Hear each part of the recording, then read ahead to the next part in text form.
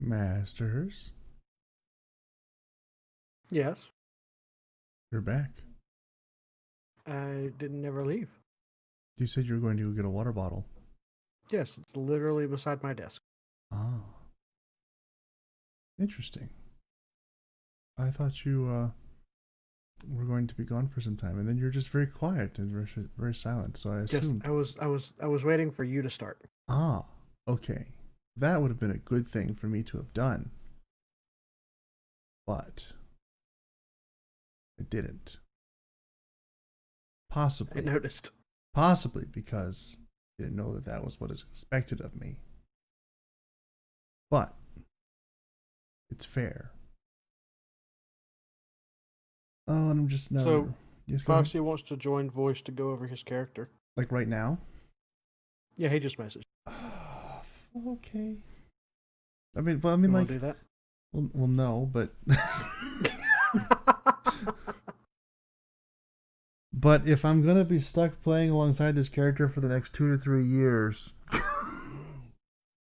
it might behoove me to just get this down and out of the way. I'm just being honest here. Also, what voice are we joining? Because this is a private call. Yeah, we'll join the D&D. Mm-hmm. Okay. Wonderful. Well, let's get him in here. And surprise guest, everybody. We're gonna have Foxy. Oh, this is crap level content at its highest level. Which doesn't make it better, it makes it worse. Right? I'm in here by myself. Hello, Foxy. Oh, hi, Gabby. Hey there.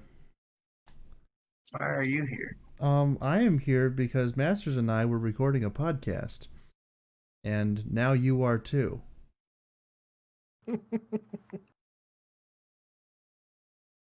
Okay. All right, I'm let's go. I'm not going to question anything anymore. Let's go over your. First of all, let's go over your your ability scores. Can I get some screen sharing just because so I know what's going on roughly, kind of maybe? Yeah, that'd be super helpful. I mean, it's not going to benefit any of you listening in, but just so you're aware, I know what's going on, kind of. Yeah, do you though? Kind of. All right, so I don't know anything that's going on. I'm streaming it so you can see what I'm doing. Mm-hmm. I'm on your character. So if you go to the Bard class, which is not letting me look at the class, so we're going to open up a new tab. This is literally just the D&D and Muppets podcast. So let's talk about the Muppets while we talk about D&D. Have you seen the latest episodes? Because there's been 3 episodes since we last talked about it. I don't know if I saw the one from yesterday. I don't think I did. I saw the one with Danny Trejo, and that was hilarious. I loved Danny Trejo. Y'all gonna hate me. Y'all gonna hate me. I haven't seen any of them. Well, it's okay. That's fine. You're not a regular. Well, I mean, it's not really okay because as a human being, you're failing. But in terms of the podcast guest, I'm not a human being. I'm a fox. Okay, so can you see where I'm showing you right now? Right here where it says proficiencies? Yes. All right, so I'm on the Bard class information page. Your saving throws are based off of dexterity and charisma. So you want your dexterity and your charisma to be the 2 highest scores in your ability scores here. So so you're allowing me to change this before our next dungeon? Okay. Absolutely. The whole point of so all these we're going to start off is to learn your character and to fine tune some things, because not just you, a whole bunch. We need to get there's a couple people we need to get like tuned up. And yeah. All right. So we're going to put your charisma at 14. because that gives you a you're- nice even +2 on here. You're doing Later it? down I the was road. gonna do it. Okay. Yeah, well, I'm doing it. So that's going to give you a nice even number to give you a +2 to your charisma, which will give you 2 bardic inspirations per short rest. Short rest, long rest? No, per long rest. Okay. When you hit level 4, you can use your ability score improvement to bump that up to a 16, giving you 3. Then next, because of your class, we're going to set your strength and your dexterity fairly high. So let's bump your dexterity up to 14, and let's bump your 13? Strength to 13? strength to 14. So we're going to put your strength at 13, but you have a +1 modifier from your racial bonus, making it a 14. And then we're going to dump the rest of it into Constitution. Maybe not the rest of it. We'll put 12 into Constitution, and then I'll let you choose Intelligence or Wisdom. I'm gonna go with Wisdom. Okay. So as a Furball, you're already kind of wise. You've already got a +2 to that. Yeah. So well, then actually, I'm gonna go with Intelligence then. let's see. No, you're going to choose either Intelligence or Wisdom to be your dump stat, and it looks like it's going to be Intelligence because your Wisdom's already not a dump stat. So actually, based on your innate abilities, it looks like you can actually have a pretty straightforward character with a +2 on everything except for Wisdom being 0 and Intelligence being -1. The negative Intelligence does not mean that you are dumb. It just means that you are below average. So when we ask you to think back on the history books that you've read, you can't remember any of them because you probably fell asleep during those classes in your life. I mean, really, I almost did in real life. I won't lie. Well, think about it this way as well. Have you ever heard of a comedian named George Carlin?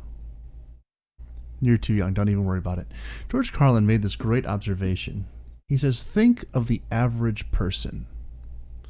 Now remember, half the people are stupider than that. And that's kind of where we are here. I think actually when it says that, there's a -1 to your intelligence, it's really more that probably is the average. Yeah. And that when you actually just break even, you are above average because have you met the average person? You're not wrong. Not wrong at all. Okay, so the rest of this class is actually really good. I really, really like this Bardic College you chose, the College of Swords. Broken. Yeah. It's super awesome. I love it so much. I'm gonna be honest with you. When last night I was just like browsing through, like just skimming through it, and I was like, sword sounds pretty cool. I'll go with that. Okay. That was my decision making. So with your fighting style, it looks like you chose dueling. How I was playing your character today was not dueling. I was using 2-weapon fighting. I missed where you went. Where are you at? I'm still on your... you're in class. Okay. Yeah, class. Yeah, down here your fighting style. Dueling, you can do dueling. Dueling is just where you have one weapon in one hand. You're using a one-handed weapon and then nothing in your offhand. Yeah, that's kind of what I wanted to do. I didn't want to use two-handed weapons much. So that's fine.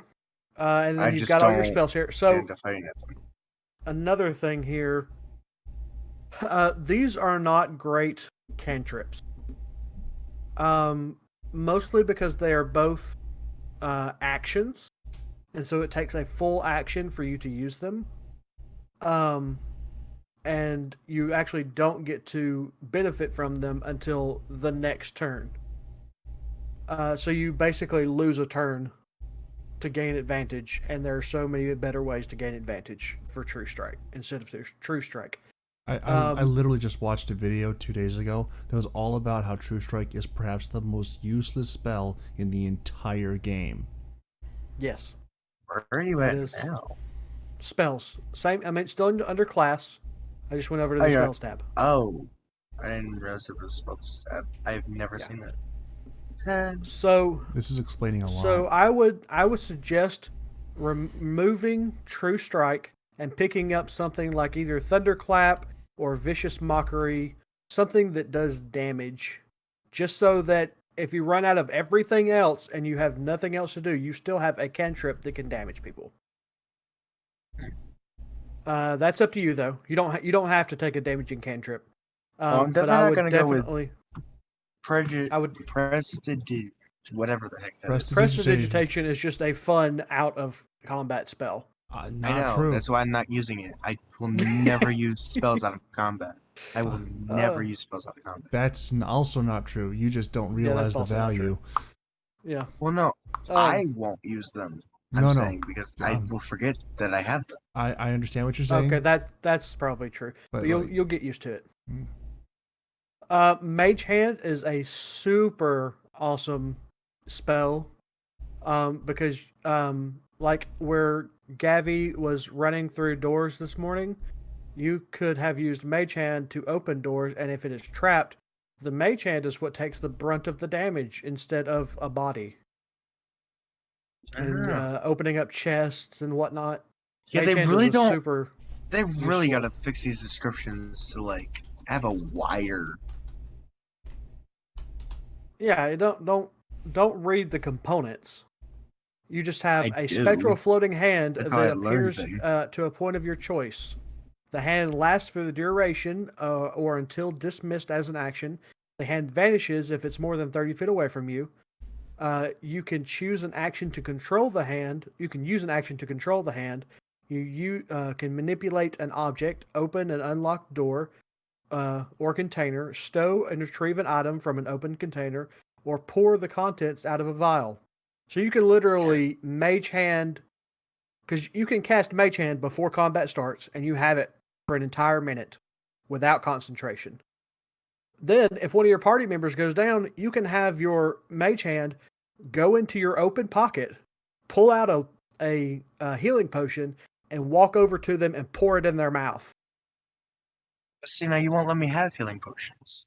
Well, not now, but in the future. You can't start with the good stuff. You got to start with the crap stuff. If you ever played any RPG ever, I'm just saying. Well, no, actually. this is explaining the rest a of lot. the rest of your spells were good. I like the rest of your spells. It was just your cantrips that were. What about Blade Not- Ward? Blade Ward is okay, early level, but late level when monsters and stuff start attacking you with magical weapons, then you run into a problem. I mean, in fairness, you can reset your spells every long rest. Not cantrips. Not cantrips? Not cantrips. Cantrips are locked in stone from when the time you get them. Okay, that's Wait, super helpful really? information. Have you been swapping around your cantrips, Gavi? I don't think I have. I kind of like the ones I have. I did I some have research when on our them. first camp. I did during our first campaign. Well, Very first campaign, I switched around cantrips left and right. Naughty, naughty.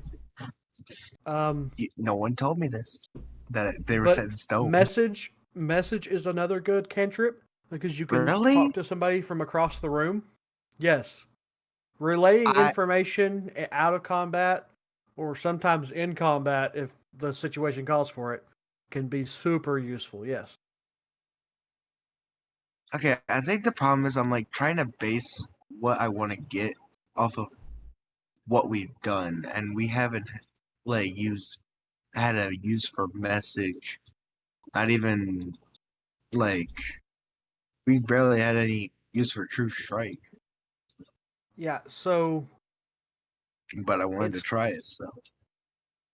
So you've got to think about imagine that your character is you in life right now. Anything that you could possibly think That's to a do terrible- in real life, this character can do. So imagine if you had these powers. Which ones would you want? And how would you use them? Because being able to stand at the back of Walmart and whisper into your boss's ear that you hate him and him not have any idea where that voice coming from. Pretty cool. Not gonna lie. But those are some suggestions. I'll let you handle your spells.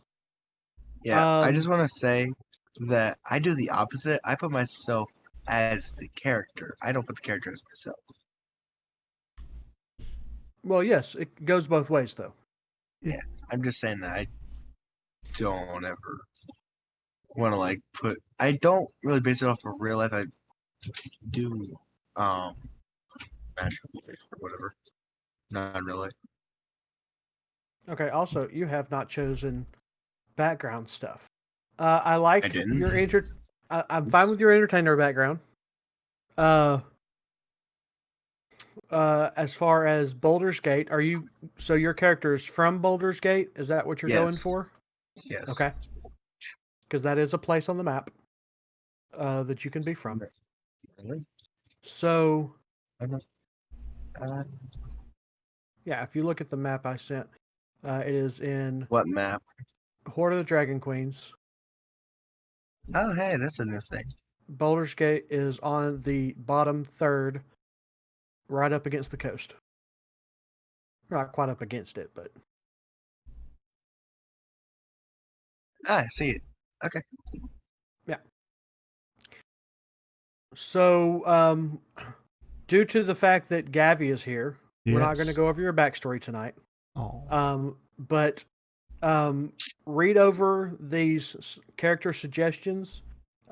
Make sure you choose 2 personality traits and then one of the rest of the sections. I thought I did that. Maybe I didn't. Yeah, you didn't. But that's fine. Damn it. So go over those to give you some idea. Read. Go to. Scroll up. Go to game rules and then backgrounds, and then look up the Baldur's Gate entertainer, and that's the same description there as it was. So I want to go down to entertainer, and then I want to look at Baldur's Gate. That is. There it is. Ooh. So take a look at the variant of this down at the very bottom of this page. Here, I'll actually just DM this to you. This might be something that's really interesting for you to look into. But think about all that. Think about try to think of connections you might have in Baldur's Gate and what your goals are. Like why you become an adventurer, why you leave the entertainment industry and go out to seek adventure and to help people. Think about those kind of things. Write down a few ideas that you might have, and then we'll get back together later on and actually make that concrete. Another thing I would suggest is getting rid of this quarterstaff. Really? Yes. So Is that bad? in your for dueling purposes, yes. Dang. So you want to either choose a long or maybe not even a long sword, maybe a short sword or a rapier, something more. So now, how do I go about going back into the starting equipment without adding every single piece of equipment over again? Yeah. So you'll just go back into your inventory. Here, I'll just go ahead and do it for you. And I'll just remove everything and you can start from scratch. Not that starting from scratch is a big deal because automation and D&D Beyond is amazing. Hashtag not spawn. I don't get rid of the loot. Oh no. Error.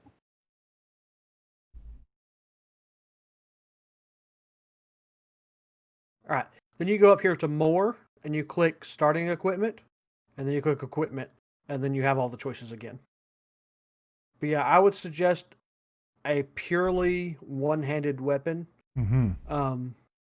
Just so that you're not, I mean, you can choose a long sword, but then you're going to be tempted to try and use it two-handed sometimes, because sometimes like you'll roll 4 times in a row, and the two-handed will be higher damage just because it has a chance at higher damage, and then you'll get to where, okay, I'm going to try and do this two-handed this time, and then you'll get higher damage on the one-handed.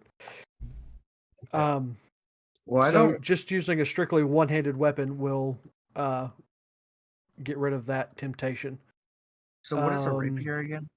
A I don't even know rapier what is like a pirate sword. That kind is of not thing. at all what a rapier is. Have you ever seen? I said kind of. Have you ever seen The Princess Bride? Okay. Nope. He really Dread Pirate Roberts, and you're okay. All right, I'm going to send him a picture of a rapier before I could send him a picture of my rapier, but I'm not going to.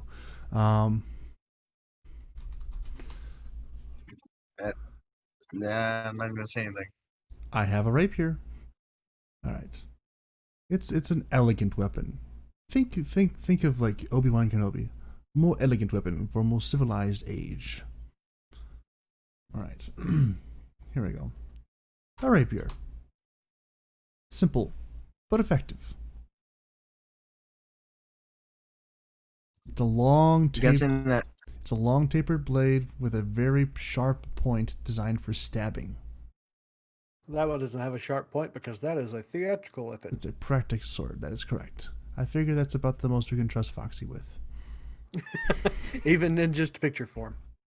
All right, but think on those things, read your character sheet, and we'll talk later about your backstory. All good? Any questions? Okay, so you said to read what again? Your character sheet. Once you finish, read your character sheet. Yes. Determine what it is that you have the ability to do, and what it is that you don't have the ability to do. That is sometimes more important. And if you have any questions on any of your abilities, features, or traits, let me know and I will answer them for you. Okay. Like, did you know that you have an ability to speak with beasts and plants? Yes, I know this. Of course you know that because you've played Furbolg for 12 different times. What is the Hasn't That been is the 12 one thing. yet. That is the one thing you have read because it's furry. That's it? Probably. That's my guess. That's not all. There are, Did you know you could be a Leonin? What? A Leonin, a lion person? No, You didn't know that, or you're saying no? That's a horrible idea. I didn't know that. Yeah, you can be a lion person. Tempting. I almost was a Leonid. But for certain reasons, my current choice is going to work out better, except for Masters. Yes, the Leonin is one of the new classes, or new races that you can be. Mm-hmm. And they are awesome. Or you can be a satyr. If you want to be Yeah, one I of would those. love to just be on, like, to go on my own without having to join like one of your Buy the books when you campaign. can. Yeah, that's the thing. I don't want to have to go buy books. Don't. I haven't. I I haven't mean, even. that's the reason. Like, I wish that I could just, like, without buying the books, go off on my own, create some characters, do my own research without having to be in a campaign. Well, the campaign just allows you to have access to my material so that you don't have to buy the books.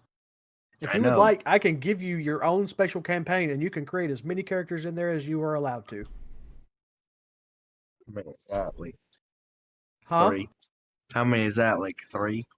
I think it's 6 if you don't have the subscription. if you don't have the subscription, you can have a total of 6 characters amongst all your campaigns. So yeah, I think I'm at 4.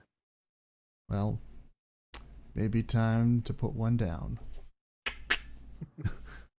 Well, I mean, I have the subscription and I have unlimited. I can make as many as I want. Yeah, I know. And I love it. It's only $60 a year. I know. Too much. It's something I'm probably gonna do, before the end of this year, but we're not there That yet. to me is too much. But No. whatever. I said to me, not.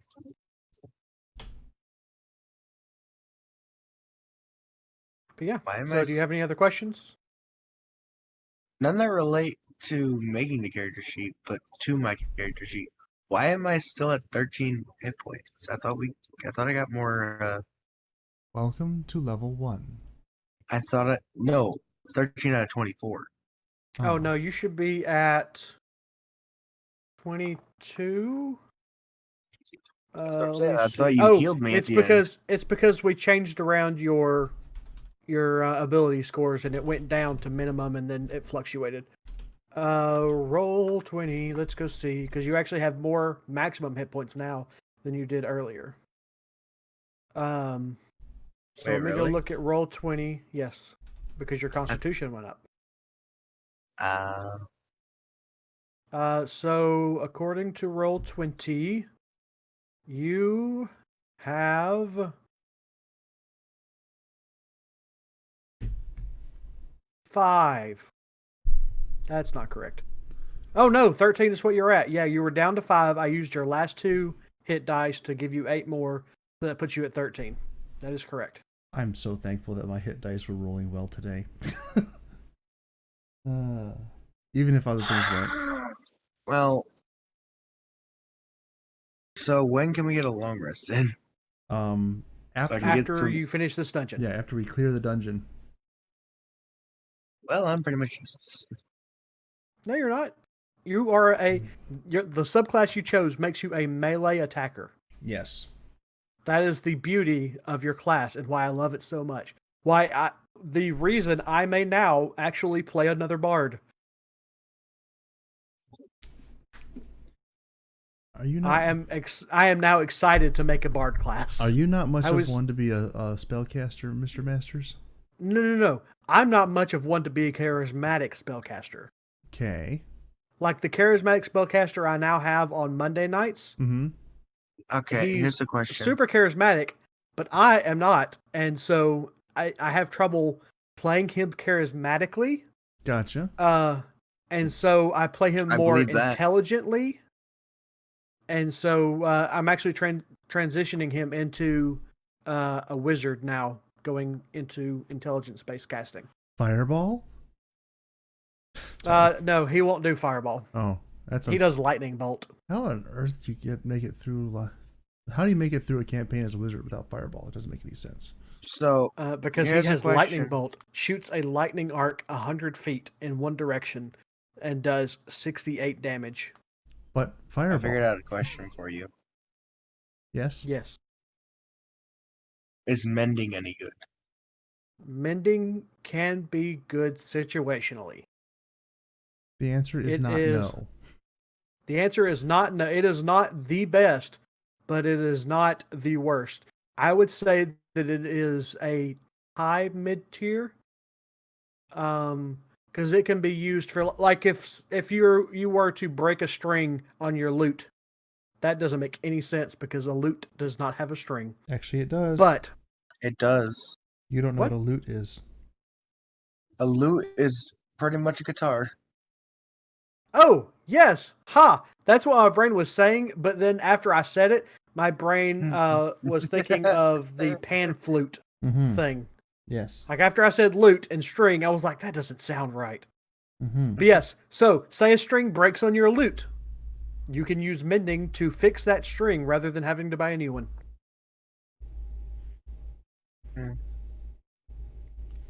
Which doesn't sound particularly make my strings break more.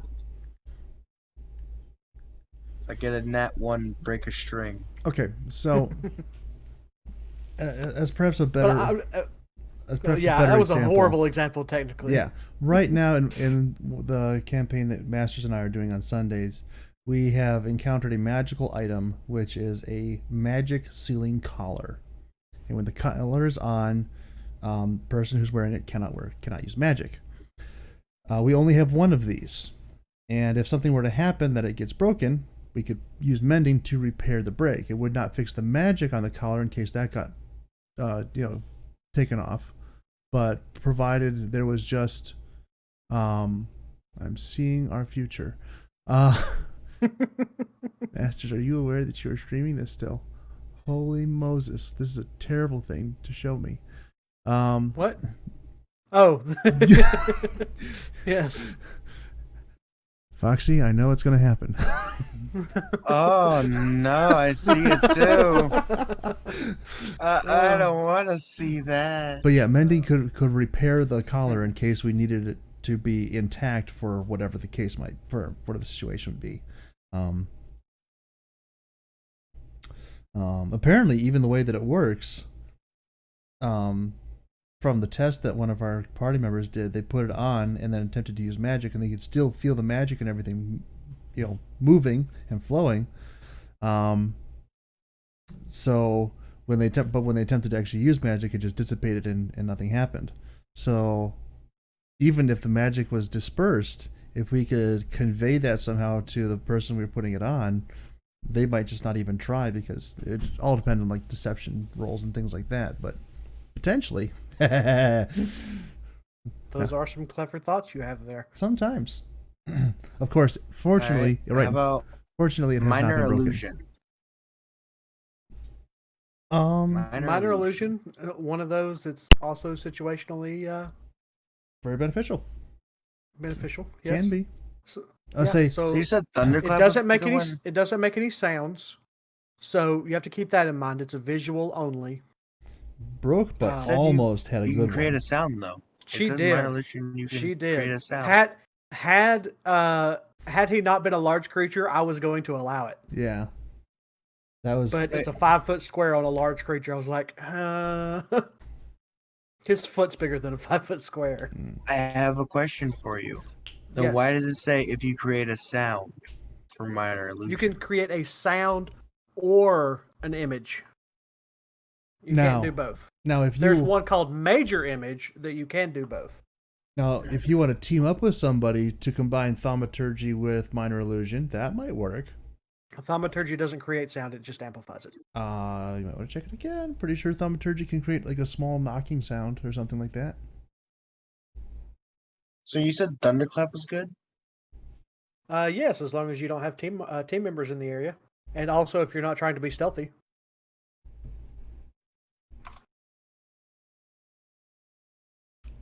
Here we go. Thaumaturgy. Clicker. I've never found a use You create an seen a use instantaneous for thunder. sound that originates from a point of your choice within range, such as rumble of thunder, the cry of a raven, or ominous whispers, or the ground crumbling beneath your feet. Well played. Oh, whatever. I'll use thunderclap then. And mage hand. But for this dungeon. Oh. All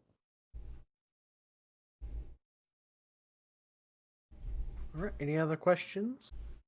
Not that I know of right now.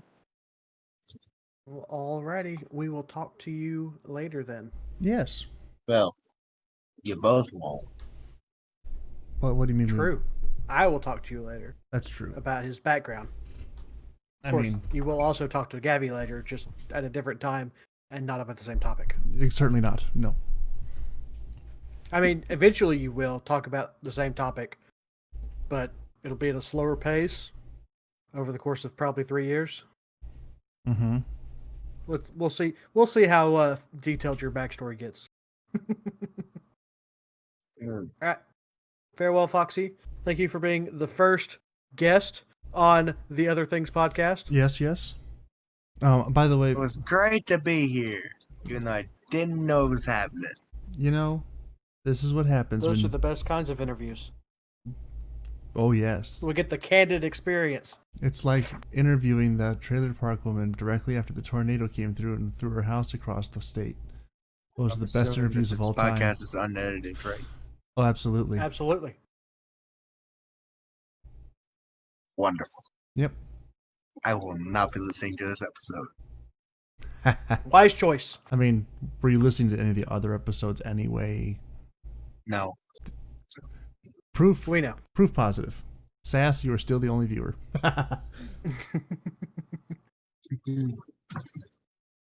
Alrighty.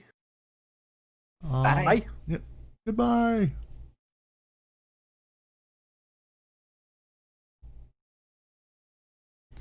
All right. Well, that was an interesting turn of events.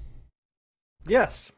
Well, to be fair, I kind of told him about it earlier, and I knew if I didn't catch him now, we would never get it done. This is Because fair. he would make all kinds of excuses. Mm-hmm. Very true. Yeah.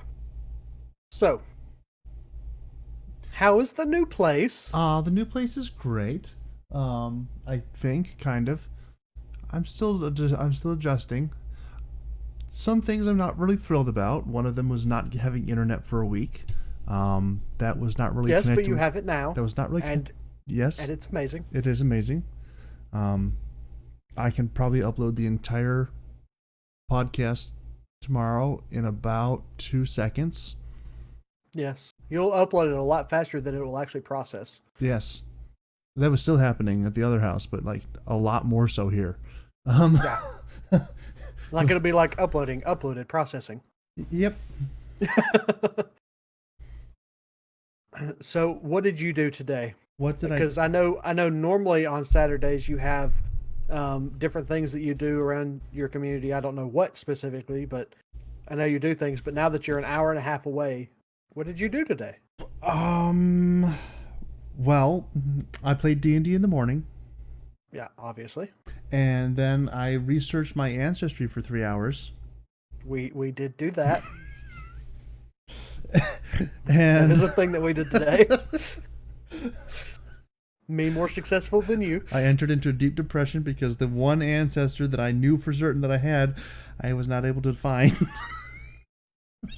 I'm sure he's there. You just haven't found the right tree yet. Yeah, something like that. I did discover that he was, in fact, that I am in fact related to absolutely every single person that he's hated, that particular ancestor hated.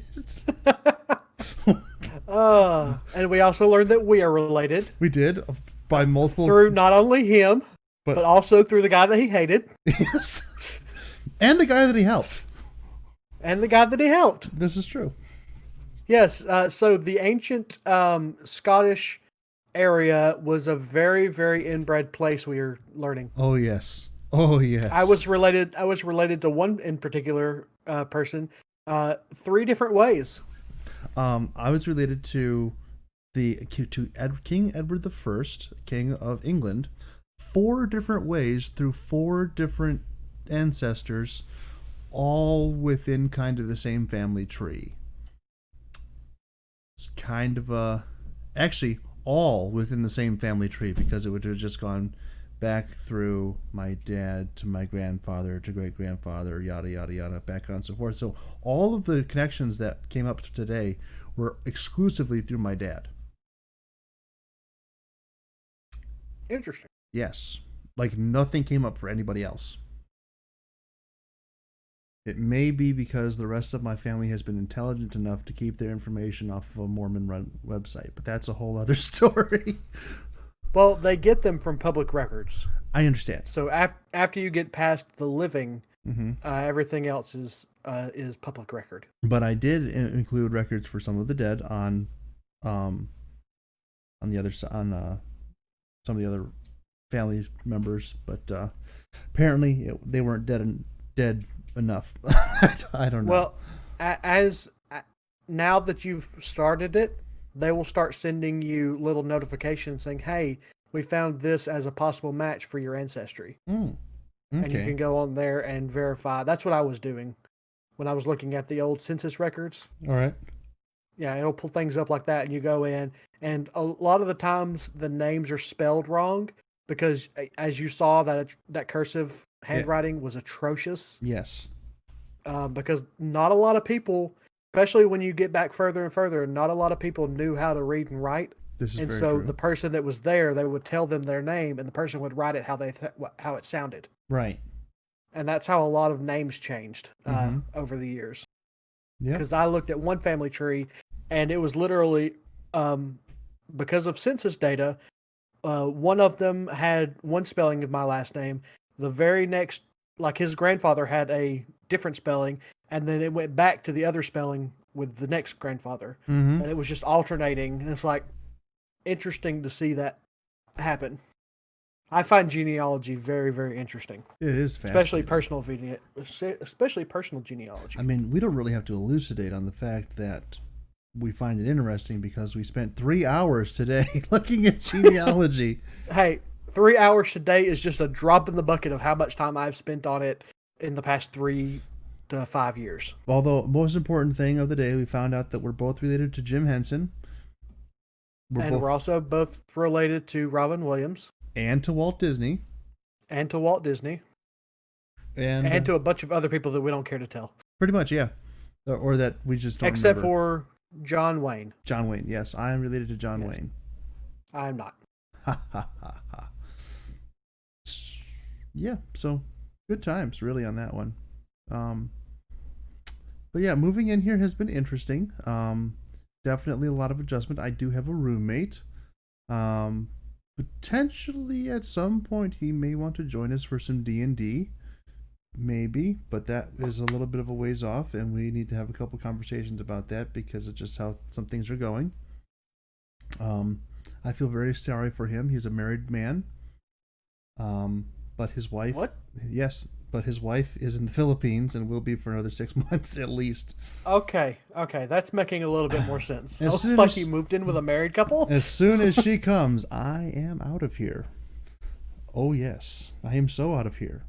So you have 6 months to figure out where you're going to next. And well, I have 6 months to figure out where I'm going to next, and 6 months to figure out how I'm going to get a dresser out of a closet. Because I'm not entirely Did you put in there? I'm not quite sure how we got the dresser in the closet, but it is in there. Yep. There is a lot of time. I have moved a lot of people to a lot of different places, and I too have had several of those experiences. All right, I know we got this in here, so there's got to be a way to get it out. What that method is, I don't know. But Sometimes that method is, okay, let's break it down and rebuild it later. well, that doesn't really work out for this one. It's kind of one of those really old, antique-looking ones with Yep, my daddy always finds a way. full wooden construction, like not press He has board. broken out a jigsaw That's not going to work real well. and then screwed it back together. Yes. Okay. That's wonderful. Yep, it has happened. Alrighty. That sounds a lot. Not more- on anything that would be like if it was other people's things, Mhm. not at all. Right. But for our stuff that he didn't really care about, Right. absolutely he would do that in a heartbeat. My desk was broken in the move. Oh, My lovely. desk was broken before the move, but it broke again during the move, which Mhm. also got broken the last time we moved it. so And do you have a new desk now, or is this the same desk? this is the same desk, and my pastor is apparently one of those woodworking geniuses like your father is, and he screwed a couple of boards into it, and it's working great. It's Sweet. It's probably considerably more secure than it was before. Yes. So there is a picture I found some number of years ago Mm-hmm. of a fence where there had been some flooding. Okay. And one side of the fence, the water is up to about halfway up the windows of some vehicles Uh-huh. that are parked in a parking area behind Yes. it. I've seen The this other side of the picture. vehicle is Uh-huh. completely dry. Uh-huh. We always joke that my father built that fence. Like, I don't know who did build that fence, but whoever they were, they should have taken that picture and posted it on their building and every ad they ever made and Yes. said, "We built this fence." Yes, precisely. Precisely. um, Yeah, and also anytime we go to take, like we've taken several decks apart to move them, because apparently that's a thing people do is I- move decks. it's not something I've ever done. It's not something I've Yeah, ever thought I've done of it. doing. I've done it 3 different times now, and I don't know why. Well, I do know why, because my father. But anyways, every time we go to move With- one of those with- decks, with- we'll with- find With we'll your find some pieces of woods that have like 6 or 7 different screws in one piece, Mm-hmm. and we're like, "Yep, that was Daddy's job. He did that." that does actually kind of answer my question. Does he like as to whether or not he picked up the deck and just moved it like exactly as it was, or if he just kind of did the Lego thing and just kind of reformatted the whole thing for the new place? Just Yes, on both. Yes, on both. Okay. We have moved an entire deck that was like we literally sawed it in half and put one half on one trailer and another half on another trailer, and then drove it an hour and a half away and rebuilt it. Uh-huh. And we have also taken it apart screw by screw and rebuilt it in a different location. But like was it the same dimensions of deck, or was it like totally different when you screwed it back together? It was basically the same deck, Mm-hmm. but it was because they also bought the pool that it was around. Mm-hmm. But our deck was around an above ground pool that was just out by itself. There was nothing attached to it, Okay. and they attached the deck to their existing deck. So there was a little bit of modifications, but not much. Okay. 'Cause I could just see your dad doing like this full on like Lego mad scientist kind of thing where he's got like all these different parts. He's like, we will put them together differently. Ha ha ha ha. Yes, and he would. He would cut that thing to pieces if he had to. Of course, that does make additions and modifications in the future a lot easier, but you know. But yeah. Did you get your nap in? I did get my nap in. It wasn't particularly effective at the moment. I you know, it's just been one of those weird days. I didn't really do anything after we hung up earlier. I did get some food. That is one thing I'm discovering is vastly different. I have discovered that I eat dramatically less food when I'm the one who has to fix it. Yes, you do. Sadly, it doesn't help the weight factor because you end up realizing that and then cooking more food that one time. Not really. No. Yet. At least not yet. Yet. Of course, I have another issue as it pertains to that. Yeah. In the now full week that I have been out of my parents' house, which is, celebration for that. Yes.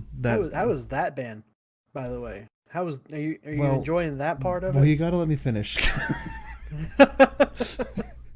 In the week since I have left my parents' house, I have been back to my parents' house 4 times.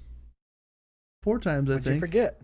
I forgot a couple things. Not really anything not anything that was really all that important. Just like little odds and ends kinds of things. And I actually took some stuff back there that I didn't have a use or place for here, which I thought was a smart thing to do. And I have some more stuff I'm going to take back again. But so I am typically very involved with a bunch of like local things that are kind of having to phase out because I live kind of far away now. And so I went back on Monday for a Bible study, and while I was there, I had dinner. And on Sunday, I still have one more service at my original home church. The reason I'm moving, of course, is to go to a different church. But I still have technically 2 more weeks of going to my old church, but I'm not going there tomorrow. Tomorrow I'm going somewhere else altogether. Not the old church or the new church, because yay, fun.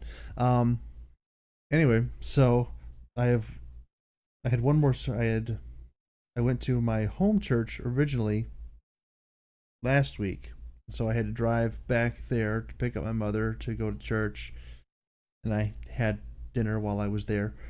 And that might have only been 3 times, because let's see. Then Tuesday, nothing. Wednesday, nothing. Thursday. What had happened Thursday? Thursday I sat in my house and was upset all day long because I didn't have internet. And I should have had internet on Tuesday. And then I was supposed to have internet on Thursday, and they're like, "Oh, well, we didn't actually get that for you." And then last night, after I got internet at my house and wasn't able to really access it at that time, because I had my computer was built without a wireless card. Because you could plug in while you need wires. I don't have a wireless card in my computer. Well, that's not really an option anymore. Yeah.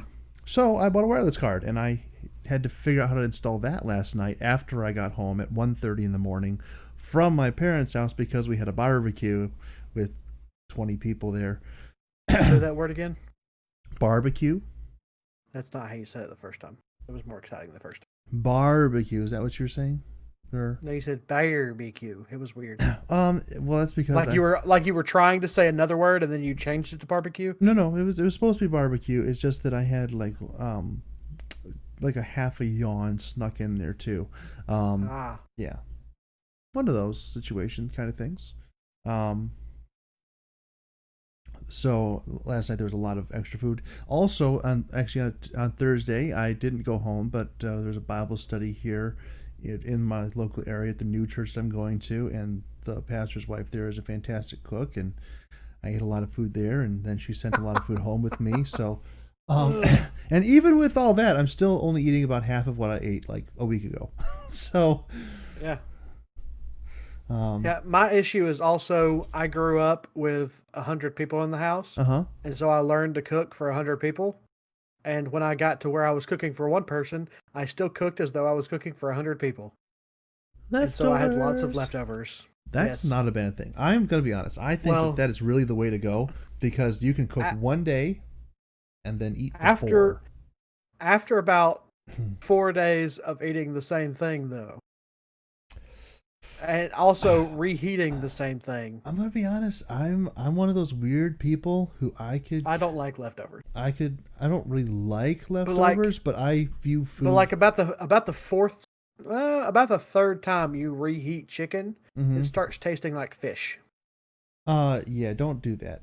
Like, yeah, there are things that are good for leftovers, like pasta. I disagree. Pasta is horrible. Spaghetti. Well, I don't like leftovers to begin with. Italian with all their sauces and things like that. There's a very good argument to be made that it is better the second day because the acids. I think that of Mexican. I think that of Mexican food. Mexican food is also pretty good. There's a bunch of different things that you can do that are really good for leftovers, but they're not things that you just like make on their own. If you make fried chicken, you should eat your fried chicken before it gets cold. I have eaten fried chicken leftovers, but those are not great the second day. They get watery. Last week, as you left us, I sat and talked to Ducky and Brokebutt for about 6 hours as they were driving home. Last week? Yes, last Saturday. Oh, okay. Yes. Mm-hmm. And at one point, I had to go fix me some food because I was getting hungry, and I cooked some chicken. Mm-hmm. And typically, I will go turn on the fryer and come back and sit down and do things on my computer. Right. Then it dings, and I go and I put the chicken in, and then I come back over here, and about the time I can smell it, it's about done. So I'll get up and go get it. Well, I was sitting here talking to them, and I got distracted and forgot about my chicken. Okay.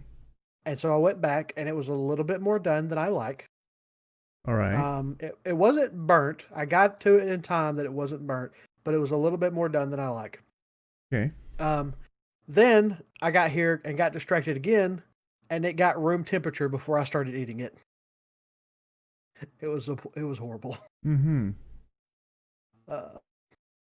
Yeah. But I ate it anyways. Almost all of it. That's I got down to the last chicken and a half, and I was like, tired of getting tired of room temperature chicken. That is the other thing. Like, chicken has to be done well, not well done, but like done well. I know some people who like Manuel. I know some people who abide by more of the well done version of chicken, and they will like grill it on open fire with an open top. No, that's how you get dry chicken. Yes, it is. And that is one thing I'm not going to miss about my old church. because every time we had some sort of like barbecue or church picnic or something, these were the guys who were put in charge of cooking all the chicken. And I'm like, oh God, you did not make that animal to have that done to it. Forgive these people for what they are doing to your great creation. Holy Lord. My goodness. Oh. So that's one thing. When my daddy barbecues, he always burns the burgers because he likes them that way. Mm-hmm. But then he doesn't realize that that's not how they're supposed to be. Oh. I have a friend. So I usually eat hot dogs when we have barbecues. So you should at least upgrade those to like bratwurst or something. he also does those. No, that's right. He also do what? Do what? My English is correct there. Yes, he does those. It just sounds weird. Yes, he does those. He also okay. Yeah, but I'm not a big fan of bratwurst. Why not? I don't like the crunch. The initial bite. Okay. I'm a texture phobe. I totally understand that. It took me years to be able to eat a crisp vegetable without gagging and throwing it up. And that's not an exaggeration. Like, it's a recent development. Like, I don't eat fruit, but Okay. I've sucked on a lemon and I've sucked on an orange before, and I love the taste. But I can't eat them because of the rind. Well, you don't eat the rind. Well, okay, maybe not the rind. Whatever the thing that people normally eat, whatever that's called. The little wedges in the middle. Yeah, you can't eat those. people eat those all the time. Yes, I do. I had one yesterday. I'm kind of flabbergasted that you can't get those down. What do you mean? I'm confused. You said that you. Okay, what part of the orange cannot you eat? Any of it. Any of it. Okay. All right. I understand now. Yes. Okay, we're good. Yeah. I just can't stand that feeling in my mouth. Of like the little juice. I don't want to talk about it. You can stop now. Okay. Moving on. Other things. I get that. Okay. Oh, also, go ahead. I lost it. Okay. It was there, and it's gone. I've also discovered that I'm not really sure if the people directly below us are in a band or if they just have a very loud stereo. I feel like that about the guy that lives upstairs. He has come downstairs before and knocked on my door and asked me if the music was too loud.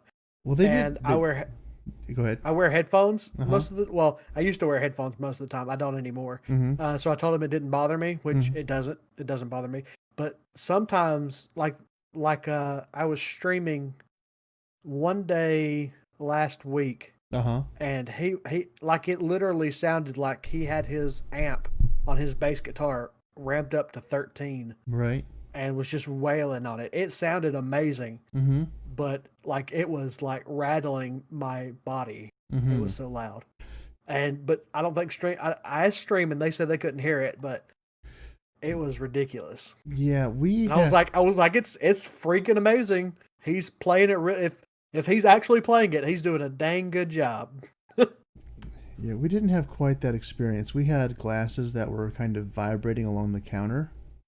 And I kind of thought that was not something that should be done. So, I mean, there's the I want to be a good neighbor, so I don't want to cause trouble or anything. And there's the other side of me that's like, well, if I don't nip this in the bud now, I'm gonna hear this probably every day for the next 6 months. Let's call somebody. So, I called. You actually called somebody? I called the head office and was like, "Hey, fella below me is trying to blow out his own windows. Can you send someone over to be like, yo, stop doing that? because I can do it, but you probably don't want me to do that. At least that's my perception. I could be wrong. What'd they say? Well, they sent someone over and he turned it down. Like, you could still hear it, but it wasn't like vibrating the floor anymore. Yeah. And it was weird because the first 5 days we lived here, nothing. And then like all of a sudden yesterday, he's just like, and it was like, that's a bit much. That's a lot much. Wow. I didn't realize that you could actually vibrate the world that hard. That's not true. I have been in places where I don't want to get on this sound thing, but let me just throw this out here. It usually means that the thing that I said just before, the throwing it out here, is not true, and I actually do want to get into this. But churches are still in the throes of this great debate: more volume or less volume. Are you aware of this debate? Yes, because I have been in the middle of that debate, and I am on the side of less, much less, like a lot less. I kind of ride the middle. Not that you need to have more or that you need to have less, but that you need to have music.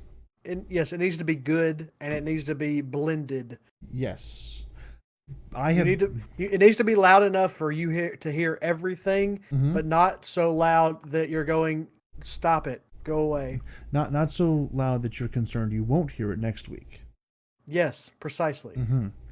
Yes, we had a concert at my home church several years ago, and we have a very good sound system at that church, and we had recently improved it, in fact, to the point where we had a large number of people in our audience who were very upset about how loud it was getting. They were sitting in the back, and they were like, "This is too loud." I'm like, "Okay, I get you. I totally understand." I thought it was still reasonable, but I wasn't their age. They decided for this concert that it wasn't enough, and so they they borrowed these 9-foot tall tower speakers for both sides of the sanctuary. And we have a large sanctuary, but it's not overly large. I think we top out around like 500 and some odd people. So says the fire marshal. Probably less with these speakers in there. And like the windows not at the back of the sanctuary, the windows past the back wall, 30 feet away from the back wall with the doors closed, were vibrating when they turned on these speakers. And I says, that's too much. That's way too much. I've also been in churches where it's like, it's so quiet you can't hear anything that anyone is saying except for the person next to you, and they're asleep because they couldn't hear anything, so they lost interest and just decided to get some sleep in while they could. And I mean, which is fair. But yeah, there needs to be a happy medium, and most places don't get it right. And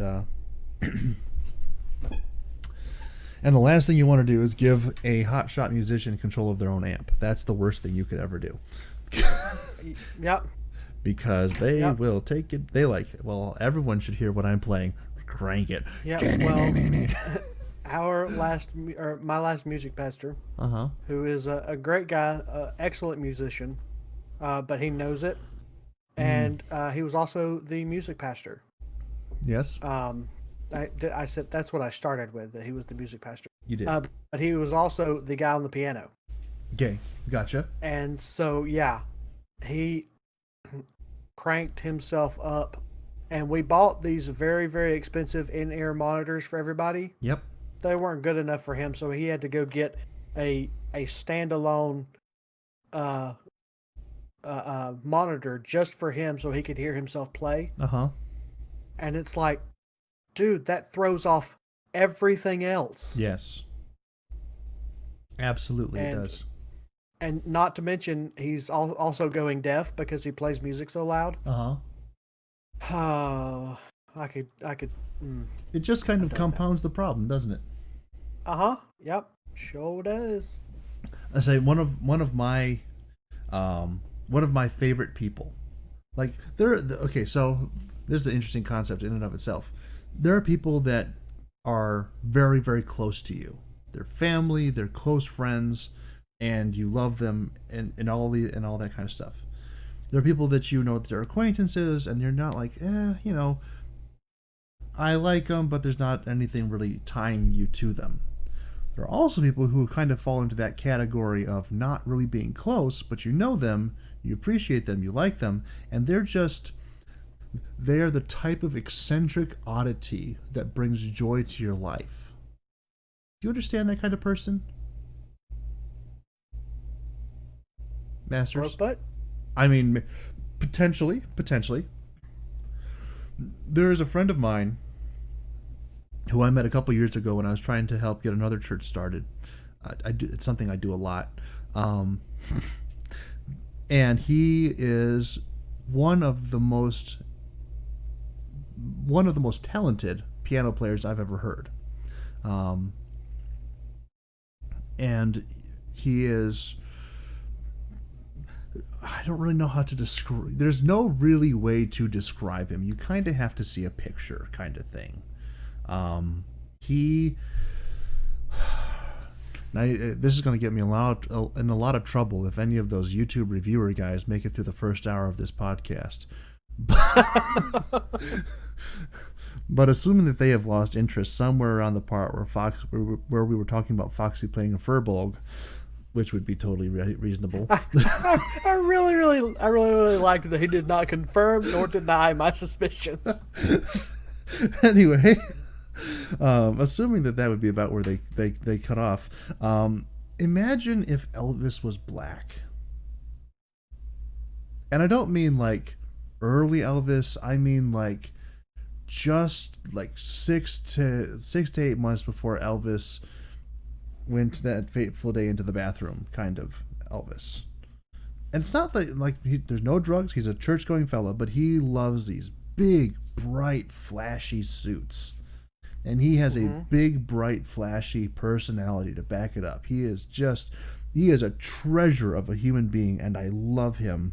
Not just because of the entertainment factor, because he's a good person, but this is just like a icing on the cake. He is a delight to be around.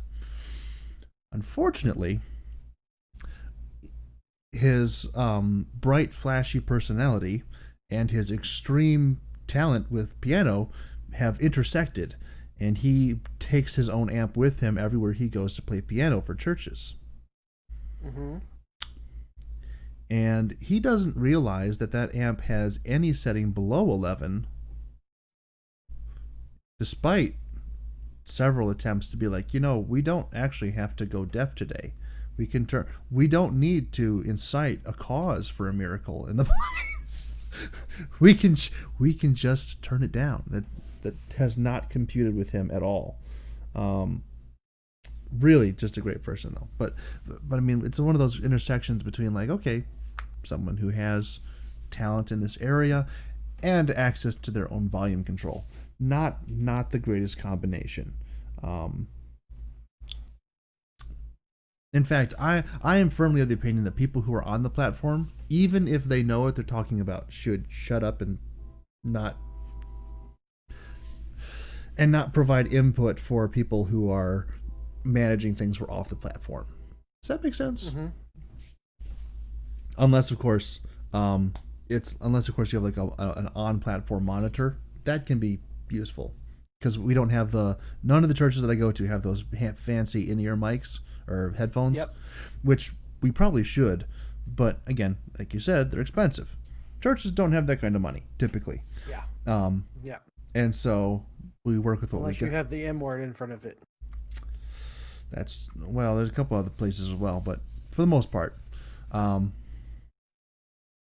Anyway, so having just these little the monitors on the platform, they can be like, okay, well, the mix isn't right today. So-and-so is not the person who was singing last week, so you got to adjust this, that, and the other. And that's something that can be done by people on the platform a little bit. But like to just let them have control over the dials, that's a bad idea. Yes. Super bad idea. Mm-hmm. And I've tried arguing that fact so many times. Like I literally got kicked off the soundboard because I wasn't doing what the music pastor told me to do. What was he telling you to do? Turn it up. Turn it up. Okay. I was like, we're hitting 98 decibels, and you're not even singing yet. And the full choir's not here. Yes, that's a problem. You cannot... Legally, you should not be able to cause hearing damage to the people that you are assembling here. Precisely. Oh, Lord. I don't understand the fascination with it. Perhaps I have just always been an old man at heart. Fair point. But I don't understand the purpose behind cranking your sound system up so high that like the people across the street from your church can hear it. People who have like their outdoor concerts and things like that, whatever. I don't care what you guys are doing. I'm not going there anyway. But this is a problem. But if I'm, going to this church, it's kind of my expectation that we will not make that the entire focus of everything and trying to, overblow all of our sound devices. But apparently that is not the case for everybody. Nope. I mean, at least it's not my sister's church. Their sound guy is legitimately deaf. So, funny thing is, Yes. the old church I went to, we actually had a lady that was in the choir who had a degree in audio technology. Okay. She's literally has a master's degree in running our soundboard. Right. And making it sound good. Yes. She refused to help because of how bad it was, and she didn't want to have to argue with the music pastor. That says a lot. Yeah. That really says a lot. We should have Kuya on this conversation. Why? Because he's the sound guy at his church. That's true. That is a thing. Oh, I do have to throw this in here just because I found it funny. So last week, or not 2 weeks ago actually, because we missed last week, I was making a joke about alternate names we could have had for a podcast, and you shot down rather vehemently two guys, one podcast. Yes, I did. I absolutely did, and I will stand by that statement. Well, I realized something else. No more else. Well, no, it's something that's already in place, and there's not a lot you can do about it. I don't know if Watch me. I don't know if you read my disclaimer in the announcements tab from my server last week. Yes. So I said I don't remember actually what it says, but I do remember reading it and laughing at it. Okay, so it says, just let everyone, SAS, should know, I moved yesterday and don't yet have internet at the new place. Hence, there will be no Other Things podcast tonight. However, I also included what is the abbreviation for Other Things podcast, which is OTP. Do you know what OTP stands for, Masters? I'm about to. One-time password? Nope. Allow me to assist you. One true pairing? There we go.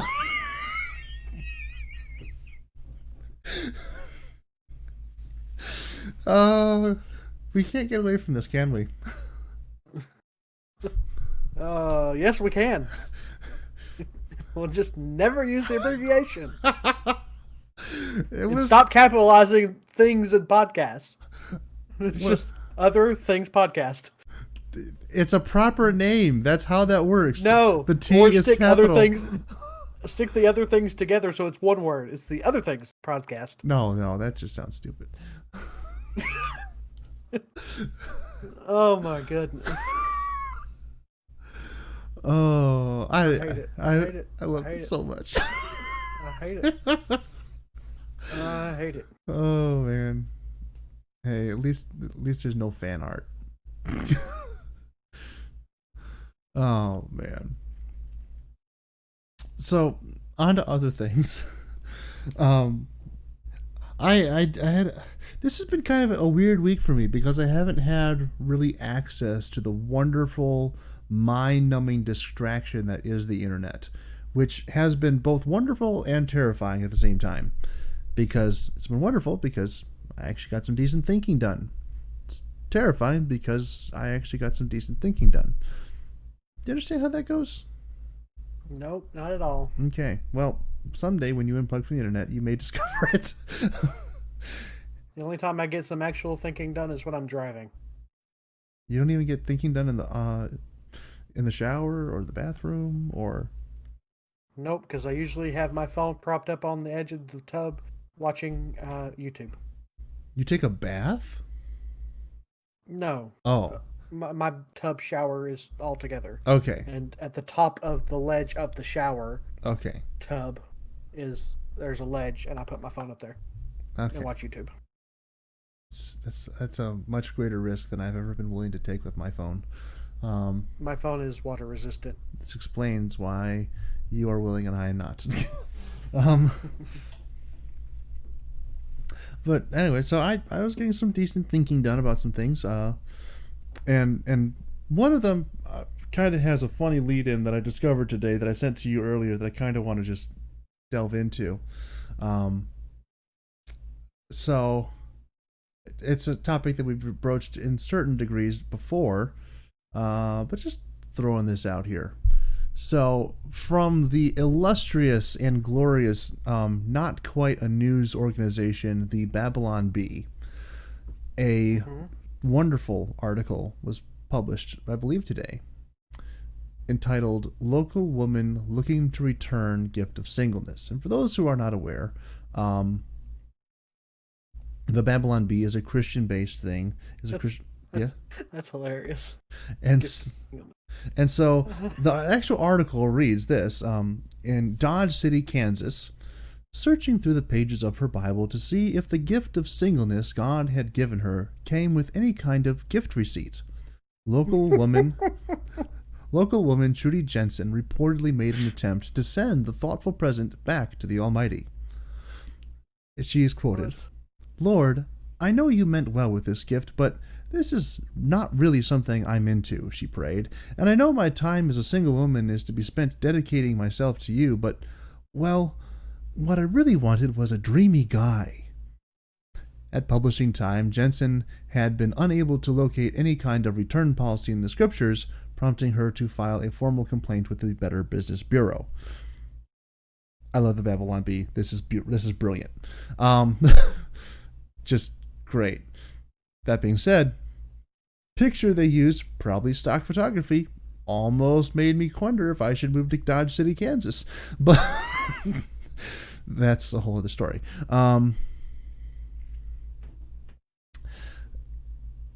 But on this idea, we've talked before about some of your past relationship things, some of my past relationship things, some of our potential future relationship things.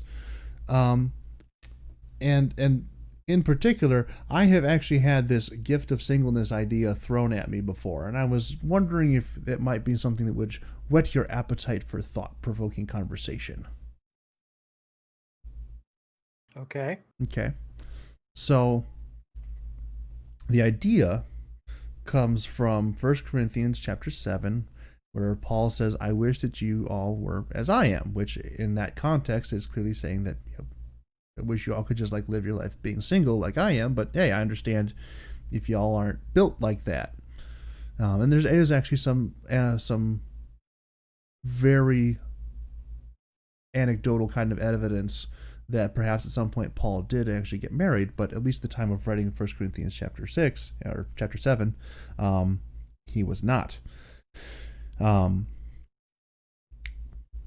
Which has given rise to the idea of the quote-unquote gift of singleness. And I have actually had at least 3 people ask me if I thought I had the quote gift of singleness. One of them was in jest. The other 2 were fairly legitimate.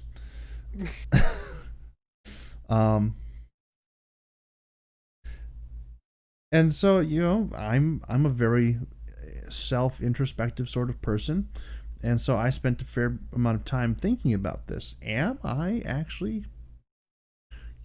given the great gift of singleness? In particular, is for point of for evidence in this regard to support that, perhaps that supposition, is the fact that I'm really bad at getting people to say yes, kind of thing. I'll say yes. Huh? I'll say yes. You'll say yes? Yes. Well, it depends on the question. But...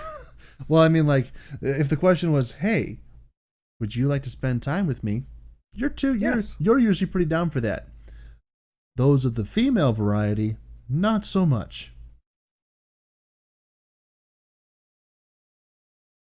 With a few notable exceptions that appear to have all expired. For the most part, I think. Or those for which I think that maybe God has called them to a life of sacredness. But to be as genteel in my expression of that as possible.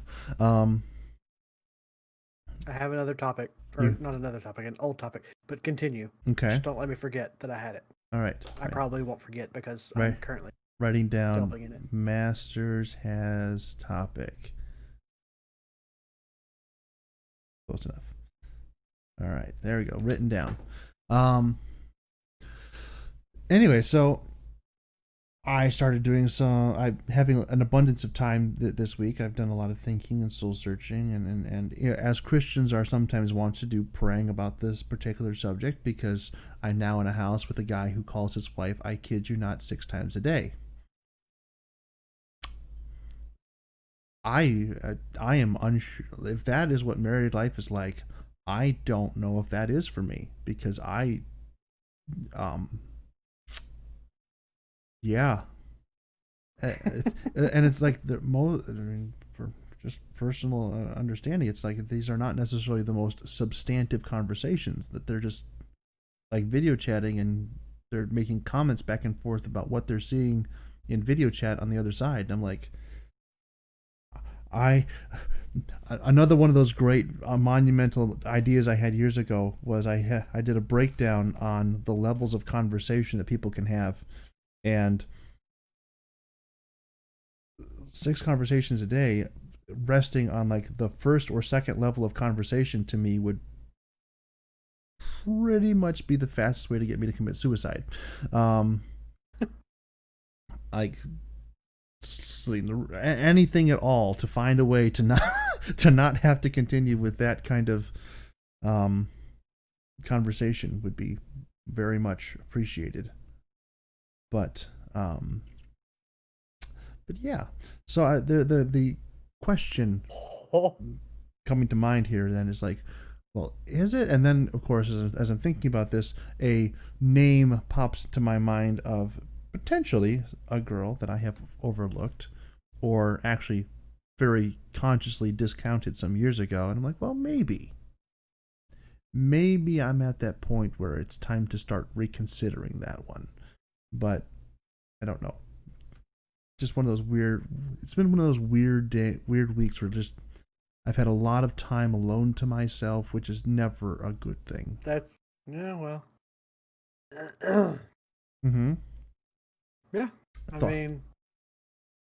any thoughts, words of wisdom, insight, Mr. Masters? Well, as I said, I spent 6 hours on the phone with Brooke Butt and Ducky last Saturday. Yes, sir. We literally just sat here on the phone, not really talking to each other, just on the phone, and occasionally we would have something to say to one another. Mm-hmm. Well, I do that a lot. My mother hates it. She'll call me, and after about 15 minutes of silence, she'll go, "So you're not going to talk to me?" And I'll be like, "I don't have anything to say." Mm-hmm. Then why are you still on the phone? Mm-hmm. And then she'll hang up on me. Right. So is it that kind of conversations, or is it like They're actively talking the entire time. They're actively talking the entire time. Yeah, I can't do that. No. I can barely do that with you for 3 hours on one night a week. I can understand, but I mean, like, even we. Okay, we may get into this the idea I was talking about with different levels of conversation. That might be something we could do here a little bit later on, but how do I say this? Okay, let me see if I can find it here. I have it saved in my phone. Let's see. Substitutes.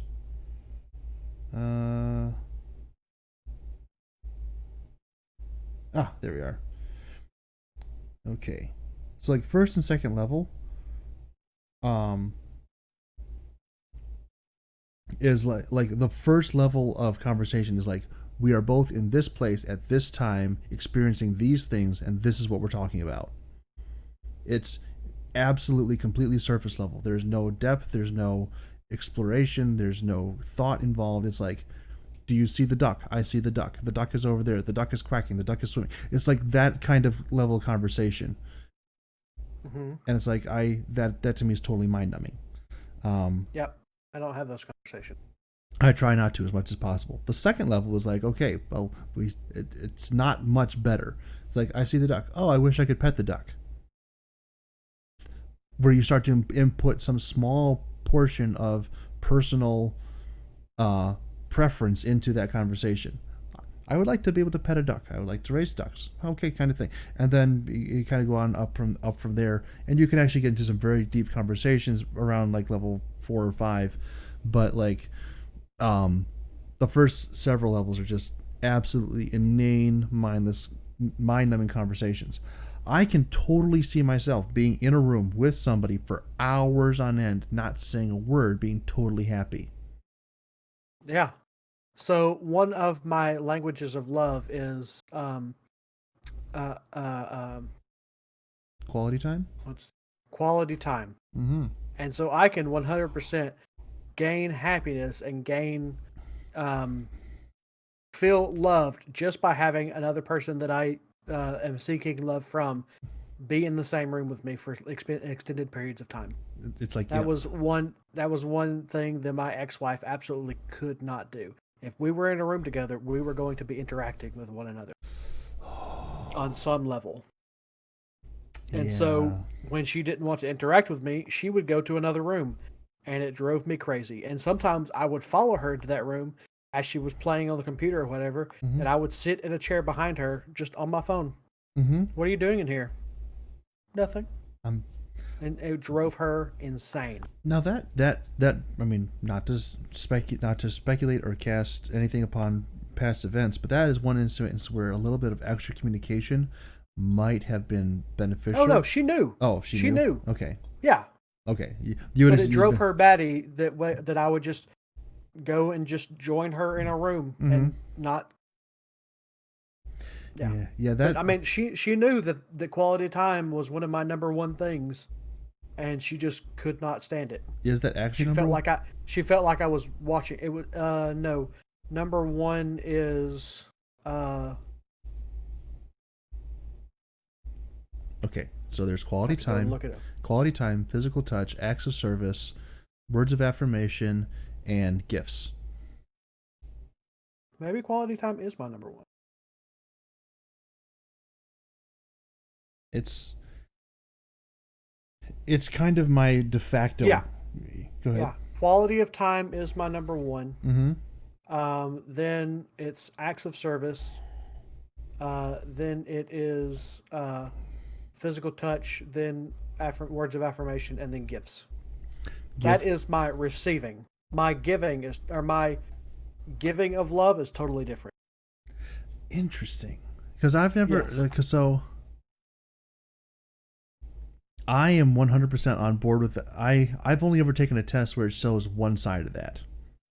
Yeah. And I mean, it's just kind of I hate getting gifts. Uh-huh. I love giving gifts. I love spending the time knowing somebody so well that I can go to a store and pick out the exact thing that I know that they would like, and giving it to them. And I love like the joy that it gives Kuya when I donate money to him. Just I can't explain. Don't how it think makes me that feel. quite qualifies, because there is a more than slightly malicious intent behind some of your monetary donations to Kuya. Only sometimes. Only sometimes. Hey, here's $20. Eat for them little jelly beans over there. He doesn't do jelly beans anymore. I know. He said he was going to bring them back, but I don't think he has. I don't think he is. Not that I would know. I don't hang out on people's streams anymore. Of course, the whole Reaper jerky was 100% my idea. But I mean, he's not the only one I do that to. Right. And I don't do it with malicious intent to the other ones. It's just I love seeing his reactions for when he meets those goals and stuff. He's like, "Yes, wait, no, crap." I seem to recall several donations regarding gummy bears pointed in my direction, but that's a whole other story. Hey, that's a whole other story. You asked for that. Technically.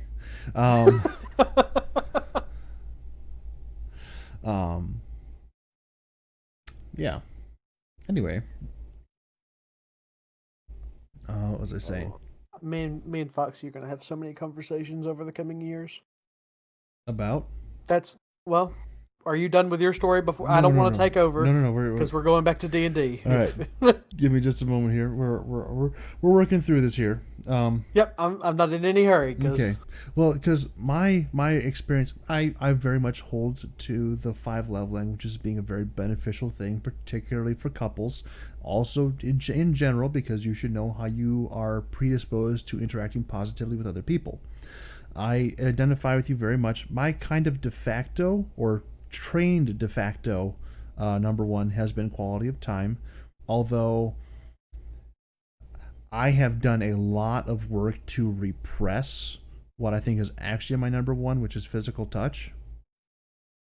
Mm-hmm. Because we live in a world where you can't touch people anymore. You just can't do it. That's just for right now, though. It'll eventually go away. But I mean, like, even just like in a friendly, familial kind of manner, or not familial, filial, to use the Greek word, very much the same. But like when I was a counselor at a youth camp, that didn't happen this year. The standing rule is you cannot touch the children at all. Like, you don't shake hands, don't do this. I'm like, you can't shake hands with these kids. When it comes time to prayer at the altar, you stand 6 feet away. And like, we weren't even doing social distancing at that point. What do you mean you can't? The Bible says lay on hands. What's wrong with you? Like, I didn't have a full-on argument with the camp director, by my estimation, but there was some dispute that did occur over some of those directives, and it's not like I'm trying, it is again, I was having this conversation with somebody else earlier this week that the English language is totally inept at conveying the idea of love, because we only have a single word to convey it, as opposed to Greek, which has some some options there. There's agape, there's philia or filio, there's eros, which that one's pretty obvious. But like, if you're expressing a friendly kind of love, it doesn't mean like you can pat someone on the back, you can give them a side hug kind of thing, and all that is okay, or at least in my mind should be. But no, you can't do that. Anyway, I have problems with that. So but in terms of like expression versus receiving, I totally get that there's a difference there, and I'd be very interested if you had I wish that the test that I've taken broke that down better. I've never had a test that broke it down like that. It's always been, this is your, because like I said, my receiving, I hate getting gifts, so it is my very last for receiving love. But for Gotcha. giving love, it was probably my top two. I think quality time would still be my top number one Mm-hmm. for both giving and receiving. But the rest of them probably definitely shake up. Like I really like. So acts of service is another big one for me. For giving, I don't Right. like receiving. I don't like receiving it, but I like giving it, and that was one of the things because my ex-wife, one of her top two, I think it was her number one, is physical touch. Right. Receiving, absolutely hate physical touch. It's down there with receiving gifts. You like or she like? She likes. I hate. I hate touching people. I Okay. hate being touched. I hate touching. Okay. And so I saw me touching her to show her appreciation and love as an act of service coming from me. Right. And so that's how I viewed it. And because she, all the time, she would, like, I would go to hold her hand or something like that. And she would say, "Why are you holding my hand? You don't like to touch people." And I would say, "Well, I view this as an act of service to you because I know you do like it." Right. That is a surprisingly healthy mindset, from what I understand. Yes. Not married, don't know. It didn't help. Okay. Notice I started that sentence with my ex-wife. Well, I understand. Yes. I know the story. I know.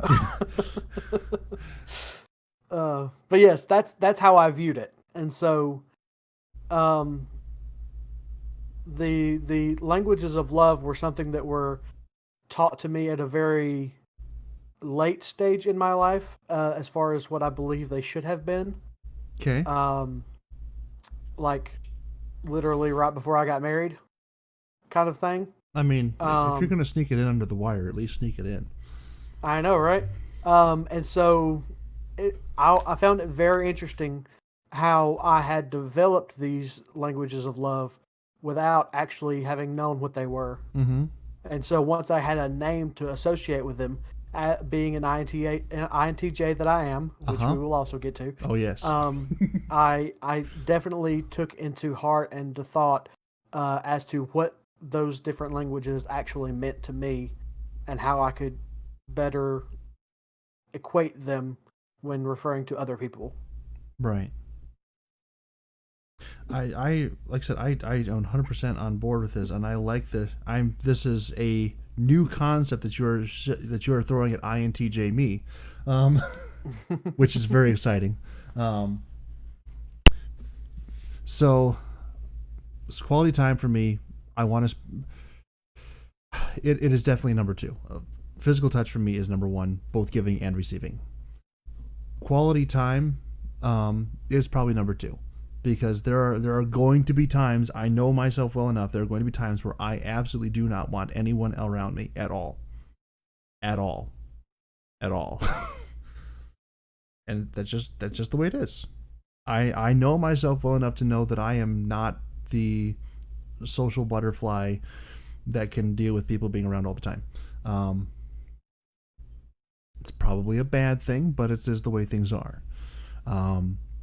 I am right with you in terms of I do not like to receive gifts because it makes me feel like I am now obligated to return the gift. And they're like, no, it's a gift. And I'm like, yes, no. I 100% get on board with Sheldon in that circumstance. I don't know if you've seen The Big Bang Theory. No, but I get the reference. But yes, so it's like, no, you've given me a gift. Now I am obligated socially to give you one in return.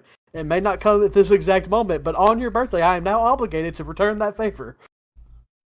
Whether it's actually an obligation or not, that is how I personally feel. Yeah, that's one thing I'm really struggling with at my new church, because it's small enough that everybody knows everybody to the nth degree, and everyone's involved with everybody's birthday, and it's like everyone has to give everyone a card, and I'm like, please don't do that. Like, leave me out of it. I'll participate. I will give one. I will play ball. Please don't celebrate my birthday. Yeah. Because, I mean, I don't, and like giving or receiving. I don't like to give. I don't like to receive. which is kind of weird because totally flipping the script on this in terms of like church ministry, things like that, giving is my number one thing, far and away. Nothing else comes close. I just give to the church unabashedly. And like we've talked about that too, haven't we? What our spiritual gifts are. I think we have, but I don't think we did it on the podcast. Okay, that might be something else we'll go over. We could. The night is young. Ish. Yes, well, it's also been 2 weeks, so they might get an 8-hour podcast. We don't know yet. If they do, the church I'm going to be helping at tomorrow is going to be very disappointed in my performance. Like, so on par then, yeah. No, worse. Worse. Like, so they're asking me. I sing. I do a couple other things. They're asking me to go there to sing, but I always sing backup vocals unless I'm doing a straight up solo. They're like, we need you to be the lead singer today. And I'm like, I don't even go to your church. I don't do that. I have never led a song service in my life. And they're like, well, today's the day. And I'm like, yay, let's do it. But in church, that's an act of giving, so I can deal with that. Yep. If someone else is like, if that's what you need, I'll take care of it. Yeah. And it's like, I just can't. Anyway, it's just kind of going to be odd tomorrow because a number of things. Anyway, back to the topic at hand. That was for free. Like, words of affirmation for me are super, super easy. That's probably my number 3. I like building people up. I have difficulty receiving that, so that is like my number 4. If someone can tell me, like, someone can give me like a passing compliment on something, and I'm like uncomfortable. And in fact, I had to like 2 or 3 months into working at the law firm that I work at right now, I had to pull one of my coworkers aside and be like, hey, I really appreciate that you're being so complimentary with all the stuff that I'm doing, but I'm going to have to ask you to please stop. And he said, why? And I said, because you're making me feel like I have a learning disability by praising me so much and all the stuff that I'm doing that to me is just part of my job. Yeah. And I'm like, I cannot deal with this. Please stop. which again, being upfront and direct about stuff like that is a great way to deal with it. But like, yeah, I just can't do that. Acts of service is kind of like, it's there. I can do it. I cannot do it. I'd prefer probably not to do it, but it's okay. I understand the necessity behind it. It seems functional to me, so I'm more in line with it. Giving of gifts to me seems, I would rather we take whatever money it is that we would be spending on gifts and we go and do something together, spend quality time. Yes. 100%. Experiences over gifts. 100%. Exactly. It's like, I'm at a point in my life that if I want something, I'll just go get it. I'll buy it. Amazon is a thing. Mm-hmm. Yeah. It's like, I don't need you to buy me gifts. Let's go do something. Yes. 100%. That's another thing why, if I were to get married again, my top priority is going to be to talk my wife into eloping. Oh, very interesting. Explain. I'm not going to say what I was going to say. We'll save that for after the podcast. Type it to me. We're cutting Sass totally out of this conversation. Type it to me. If he asks, if you ask, I will send it to you as well. It won't make any sense to you, but I'll send it to you as well. Okay. I'm very excited about this. I don't know why. Well, continue on with the conversation, and I will type this out to you. Well, you were the one who was going on with this conversation. You were talking about eloping with the next future Mrs. Masters. Well, yeah, that was just about. Yeah, you were saying that if you would rather take the money you would spend on gifts and go somewhere, and I was just taking it that I was done with that. Oh yeah. Other than the little thing that I'm sending you now. Oh yeah, and it's not even like it'd be like a romantic getaway. If a friend of mine comes up to me and it's like, hey, let's not do it. Let's just go somewhere. One of the best experiences I ever had with a friend of mine was, his wife bought him a Groupon or something for a shooting range, and we went and we spent 3 hours at a shooting range. That was one of the best experiences I've ever had with him. I've known him since literally he was born. And probably, I was born 4 months before him. We were born in the same church. We knew each other a lot, kind of thing. But like that was one of the closest times we ever had. Just standing in the shooting range, literally just blowing money down range at paper targets. It was fantastic. I don't know if he felt that way, but I felt great. I'm like, let's do this every weekend, and then we never did it again. So apparently, he did not feel the same way I did about it. But yeah, I don't want to get wrapped up in this idea of like, oh well, let's just give you this and give you this because okay. And the thing is, it's probably my warped mindset on receiving gifts that also colors my perception on giving gifts. If I receive a gift from someone, I feel like I have to give them one back. So if I give a gift to someone, I don't want them to feel that same way, even if my intention is absolutely not to obligate them. Yes. 100% agree. Yeah, it's like I feel like if I did give them a gift, then they would start to feel that obligation, and I don't like that feeling, so I don't want them to have it. Yeah, yeah. It's like Kuya. Every time we give him stuff, like every time we sell, he's like, "I've got to find out a way to give back. I've got to give back. I've got to." It's like, no, that defeats the purpose.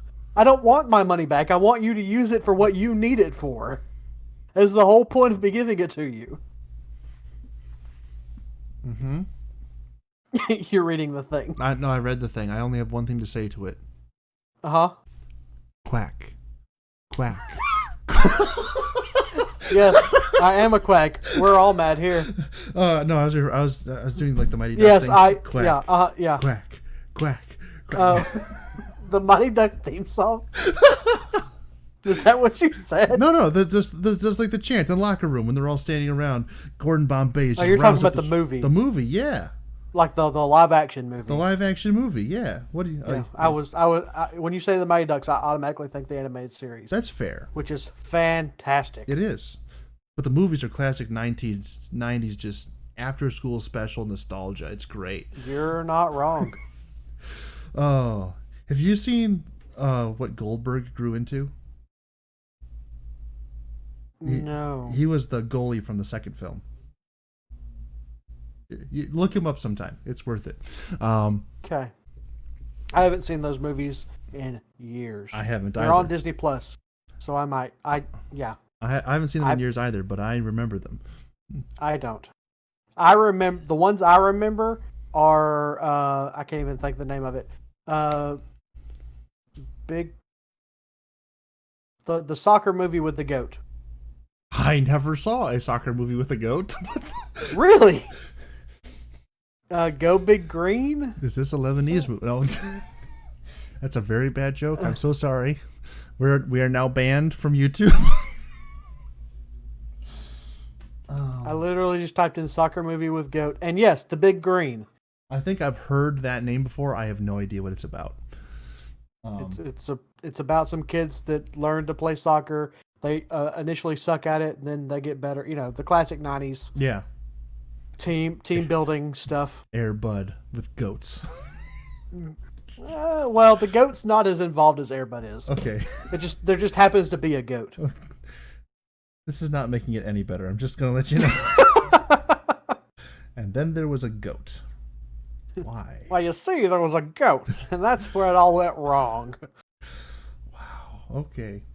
Gotta love the '90s, man. I think. Let's see here. Yeah. So, but yeah, I'm generally. I'm at this point where I'm just really conflicted. I don't know if it's something I want to be pursuing. I don't know if it's, again, old idea. I don't know if it's something I want to stick some poor woman with. So that's, I think, the most fair estimation. Can you imagine some poor woman getting stuck with me, Masters? That would be not good. I kind of my impression of this whole thing.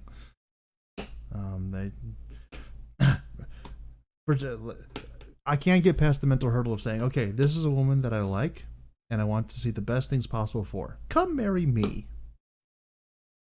Seems to be a... Yeah, I too have the I'm not worthy feeling a lot of the times when it comes to that aspect. Actually almost broke up with my ex-wife one time before we got to that stage, obviously. I'm going to be honest, from what I've heard, you had nothing to worry about in that regard. At least with her. But I actually almost broke up with her at one point because I didn't feel like I was good enough for her. Mm-hmm. And then she cried, and the rest is history. And so, yeah. Mm-hmm. Mm-hmm. That's my story. It was a short one. It wasn't very good I mean, because there's a lot of detail I left out that only you know. yep, that's fair. And not people need to. Not everyone needs to know this. Some things can be private, even on the internet. Some people need to learn that lesson much more personally and clearly and poignantly than they have clearly. Yeah, it's one of those situations where it's like right now. Like I said, there is a potential someone that I've been thinking about a lot this week, and it's like, well, am I? And I know it's one of those things where like I know. Please, yes. Please think about that long and hard, and with somebody other than yourself, that knows this other person, because that is how I got into my first engagement Mm-hmm. and my second engagement. Mm-hmm. Was thinking, you know what? I started thinking about that person over and over again. It's like, let's go for it. This is a sign. That was that's the loneliness speaking. That was not the thought process at all. Okay. It was again. I'm one, probably because of the very high level of introvert. So I've done a lot of INTJ. It's a thing that happens. Yeah. We're gonna. This is the transition part where we're going to talk about two things at once, and one's going to complement or complicate the other, depending on your point of view, or more likely, how quickly you can keep up. Sass, I hope you're listening. So listen fast. My INTJ kind of thing is that I'm very, very highly introverted. I don't like to be around people. I am most refreshed and recharged when I'm by myself, which is why, for the most part, I have about 3 times a week thought, well, man, wouldn't it just be easier if I just dropped all of my responsibilities and drove up into the middle of the woods and just lived like a hermit for the rest of my life? That sounds like it would be a dramatically more preferable way of doing things. I haven't done that yet, obviously, because we're having this podcast right now. And because of internet. That's the only reason I haven't done it. Because I need technology. I could absolutely do away without the technology. I need the technology. Not without guns. I would need those. But technology. I have a problem with guns. I don't have enough of them. Anyway. That is a problem. Yeah. I can't. I'm not getting on guns. I'm not getting on guns. Anyway, INTJ. But the problem is that the T in the INTJ is thinking.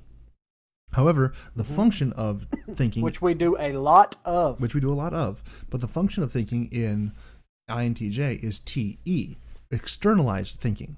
So we actually do our best thinking when we're thinking aloud to other people, strangely enough. Yep. So many times I have talked through to somebody that they had absolutely no idea what I was saying, but I was just talking out loud to them, getting very little in feedback, and I could figure out a problem just because I was talking to them out loud. And to a large part, I think that's why this podcast works, because we have 2 TEs functioning here, and we're just I have this thought in my head, and I'm going to express it out here in the world to hopefully get some sort of response back, not necessarily from the other person on the other side of the microphone. Yes, this is 2 people having a conversation at each other that sometimes collide with each other. Yes, this is correct. We are trying to work out things in our own heads by talking to the other person, and not really listening to their responses. Sometimes I'm listening because I think I can learn something. I have some extensive notes on conversations we've had about your divorce, your break. Don't do this. Yes, I have a little bit of experience that you do not. You are correct. I also have some experience that you don't have, but that's a whole other story. But not nearly as much in that department. For which I'm very thankful. Most of the time. If you only knew, it would be all of the time. I know that's depressing. People say what you don't know can't hurt you. I disagree to a certain extent. It's like, I don't know what I'm missing, but I'm pretty sure there are some parts I wouldn't mind knowing about. Anyway, that was a whole other thing last night. I'm not going to get into that either. Oh, that was hurt. That was painful. Oh, Lord. Anyway. Last night? Roommate things. Don't worry about it. Okay. I won't. So, okay. Since we're here. They've been apart for a year. Uh-huh. They have video chat. Yeah. And nothing untoward is happening. But they're married. But conversations are happening that I can hear. Thin walls. Oh, yes. Remember? And I'm just sitting here like, do I put the headphones in? The fact that you're questioning it. Like, because like the thin walls go both ways. They can hear, okay, well, he's on his computer right now. And if all of a sudden there is complete silence. Yeah, then it's like, oh, I need to start taking notes. It's like, well, that's the thing. If there's suddenly there's conversation or videos, whatever happening in here, and all of a sudden it just goes completely silent in here, they're gonna be like, is he listening in on us? And I just don't want to have that question come up because I don't want to have that conversation because I'm like, oh yes, I absolutely did hear that part where you said, yeah. He's talking to his wife right now, goodness. Which is why I think I'm safe to have that particular conversation in that short context. But yes. Oh, that's funny. Not really, no.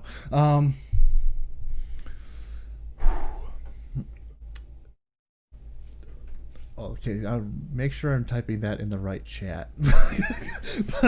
Oh my goodness, that one Friday night where we were playing games with your people. Yes. Yes. So many times I chatted into the wrong. Like there were a couple of times where some of them where I was trying to talk to one person that was also an alien with me, but I typed it to the wrong person, and I was like, crap, they saw that. But then there were a couple of times where I tried to message you something, and it went to somebody else, and I was like, please don't have read that. Yep. Please don't have read that. You can delete things if you're fast enough. Yes, if you're fast enough. And I did delete them, but then I was like, was I fast? Did they see that before I deleted it? Because there was one in particular one where I sent it, and then I was like, okay, he'll respond. Why hasn't he responded yet? That was hilarious. Yep. And I'll go back and look. Oh, I sent it to the wrong person. Oh no.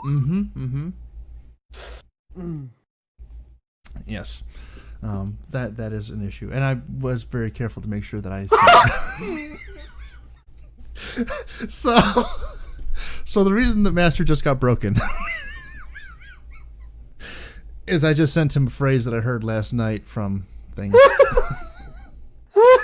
And there's really only one answer to the phrase, like one logical conclusion as to what it was that was happening.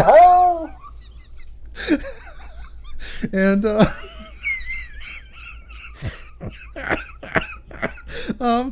yeah, that's kind of what brought that up. What were we getting into? I mean, that's not the only thing. Yes, it is. But it's highly probable.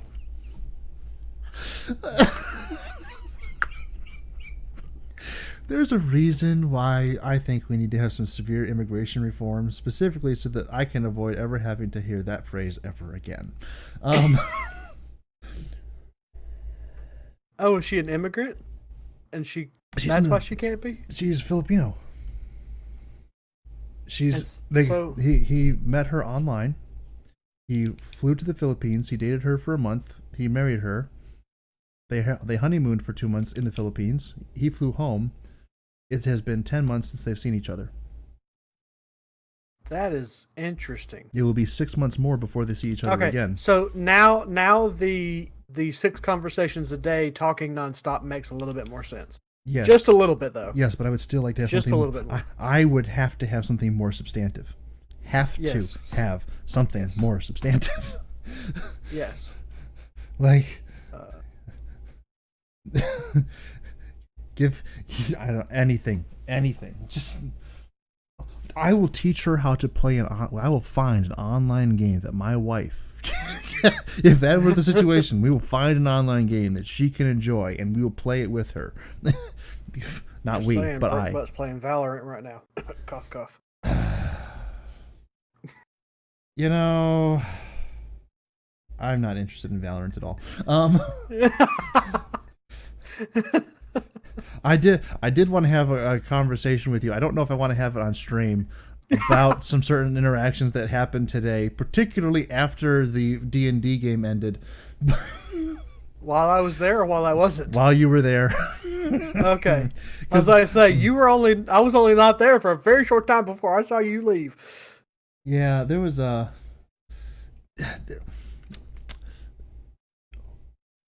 Am I at the point now where I'm just reading too much into absolutely everything when... I don't know. I'll tell you out offline. Okay. When you give me more detail. Okay. Yeah, I'll give you more details offline. This is not a conversation to be had in front of Sass. He has young, innocent ears. I'm sorry, Sass. He's going to comment on that, I know.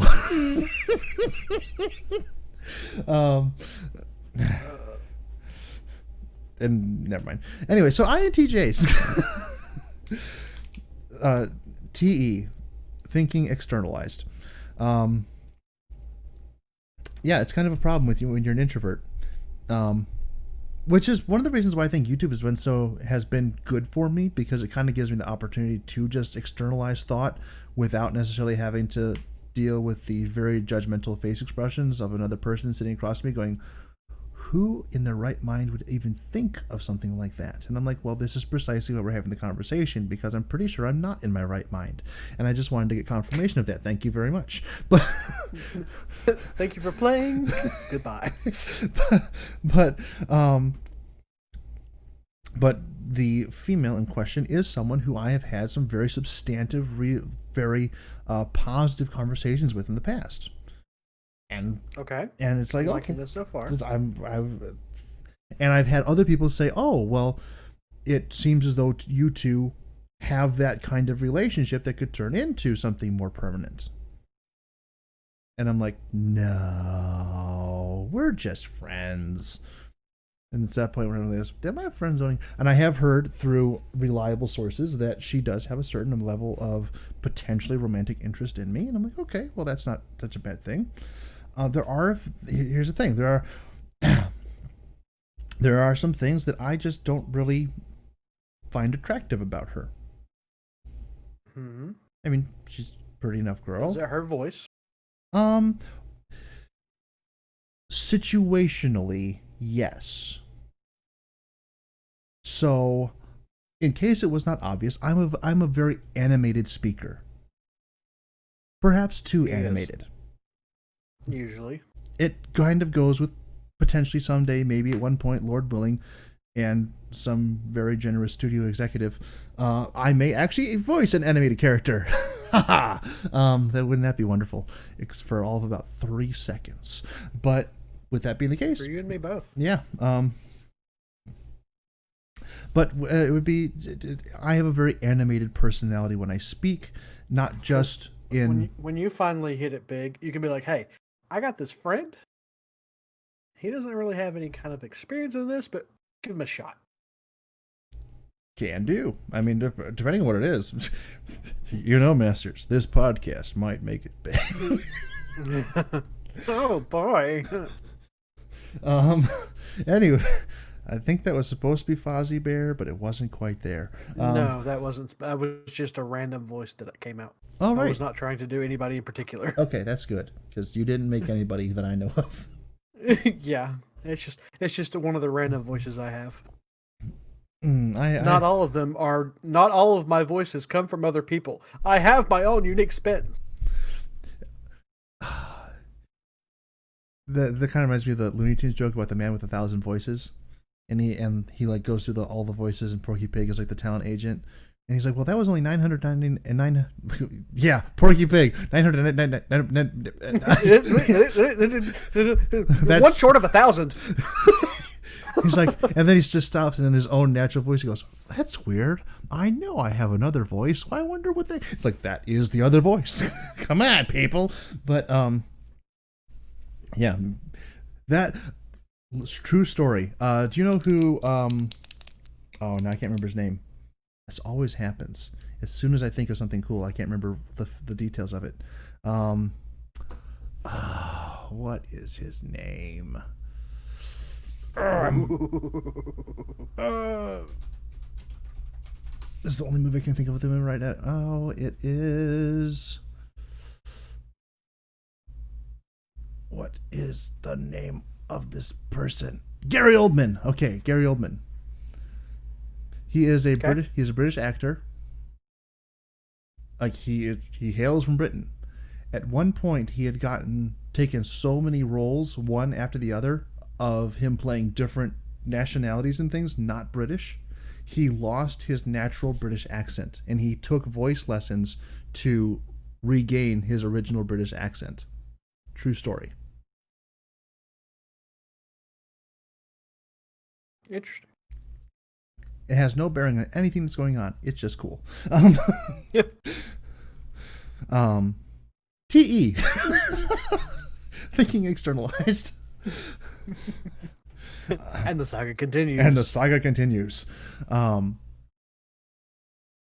yeah, when you get into this mindset of you're trying to externalize things, and well, with this particular girl, I've had very, very substantive, very productive conversations. We have a lot of very similar interests, all kinds of things like that. But and in terms of my animated personality, when she talks normally, she's fine. When she talks professionally or talks in a group setting, it is robotic. That's the best way I can describe it. And I have great difficulty. What do you mean she talks robotic? I mean, it's not like she like there's no emotion, there's no inflection, she's monotone. And her actual pitch drops like half an octave when she's speaking publicly. And it's this very that's probably like a stage fright thing. I get that. But, and this could just be my own skewed perspective, that is not, in my perception, what I should be looking for in a future spouse. As I'm in my understanding, I'm heading towards. Grow out of it. I understand, but but it's like I have seen people who have had great difficulty with public speaking. Most people do. I am by far the great exception, where the first time I was put in a place to public speak, I was 100% comfortable and just ran with it, because I don't care about who's listening. I just care that they are. Thank you, Sass. I listen. Well, you're listening right now, so that doesn't count. You matter to me, Masters. You count, but not as a viewer. I don't need words of affirmation from you. There we go. That's good, because I don't have a lot. Most of my words of affirmation are actually interpreted as tongue-in-cheek insults. That was another thing. One of her top 3 were words of affirmation, and that's something I can't get behind. Mm-hmm. She wanted me to thank her and tell her what a great job she did for doing things that I grew up and saw as necessities like doing the laundry and washing your dishes. She wanted me to praise her for doing those things. And I was like, I can't get on board with that. It's like you want me to praise you for doing, if you go above and beyond, like if I come home and the house is spotless, you better believe you're getting some words of affirmation. But if you go eat a bowl of cereal and then you wash out your bowl and wash out your spoon and put it up, I got nothing for you. Yeah, that is also part of the INTJ kind of thing, where it's like we are ultra practical, and for things that should just be practical, there should be no added, or there should be no need for additional interactions regarding the practical. Yeah. Which is probably a character defect, which is inherent in us, and we should work on that. But I'm not willing to, so we're going to have to work around it.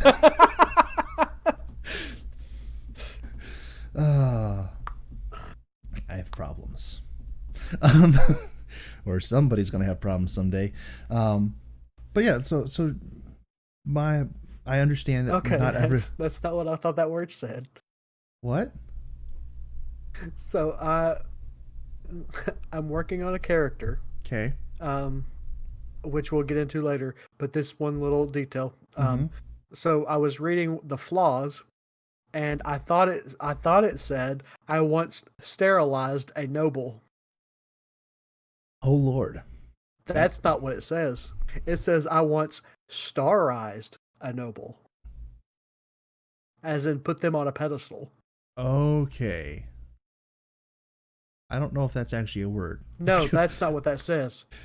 I still can't read what it says.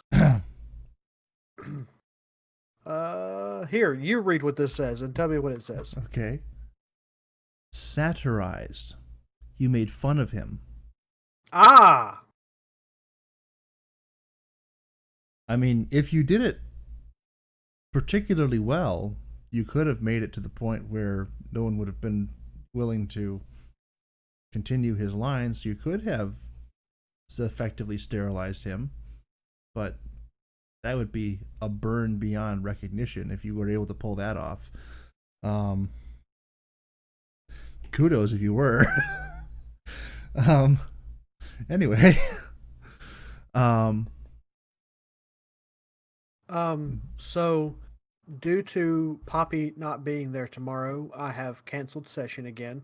I'm aware. Bramble last week did a one shot in the Margrave. Yeah. It was hilariously fun. I don't know what the Margrave is. It's just another campaign setting. Okay. He's asking if anybody else would like to join. He's going to do it again this week because I canceled this one. Oh, absolutely. I would like to join. Yeah, so just respond to it. I know you don't often check your messages on Discord very often. Yeah, well, I do check that one. There are like 4 or 5 Discords that I actually keep track of. That is one of them, because it is that is a Discord that has independent value all its own. So yes. I do keep up to date on that. Yes. All right. Anyway, we were talking. I was trying to talk about this particular girl, and it's like, it's one of those things where it's like, I think I need to, in my mind, have another one of those substantive conversations, or try to have one of those substantive conversations with her, just to try and like,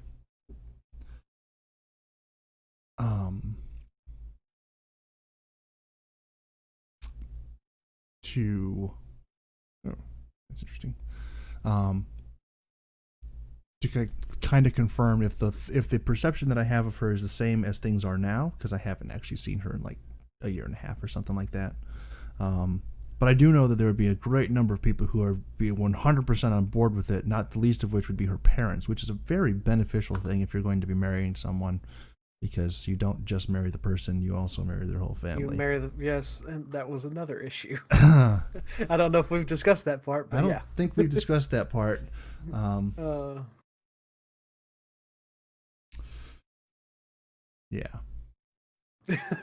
yeah. I don't know. But fun things.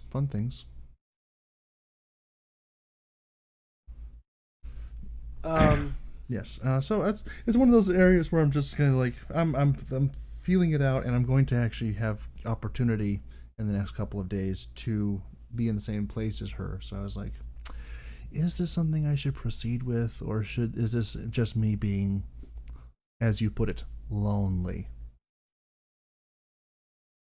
Which it might be. never know. If we come back next week and we have and there is great development, we'll know. We'll know he was just lonely.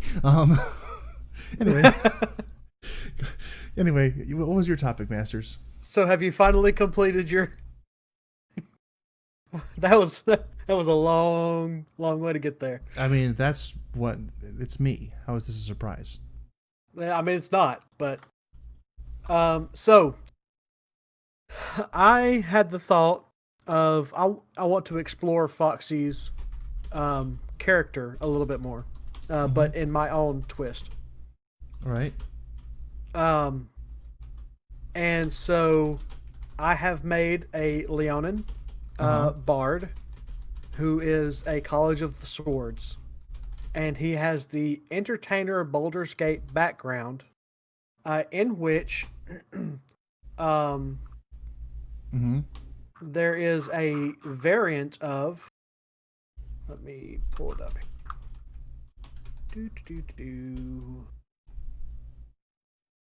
Backgrounds. Enter Baldur's Gate. There's a variant called the Baldur's Gate Gladiator. A gladiator is as much of an entertainer as a minstrel or circus performer, trained in the arts of combat, into a spectacle to the crowd, into a spectacle that the crowd can enjoy. So, he is a lion that is a lion tamer. Okay. He is a beast tamer. Gotcha. And so that is his background. But that's not even the exciting part. That was just the idea I had. I'm currently looking for pictures that I will stop doing. His name is Valdos.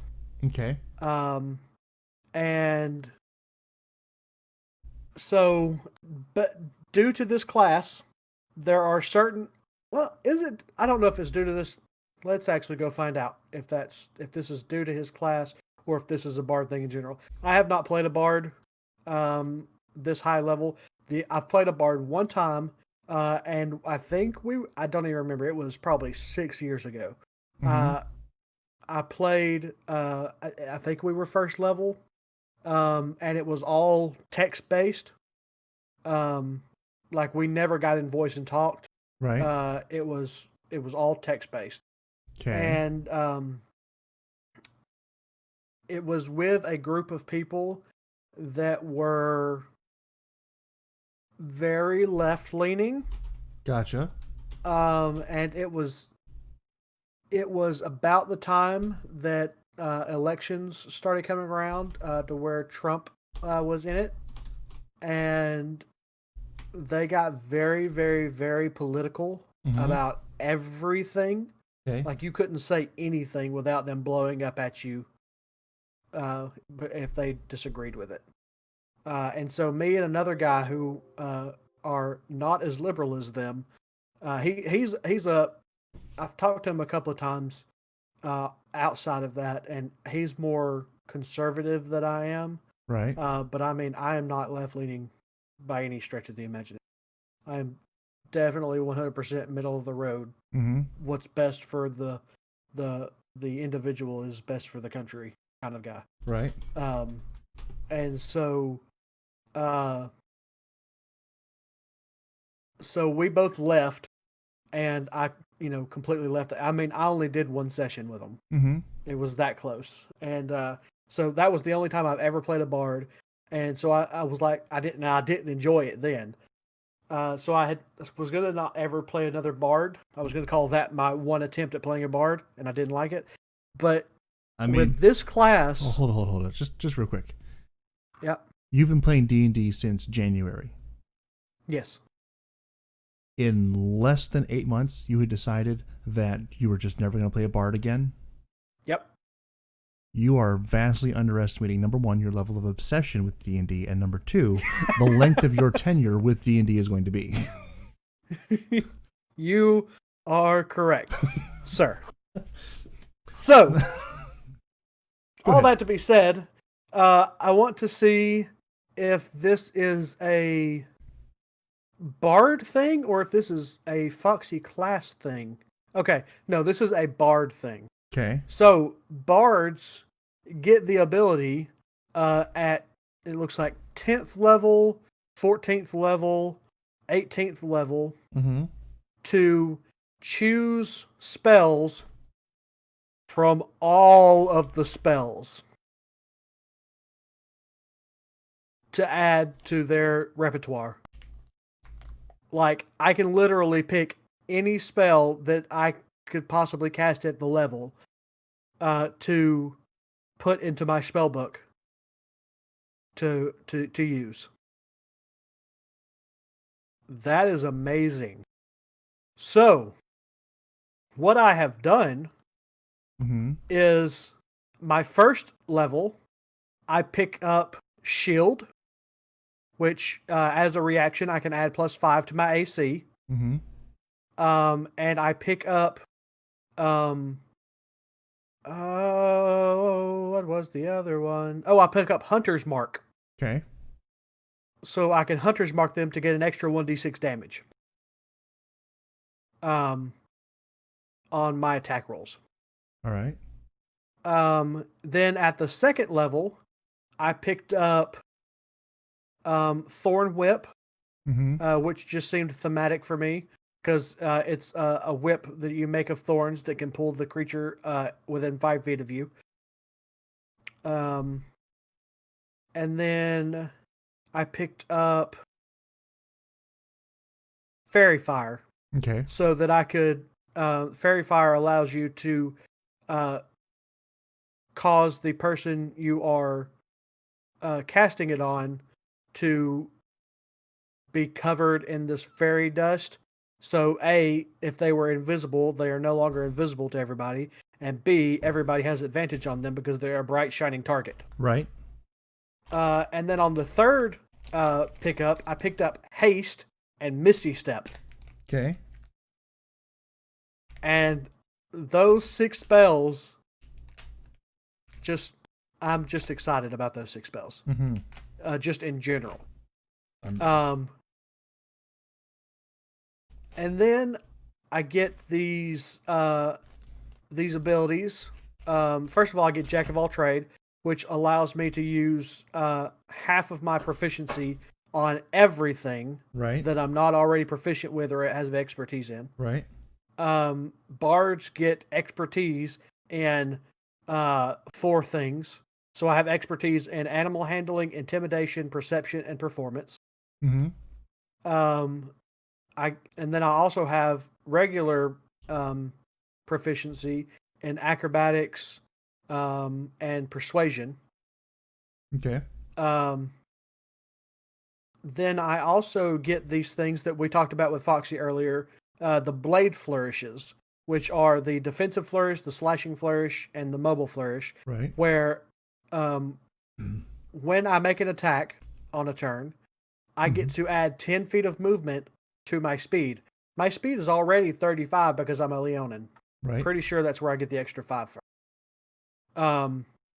And also, I get an extra 10 feet just because I'm attacking. So that's 45 feet of movement I can use per round if I'm going to attack. Or after I've taken the attack action. Defensive flourish, on top of that, allows me to add one of my bardic inspirations to the attack to do extra damage which raises with my level. So it starts out as a 1d6, then it goes up to 1d8, then a 1d10, and I think eventually it goes to 1d12. But not only that, whatever I roll, I can also add to my AC until the start of my next turn. So I'm doing extra damage and making myself harder to hit. Nice. Or I can do Slashing Flourish, which gives me the same 10 feet of movement extra, but also allows me to use a Bardic Inspiration to move a creature 5 feet away from me, plus whatever I roll on the die. And then, that's Mobile Flourish. Mm-hmm. Slashing Flourish is you expend a Bardic Inspiration and you deal extra damage so you deal extra damage to the target you are hitting and any other creature within 5 feet of you. Right. So if you're surrounded by goblins, with one slash, you could potentially kill all of them. Very nice. Because they have such low health. Mm-hmm. So that's one thing I'm excited about for this. Let's see. Oh, at some point, you get at 5th level, you get your Bardic Inspirations back on a short rest. Mm-hmm. That's going to be good. Counter Charm, that's a thing that all bards get. It's just, you can use your action on a turn to give everybody around you advantage from being frightened or charmed. Right. So if you're in an area that's constantly got this thing where you're having to roll saving throws against being frightened or charmed, Mm-hmm. you can use your action to distract from the current situation, giving everybody advantage. Then this subclass also gives you extra attacks. So at 6th level, I get a second attack that I can use, which normally bards don't get because normally bards don't do melee damage. Right. So the goal with this guy is to, he's going to dual wield rapiers. Okay. Which normally is not a thing that you can do. But my first ability score improvement, I'm picking up the feat Dual Wielder, which allows me to to dual wield with weapons that are not light. Because normally you have to have your main hand can be whatever, as long as it's a one-handed weapon or a versatile weapon. Mm-hmm. And then your offhand has to be a light weapon. But if you have the Dual Wielder feat, your offhand can be a weapon as long as it's not heavy. Okay. It doesn't have to have the light classifier on anymore. So now I can dual wield rapiers, yes. which deal 1d8 damage each. Mm-hmm. Plus, it uses my dexterity rather than my strength. So I'm kind of like dancing with the swords, kind of thing. Okay. Also, Leonins get a daunting roar. Yes. Which means that you can just roar at somebody and cause them to be frightened of you. That's one of the reasons I almost roll high enough. That's one of the reasons I almost picked Leonid in place of Minotaur. Let's see. I actually haven't gotten a chance to read all this, so I'm reading this with you on some of it. But it's just I'm so excited for this character that I'll probably never get to play. I have so many good characters that I'll probably never get to play. We'll find a time. Just because I don't have enough time. That's fair. Let's see here. If you get more into, we need to figure out a way to play on a 6-month campaign as opposed to a 3-year campaign. Well, I say 3 years because I know this group. Right. This campaign we're about to go into could probably be done in 6 months. I don't know. I've never done it. But as it is, it's an open world campaign. Okay. Like the module that I've read literally says, we don't tell you how to run this campaign. We give you we give you a setting, and we give you people, and when your characters go to interact with these people, we tell you how these people would normally act, and there are quests that they can take on, but the world itself is open. You guys can literally go anywhere or do anything, and that's on me. The more you stray off from the main quest, the more that puts pressure on me to fill in the blanks. Simple life as a goat farmer. Here I come. Yeah. Oh. I can deal with that one real quick. Okay, he becomes a goat farmer. Roll a new character. All right, so at 14th level, Right. anytime I use a Blade Furious option, I can roll a d6 and use that instead of expending a Bardic Inspiration. So at 14th, I no longer have to use my Bardic Inspirations to do these Blade Flourishes, which I only have so many of. You only have so many as your Charisma modifier. Right. And so by the time I get to 17th level, I think that's the last. I think that's the last ability score improvement. 19th level. Nope. That's the last one. I want the one before that. Whatever the one is before level 19. I think it's level 17. No, that doesn't make sense. Maybe it's level 30. Whatever level it is, that's when I'll finally get my 5th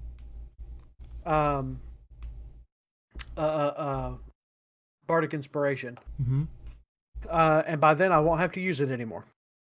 And then let's see. Superior Inspiration. When you roll initiative and have no uses of Bardic Inspiration left, you regain 1 use. Nice. So if I've used all of my Bardic Inspirations and we go into initiative, I automatically get 1 back. Even better. Yes. And so yeah, I'm just excited, like I said, for a character that I will probably never get to use. And I also have a bad habit of creating level 20 characters because I want to plan them all the way out. And then playing in campaigns that stop at like level 6 and 7. Right. It's like, but cool stuff. Yes. I want to do.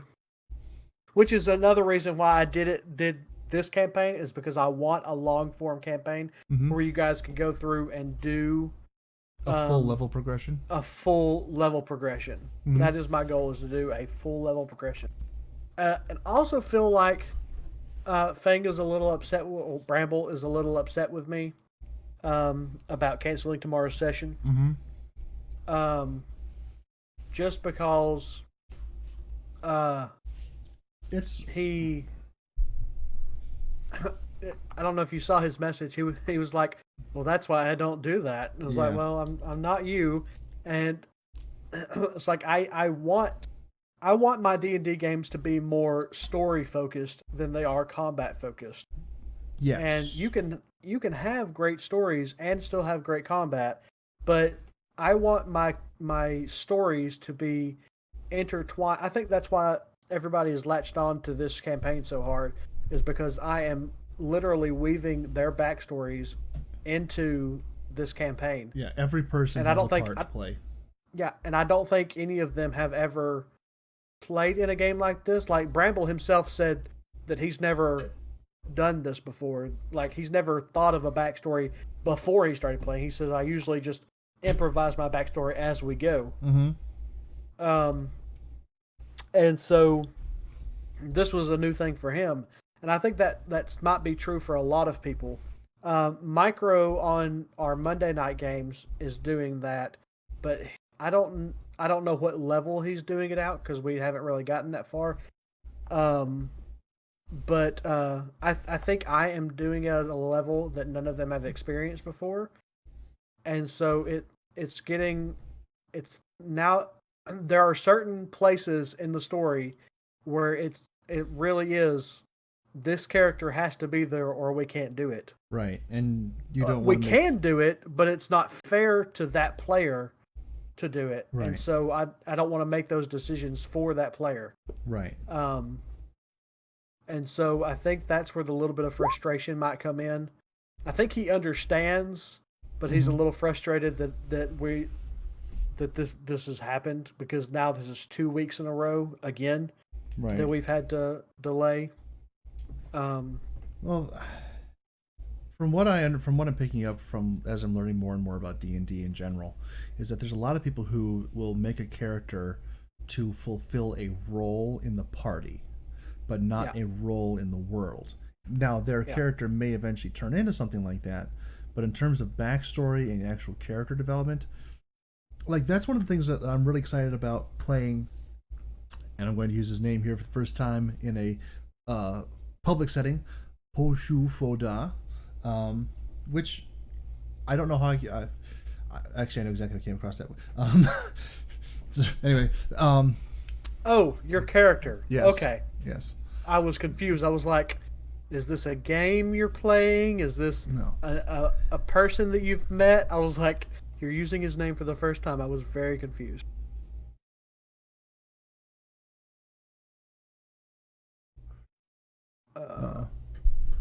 So, you're pulling up his character sheet, I'm assuming? no. I just realized that I was rolling things in a public chat that I didn't realize was in a public chat.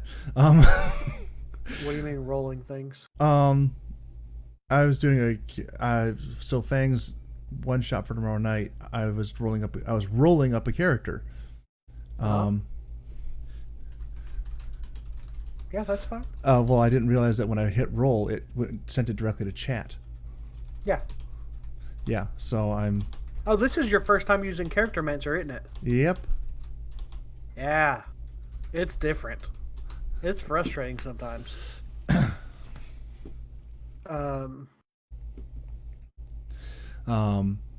Anyway, I figured I didn't want to take the first one because it seemed like it was too high, and then I'm like, well, did anything actually change? So I hit the second one, and then the third one was like, there's a 6 in there. That's probably not going to go real well. Like, okay, let's do one more time. Like, okay, I can live with that. So, anyway, yeah, people will base their character off of what the party needs or what they want to play, what they think would be fun to play as, but then they don't really give any thought any thought to a backstory. And so when I am creating, a character to be in this new campaign, I'm not just trying to. Initially, I was just going to make him okay. We don't have a tank. We don't have a healer. We don't have a sorcerer. We don't have whatever it was. And then I was going to fill that role. And then I had this really great idea that I wanted to create a character who would act as a active foil to the rest of the party. And so I come up with Poshu Foda.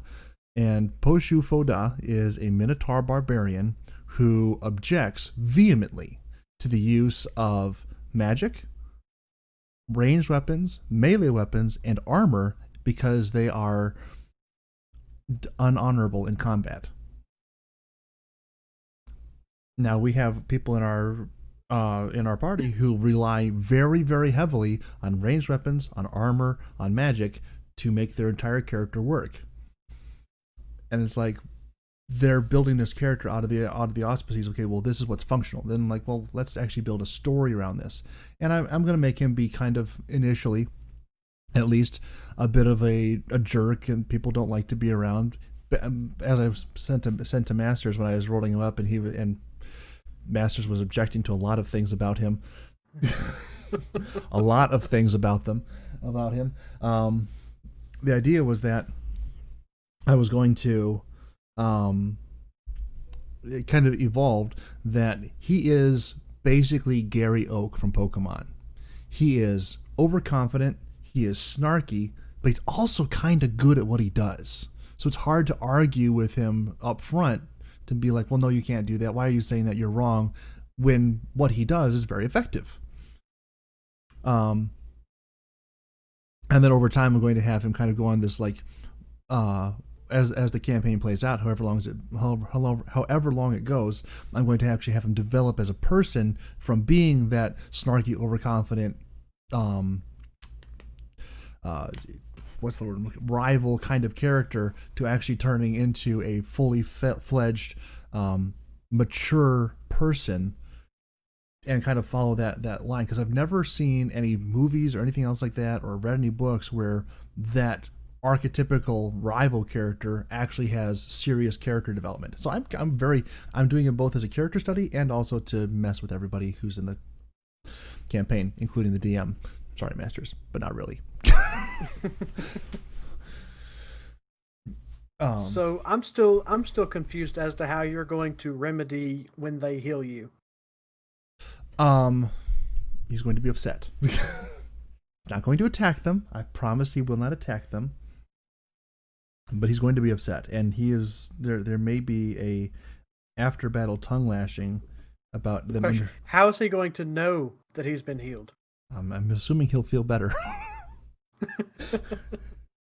How is he going to know that that was a magical or divine force and not? Yeah. How does he feel about divine healing versus magical?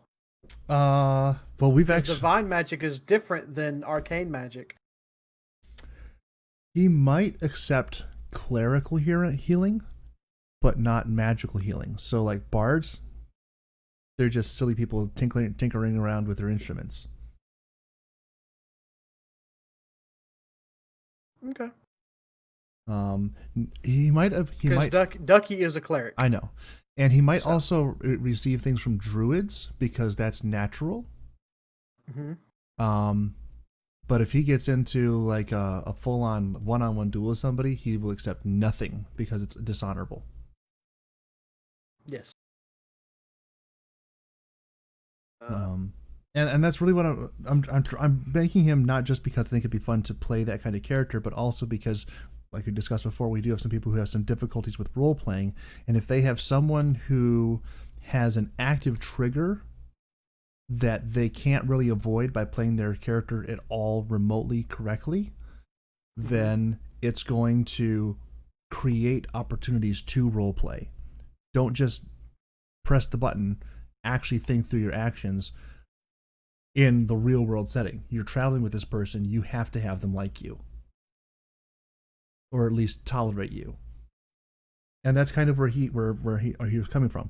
He got kicked out of his martial arts training school for being too violent, and he's kind of at that beginning precipice of trying to understand what it is to actually have to deal with other people who may not have the same thoughts and ideas as you. And he's going to kind of go through this metamorphosis of being very, very oafish and standoffish and just, I'm the best and everyone should just kind of follow me, to being a more fully realized and cooperative character.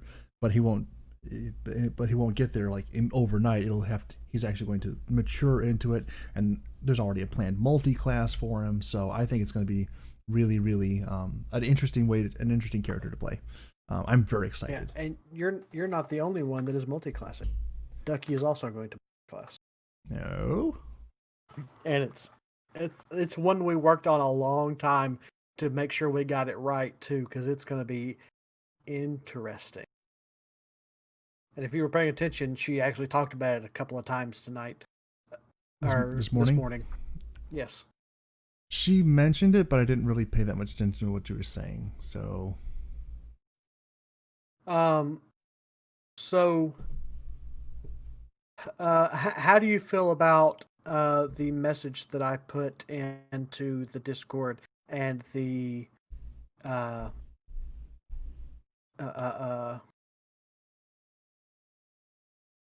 which one? And the role I have now added? Which one? The this morning's Discord. Okay. Which chat? Huh? Which chat? There are so many of them. General. Okay. Message you put in general. The last at everyone I did at 11:40 last night. Okay. Or yesterday morning. You didn't read it. I did read it. That's why I messaged you, because I was like, I want to be a part of this, and I am hopefully going to have internet in the morning. At that moment, I didn't realize if I was going to have internet. I messaged you. I know. Thank you. But I mean, I was like, okay, I'll message him as soon as I can, and then when I can, got pushed back farther and farther and farther. Yeah, and I knew if you had internet earlier, you would have already taken care of it. That's why I did take the opportunity to message you. Right. Also, you're not the problem child. The one that didn't show up this morning was. Oh, Kuya? Yeah. He hasn't sent his character in? No, he has done absolutely nothing. other than a week and a half ago tell me, "Oh, I'm going to make a whole new character." Okay, that sounds great. I will help you with it whenever you want to do it. Mm-hmm. And then he's just not gotten with me. And then he put a message in after we got done, like way after we got done, said, "Oh, I forgot about this morning." Mm-hmm. But he was on when we were on this morning. But I bet you he came in there and saw that he couldn't join, or that the voice channel just wasn't there for him. Right. And then read the message and just left. Uh-huh. That's what I'm betting. Yeah. Because he is I mean, if it's something that he is headstronging and he wants to get it done, Yeah. he will get it done as quickly as possible. But if it's anything that he's only kind of remotely interested, like I want to do this, but I don't have a driving force telling me that I need to do this, he will procrastinate the crap out of it. Right. And I'm getting fed up with it, really, to be honest. It's difficult to work with because it's one of those situations where it's not just affecting him, it's affecting everybody else. And that's kind of the point of a group role-playing experience. Everybody has to kind of pull their own weight. Yeah, it's like, and not every, it's like I've put in, like, not recently, because everything that all the one shots we're doing I've done before, and so I know them, and so it's not as much effort as the campaign will be, but I'm going to be putting in all this behind the scenes effort, getting this campaign up and going, putting in maps into Roll20 and everything, and learning these characters and doing my part to make sure that when it comes to my stuff that I've got to do, it goes smoothly. The least you can do is make a character on time and read the character sheet. Mm-hmm. Yeah, I agree. Like, I think it would be different for him if he had ever DM'd. Because my little bit of time as a DM, brief as though it should have been. Thank God for it being over. Well, it may come back again at some point. Okay, maybe not over, but on hiatus. Yeah, on hiatus. There we go.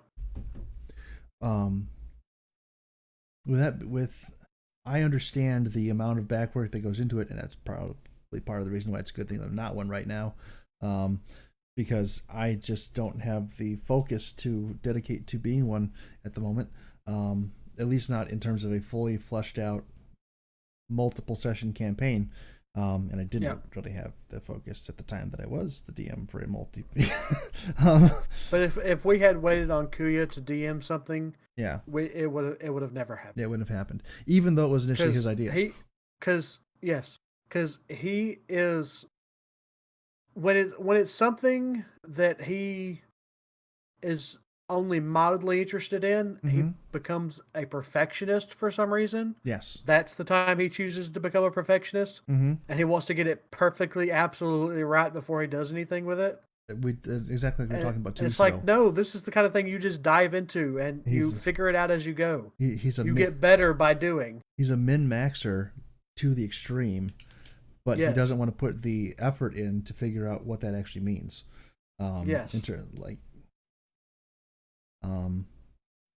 Min-maxers, of course, for those who are D&D uninitiated. You're welcome to join us too if you can find a time to make it work. Is that someone who gets all of their stats lined up perfectly to get the maximum amount of damage or whatever it is out of their characters they're trying to get. And there's a lot to be said for that because it's a very effective way of doing things. And a lot of people some people can do it by accident. Foxy almost did it by accident when he started telling me about this College of Swords thing. I'm like, holy crap. And then he's playing a rear guard. Oh, I can't. That was almost too much. Playing a rear guard? He was standing like in the back of the group. Oh, throwing healing spells, and I'm like, As soon as you're like, oh yeah, and then I walk up and when he left and then Monkey was playing him, but then Monkey had to go fix lunch because food is important, and some people prioritize that for some reason. I know. Um, Clearly not me. no, I don't. Like literally, I had not eaten anything until 2:30 this afternoon after we got through with our ancestry dig. Right. I was like, my stomach is about to swallow me whole. I've got to go eat something. And so I did. But like when I get distracted and stuff, I can just go for a very, very long time, not even thinking about food until the point where I'm like, okay, yeah, I'm food now. My body is not letting me do anything else. But then Monkey had to go do something and I got it. And me being me, an INTJ, I read the character sheet to see what I could do with Foxy's character. And I went, wait, what is this? He's College of Swords. Oh my goodness, this is an excellent character. Why is he playing it so wrong? I know. It's like... literally, the only thing he had wrong with this character sheet is that his charisma was too low. That was the only thing I saw wrong with it. Yes. Because he had his strength and dexterity up, which is fine. On the one that I created, I chose not to go into strength and just dump everything into dexterity and charisma. Yeah, just with my constitution being right there. But he was using a strength-based weapon, so that's good. You have strength. Use a strength-based weapon. Yes. And then, but he had no charisma. Yes. I was like, and then even when we were trying to help him earlier, I was like I shouldn't have said it, but I did. And he was like, oh well, if my wisdom's already high enough, then we'll just put the rest of it in intelligence. It was like, no. You're gonna have a bad stat. It's okay to have a bad stat. Yeah. It's like it gives you character. Yes. You can't roll good on everything. And having a bad stat in something and then rolling really well to give yourself like rolling a nat 20 on a stat where you have a -1 feels a heck of a lot better than rolling a 36. Yeah. It's just because it's like I finally succeeded at the one thing I'm not good at. Just that feeling. He doesn't know it yet, but when he rolls an intelligence check and succeeds, he is going to get that sense of accomplishment. Surprise. Yes, of accomplishment. Yes, exactly. So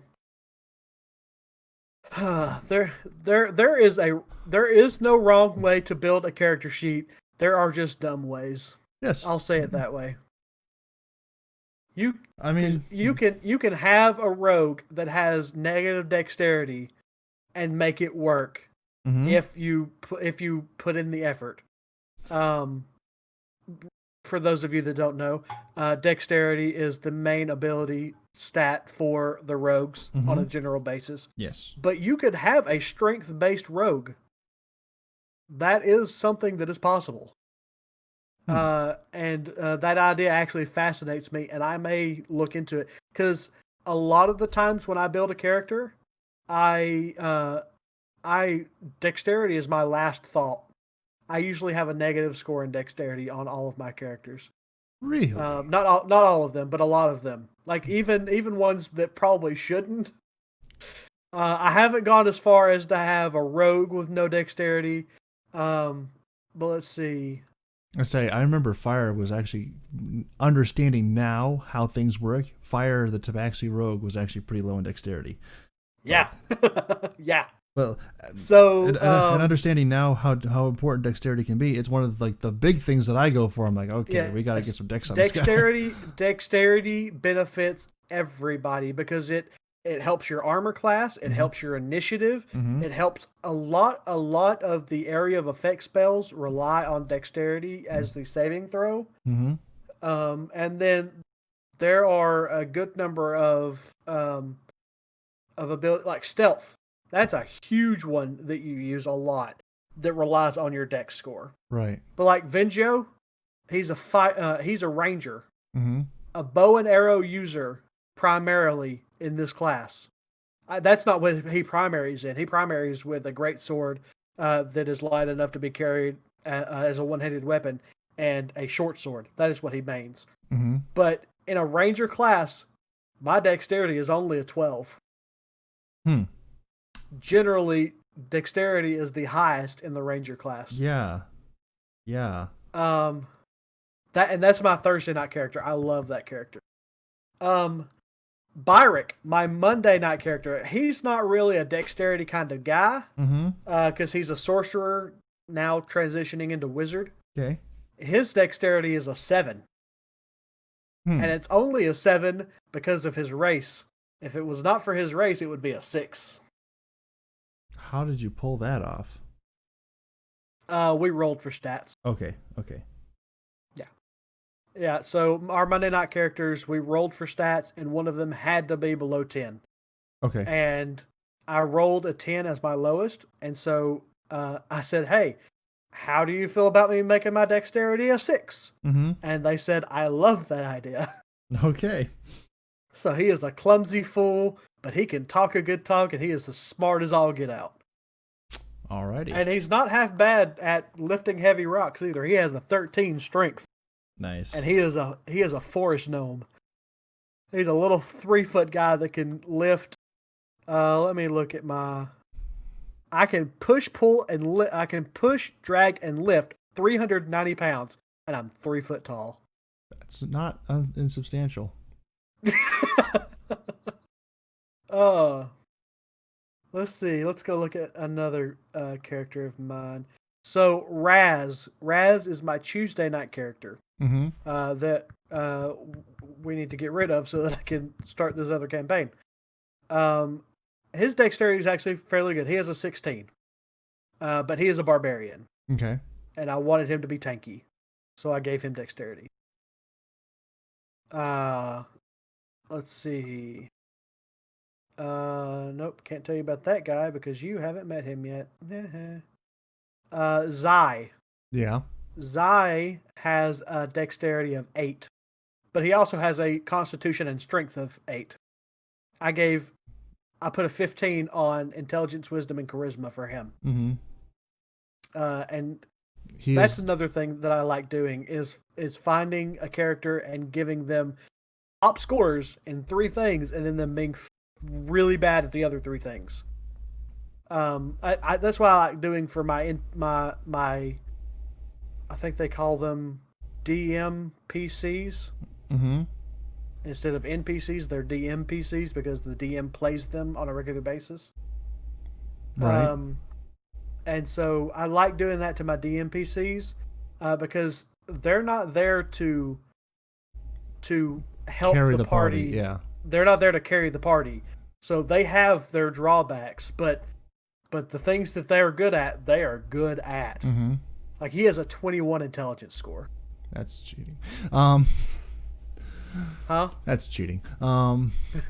He can actually get a 22. It's not making this better. So he at level 12. Oh, this is such a bad idea, but I love it. At level 12, he will have 20 charisma, Mm-hmm. and then on the next one, I'm going to give him +1 to intelligence and +1 to wisdom, so he'll have a +6 in intelligence, a +4 in wisdom, and a +5 in charisma, and then everything else is -1. I love Zai so much, my brainchild. So does Fang. Yes. Sorry. That was too easy. I'm not gonna say anything because spoilers. Oh dear. Let's see. So my Tabaxi monk, who is going to he is my replacement for Byrick should Byrick ever die. Mm-hmm. For my Monday night campaign. But he is a Tabaxi monk. He actually, his main stat is dexterity. He has an 18 in dexterity. Of course, I rolled his stats. Mm-hmm. He has a 7 in charisma though, so he has a -2 to charisma. But I didn't roll as well on him as I did on Byrick. Okay. because he has a 13 strength, a 13 constitution, and a 12 intelligence, but he has an 18 dexterity. So he's a fairly above average on everything except for dexterity. He's really above average, and then charisma he's way below average. Mm-hmm. Like, he doesn't talk. We'll just put it that way. He's more of a man of action. That's fair. But yeah, so two of my let's see, 1, 2, 3, 4, 5, 6 characters. Mm-hmm. 2 of my 6 characters that I've shown you have good dexterity. And here's another one, Leoric.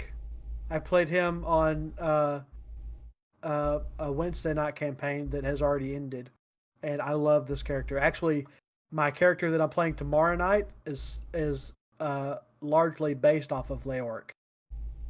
And he has a dexterity of 8. He is a furball druid. Them furbolgs, man. Mm-hmm.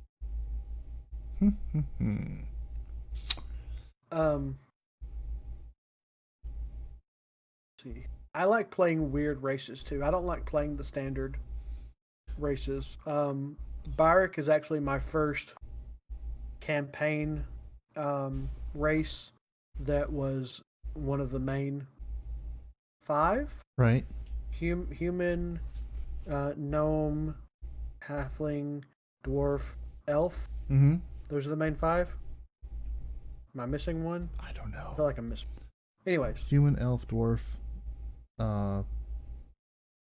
Yeah. There's only Halfling. 5 because that's the whole point of the Council of 5.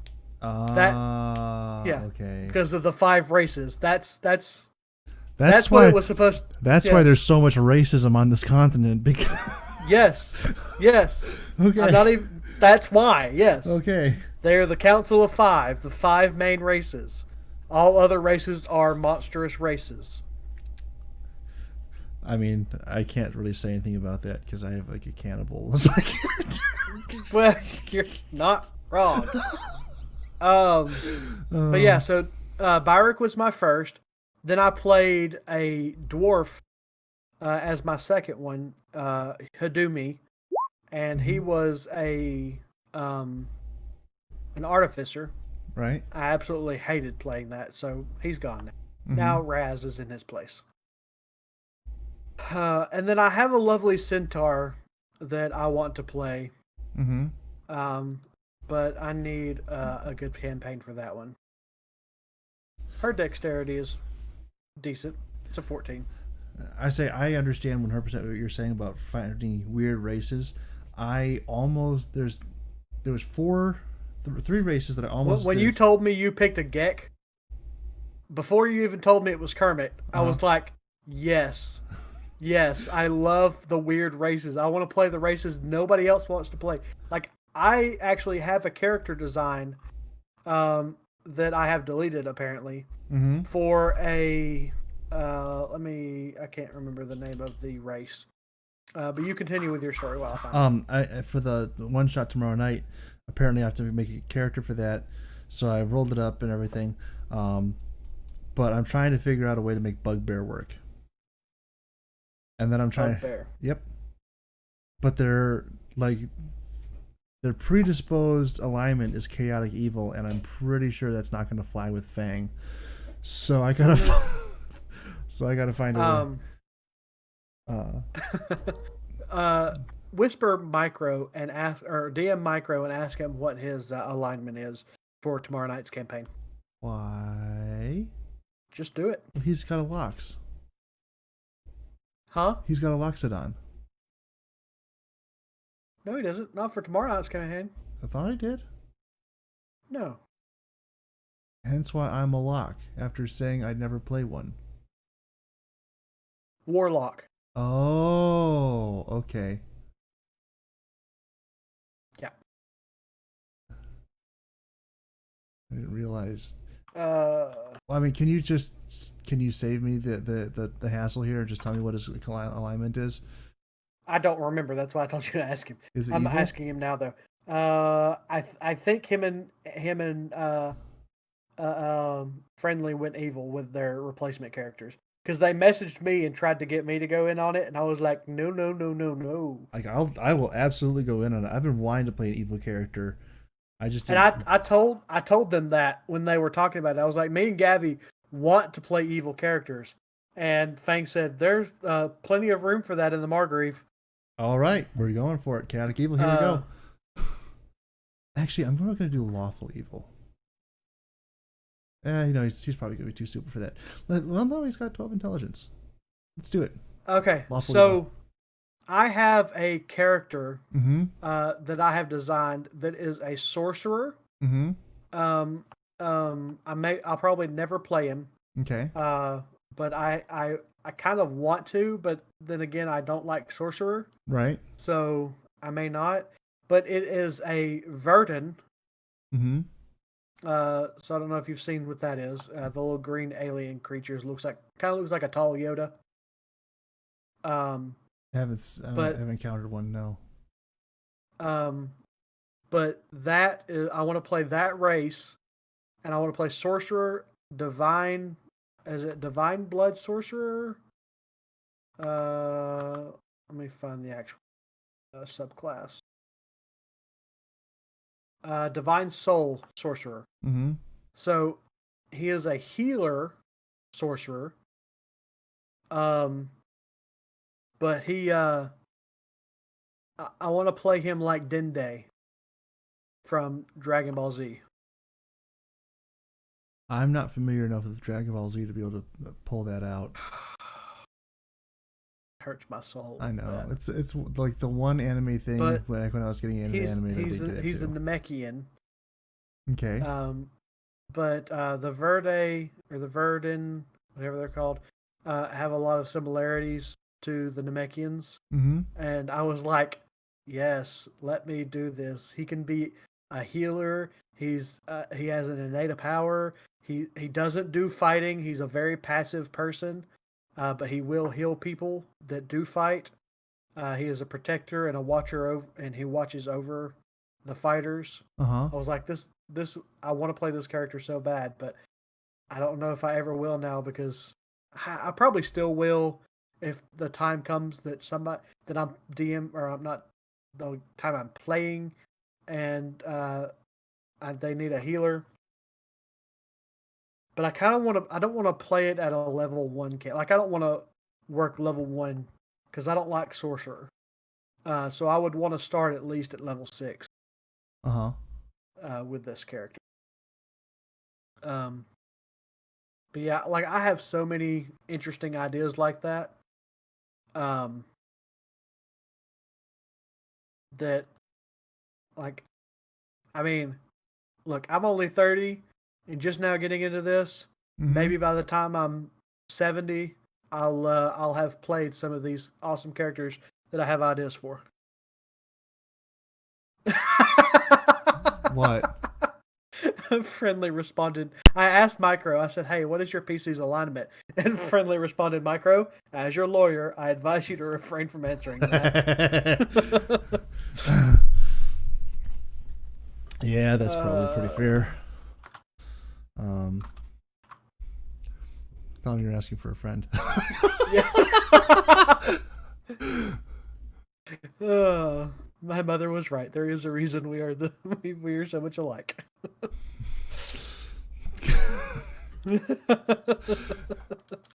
That's one of those rare times where you are actually asking for a friend.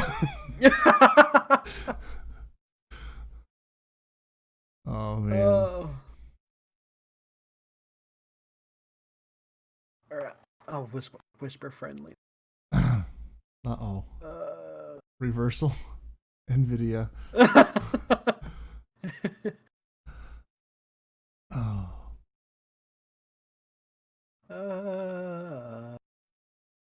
How long ago was it that I talked to? It shouldn't have been that long that I talked to Friendly. I thought I sent him something a few days ago. Why is he so far down on this list? Sheesh. I don't know.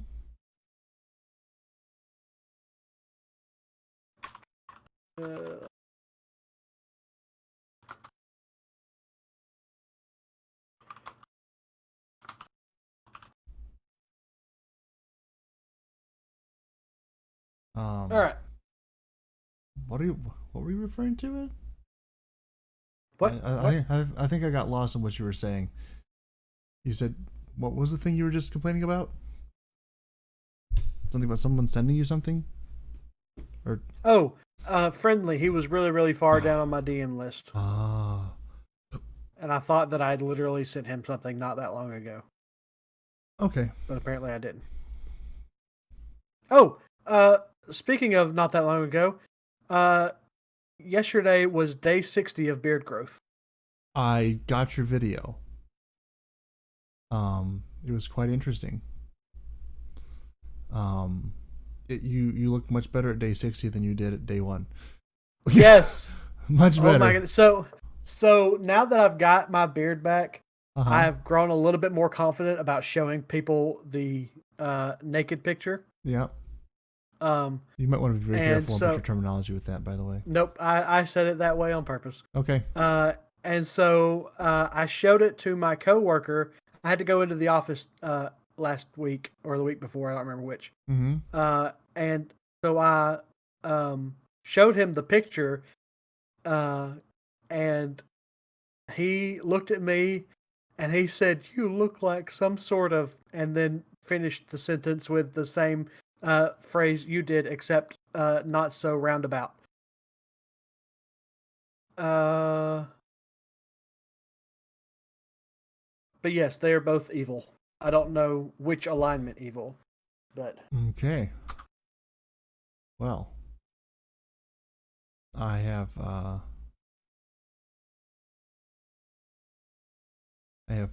found kind of what I'm doing with this. All right, this is gonna work. This is gonna be great. But yeah, you can also just. It's okay to go against your the natural innate normal alignment mm-hmm. for a completely, like, you can have a bugbear that is normally chaotic evil be lawful good. Yeah, I know, but I wanted to be fun, but like, and if there's other evil characters, then that could be extra fun. I'm chaotic neutral. Right. The forest woke me up because there was a problem. I want to fix the problem so I can go back to sleep. That is my character's backstory. I may or may not be the problem.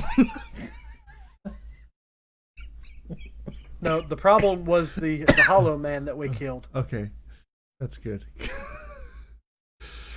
But there's more to it, and I can't go to sleep yet.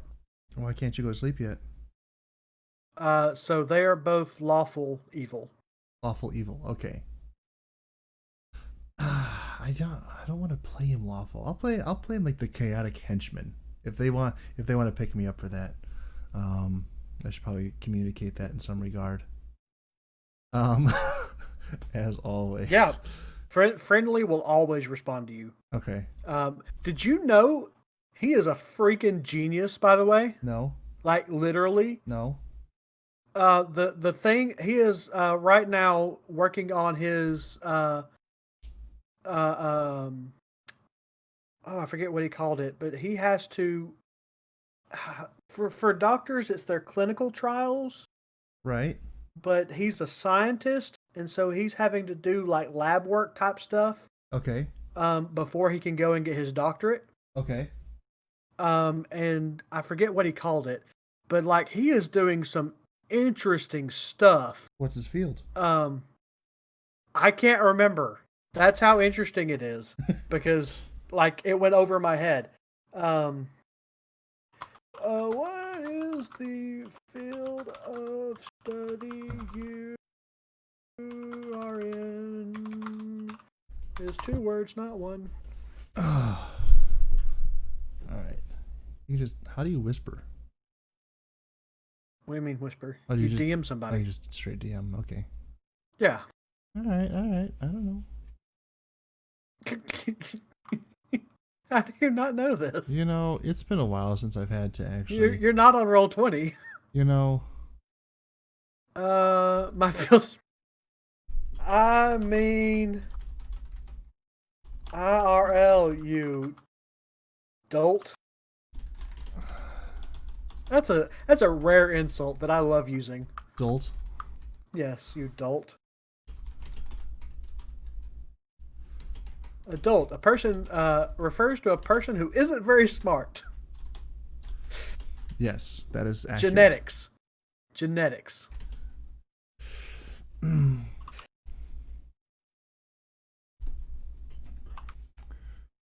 Let's see.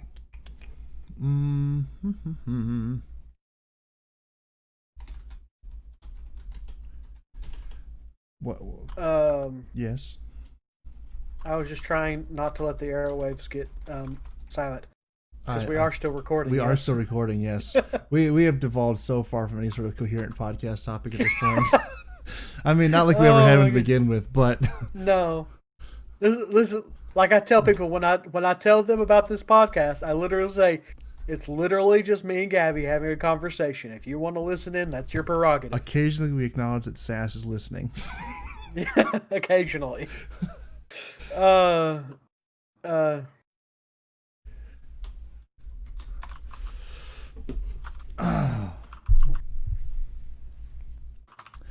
Alrighty, that'll be fun. But I said, by the way, what field of study are you in? He said, I'm a paladin. My field is pain.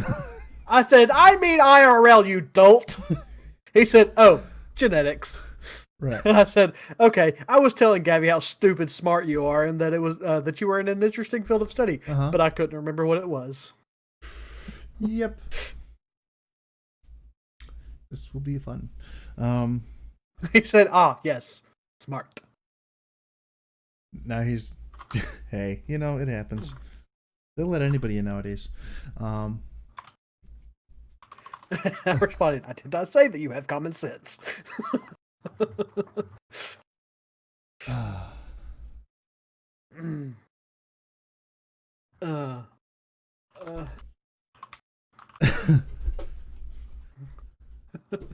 Probably not the biggest. He's almost the point now where we probably should just start recording the screen here. Why did you send him a message? Yeah, I'm trying to jockey for position. Because him and Micro are brothers. They're both Dampiers, which means they're half vampire. Okay. The Margrave does not like vampires. Okay. So it does not like them. Gotcha. But yeah, that's what they are. Isn't Ducky also playing a vampire or a Dampier? No, Ducky is playing her character that she played this morning. Except slightly altered because Fang didn't have... I keep calling him Fang. Bramble didn't have the subclass that she has for this morning. Gotcha. So she went Life Cleric instead.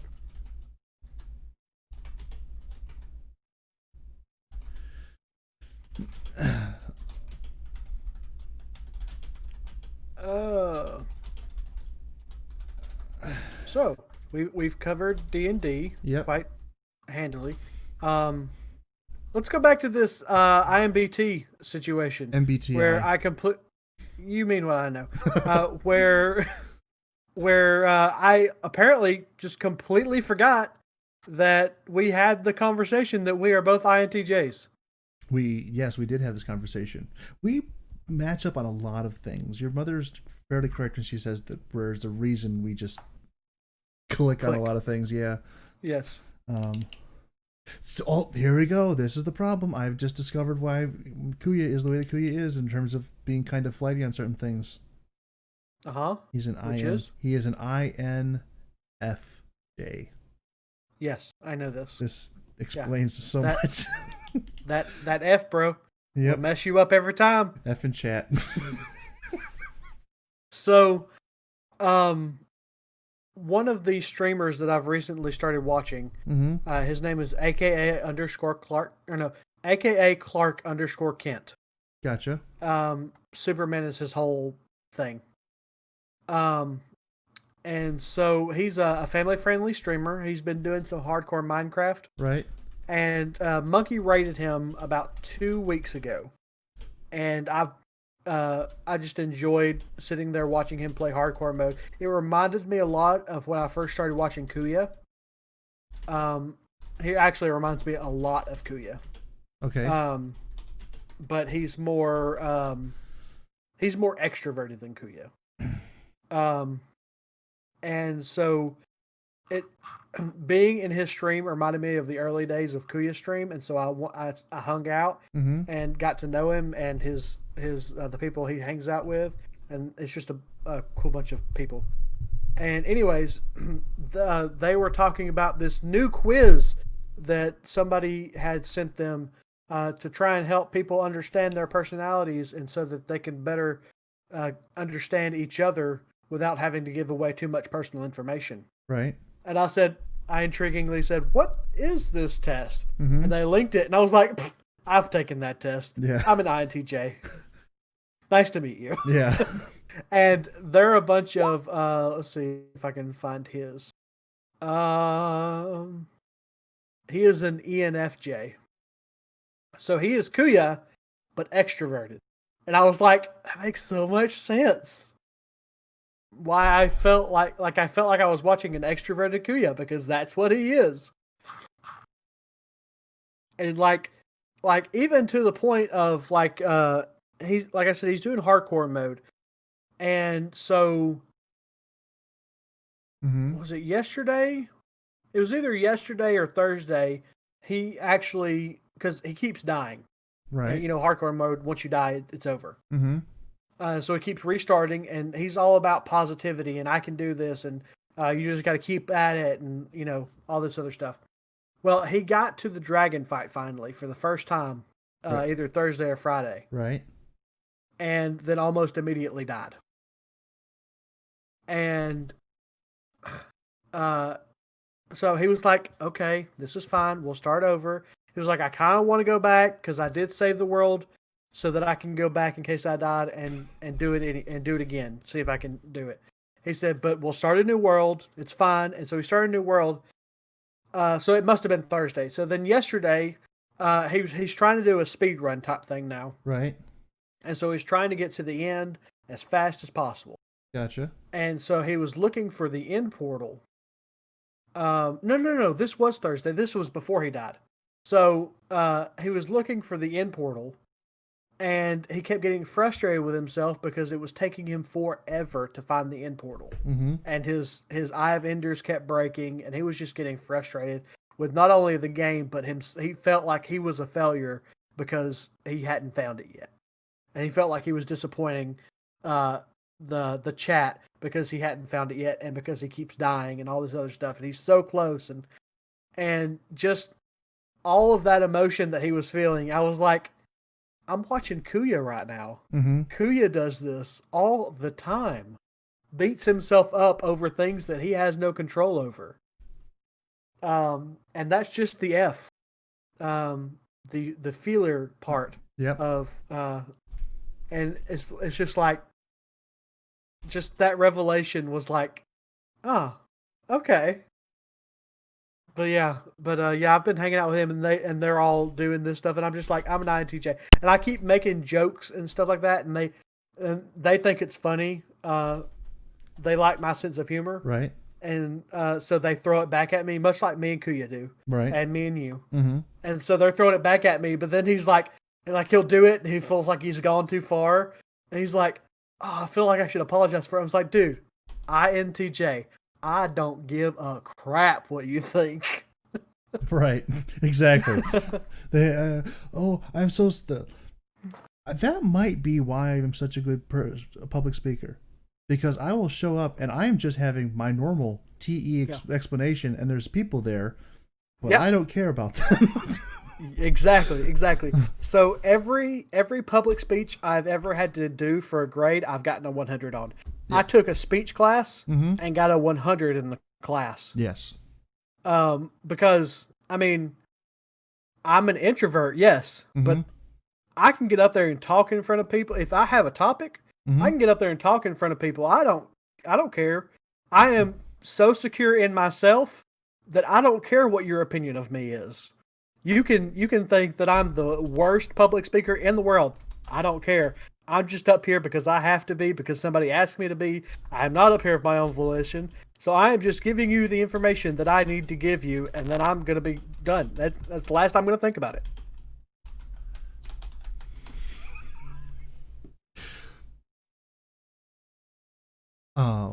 Sorry, I'm mildly distracted, but I agree. Yeah, Yeah, it's like, because Friendly just messaged me and said, "Yeah, we've got a group chat going with Gavi. We'll figure it out. It's working out."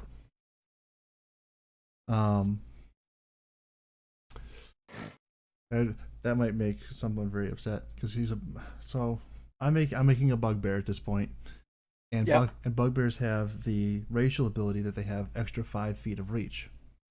Yeah, and I'm thinking of also equipping him with a reach weapon. Ooh, pole arm and sentinel. Sentinel? Yes, sentinel. It it makes it so that you can use your reaction to like if an enemy moves out of your range, you can use your reaction to attack them. If you hit, you reduce their speed to 0, so they can't move. Nice. So they can't move away from you. Also, if they attack another ally that's near you within reach, when you're within reach of them, you can use it then and also reduce their speed to 0. But you can. We don't have the levels to do this now, and we're only level 2, so you can't even get Sentinel. But if you combine that with Polearm Master, Polearm Master gives you a reaction when somebody enters your field, your reach. So you have a reach of 10. And then I have that, so if we get a reach of 15. Then, so you, when they enter your field, you use your reaction to attack them. With Sentinel, you drop their speed to 0 so they can't get closer to you. You back up 5 feet. Next time they do it again. So you're constantly keeping them 15 feet away from you, and they can't do anything but walk towards you. Yep. As long as you hit each time. So that's part of what my centaur is about. She's a paladin, right? And she will eventually have Polearm Master and Sentinel, and she uses a lance? Spear as her main weapon. Okay. So yeah, and then when I could just have the bard on my back riding around healing me. Are you? Is this going to be a male or a female centaur? She's a female. Is it a male or a female bard? I don't know. Okay. If it hasn't come up. If it's a male bard and they slap the hindquarters. I was going to bring her in for my Tuesday night campaign when my last character died. Well, when Hadumi gave up. Right. So I wanted him to die so bad, but they just kept healing him. So I made him run away. And so I was going to bring her in, but she's a paladin, and we already had a paladin in the group, and I didn't want to double up on paladins, and we also needed a really beefy boy up front. So that's why I brought the Luxodon in. That's a barbarian. Don't Luxodons have like shorter movement speed or something? No. Okay. No. My Raz, he's level 9. He has 40-foot walking speed. He gets an extra 10 because of his barbarianness. Right. He walks angry, so he gets a few extra steps in. But yeah, the Luxodons don't get that many great. Like I wanted something similar to the Minotaur, where he could gore them with his tusks. But that's not a thing. And also, I gave him Tavern Brawler because I was thinking more. I was thinking more backstory wise, and so I gave him Tavern Brawler. But I really should have chose something else instead of that. I mainly chose it for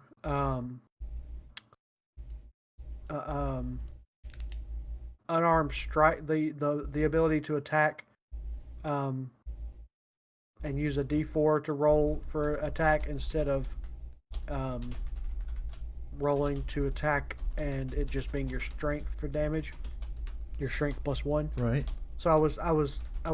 That's why I originally got it for, but then I completely forgot or didn't pay attention to the fact that Luxodons get a superior unarmed strike, Right. so they get a D4 attack anyways. Mm-hmm.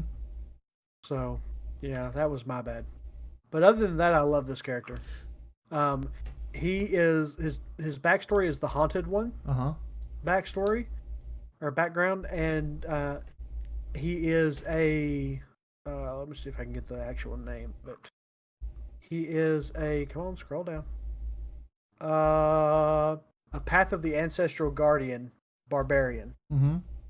So he has spirits around him all the time that he can use to protect his allies or to do extra damage. So he has this ability where he can use his reaction to take 2d6 of damage away from an attack on one of his allies that are nearby within 30 feet. And so he tells his ghostly beings that are around him to go protect his allies. And I think eventually he gets to where he can have those spirits attack other people. And it's pretty cool. Pretty cool. So, but yeah. That was my Luxodon. Do you ask? Yeah. Luxodon, Leonid, Centaur, those were all ones that were Bugbear. All of them were things that I considered for Poshu. So, why didn't you choose a Bearfolk? I'll one reason. You know, Unarmed Strike is a D6 for Minotaur. No. I mean for tomorrow. Oh, because the Bugbear has reach, and I really wanted to do a Bugbear because I was thinking about this in advance for a Bugbear was like the number one thing I wanted to do, and then I read Minotaur and I'm like, well, that actually works better for being totally unarmed kind of thing, and so I went with Minotaur instead. But Bugbear really speaks to me for some reason, and I like the idea of the extra reach and everything. There's a lot of cool things that you can do with that you can't really do with other races because it's unique to him or unique to them. Yep. It's gonna be fun. It will be. I have to find. Well, I was just thinking, I could give him like Mark Hamill's voice or something like that, but because I do that one so easily. Yes. Please give him the Joker voice.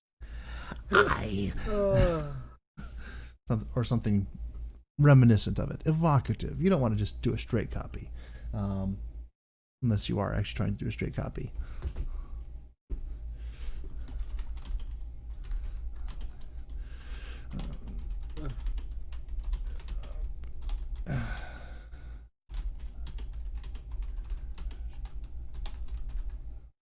So, how's the conversations going over there? It's going well. We're just going back and forth about things that are going to be going down at terrible things and bad things and the evil things. It's wonderful.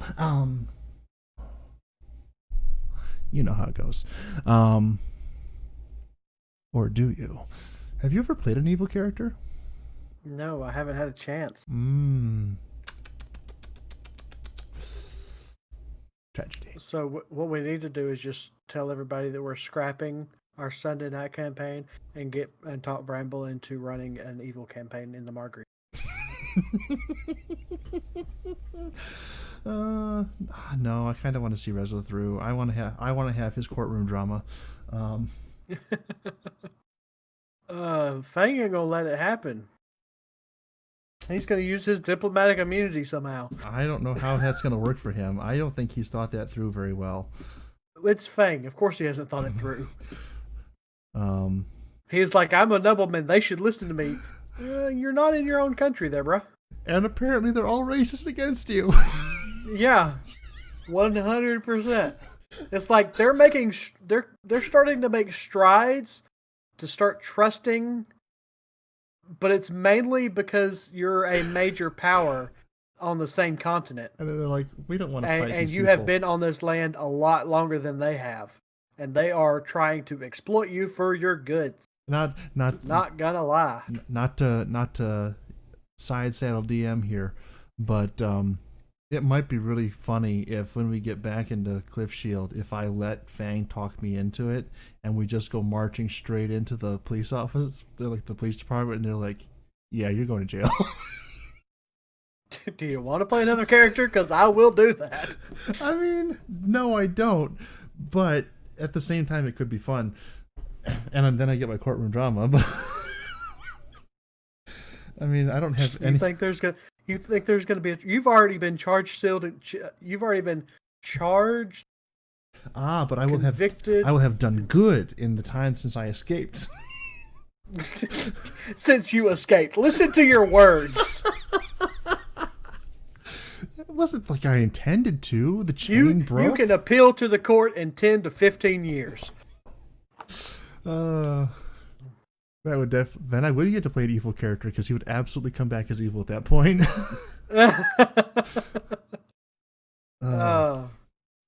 Ooh.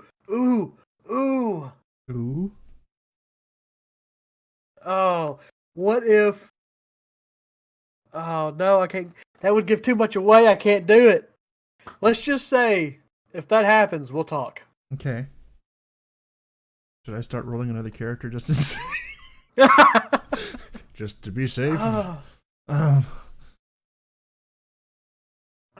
Well, if you went this route, you would be sitting out of the main campaign a lot of the time. I'll just say it that way. We would do a side campaign, just for background stuff with you. Okay. And then when the time came, you would come in on Sunday night, and yeah, well, I'll leave it at that. Okay. So you technically wouldn't need a new character. You just wouldn't be playing in the same realm as them. I mean, you would, but it's complicated. It's complicated. I don't know how that would work with everybody else there because I'm kind of the healer. If it comes down to it, we will discuss it and we will go from there. Okay.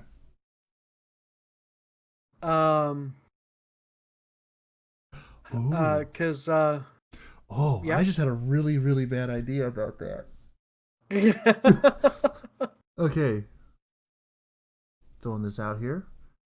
Rezo turns himself in. He goes to jail like he really probably ought to.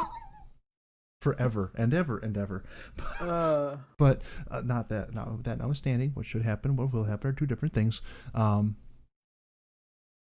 He tries to invoke duplicity to get away again. Doesn't it half works. He receives a blessing from a goddess, he's not sure which one, and his double becomes real. And then his real body gets taken away with full consciousness to prison, and his secondary part rejoins the group knowing that it's a double. Ooh. But there's no mental link between the two. And so one is experiencing one thing and the other one is experiencing another thing. And then when they meet back up, the real one comes to reabsorb whatever it is he lost.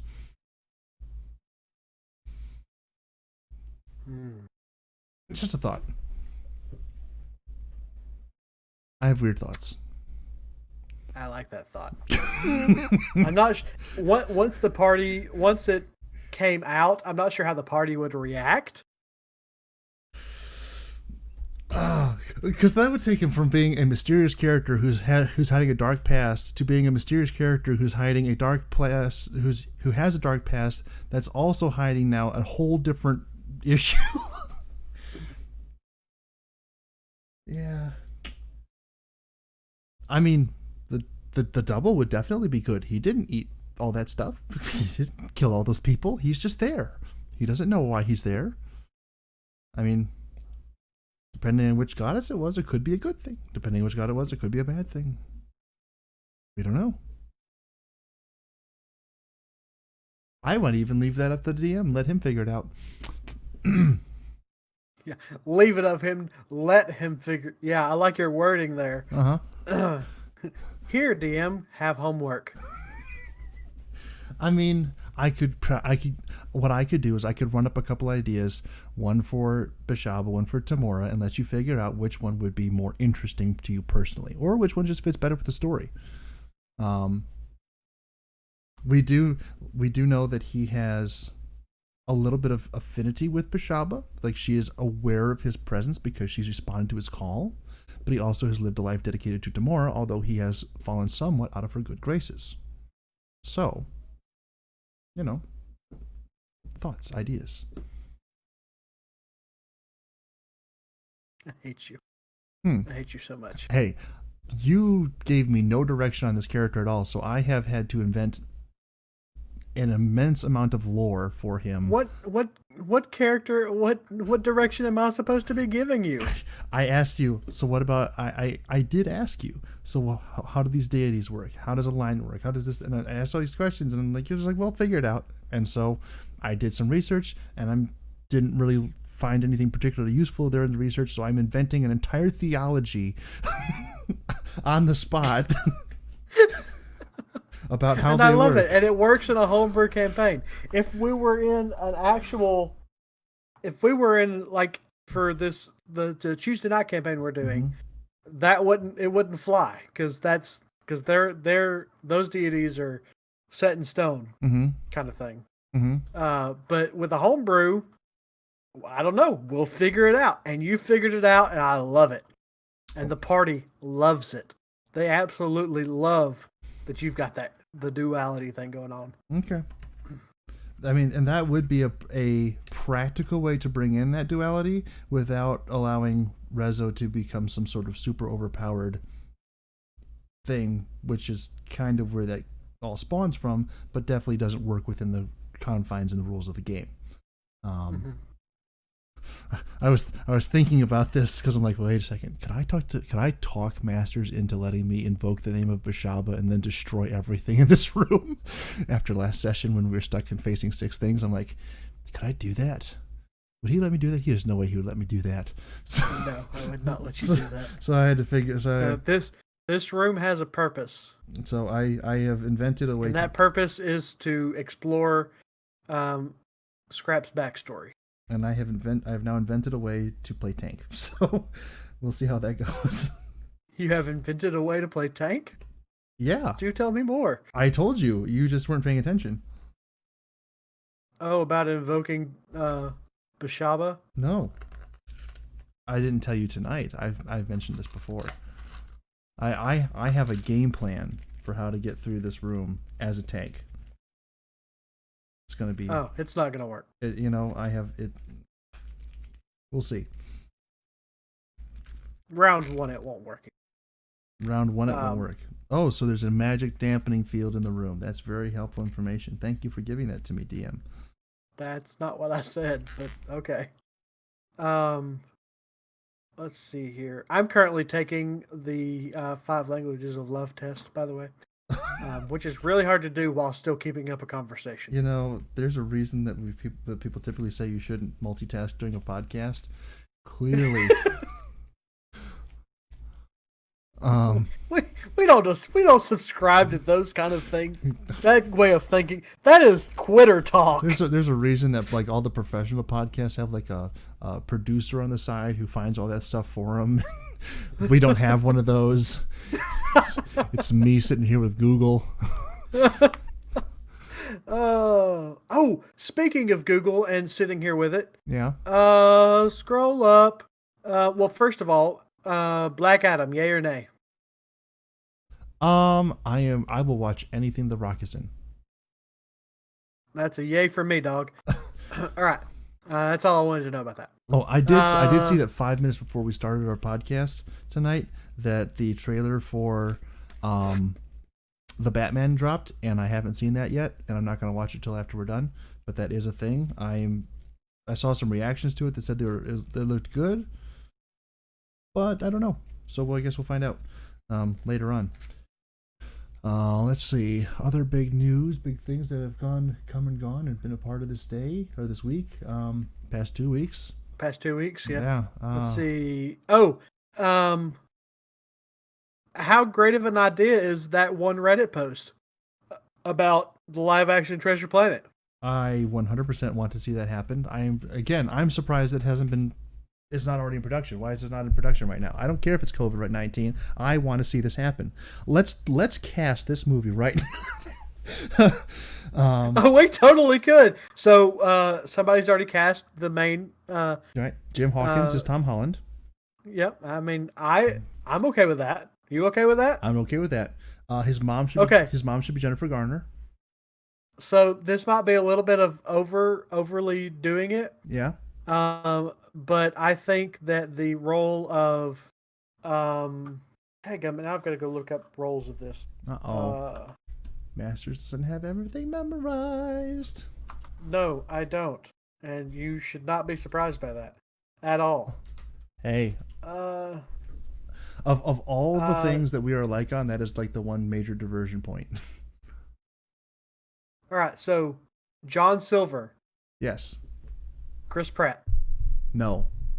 Just because the two of them work so well together. I know, but can't be him. It has to be. I know. It has to. I know it couldn't be him. It has to be someone else. I almost want to say Sam Jackson. So it's a if it's a live action reboot, you know they've got to keep Ben in there. They don't have to. They don't have to. But they're probably going to, right? Maybe. Disney's been doing a lot. What about Chris Pratt as Ben? If it'd just be the voice of him. Yeah. 100% ZG Ben. I guess we could do that. I don't know. I almost think that they could just get Martin Short to come back and reprise his same role if they're going to have Ben be in there because he's still around.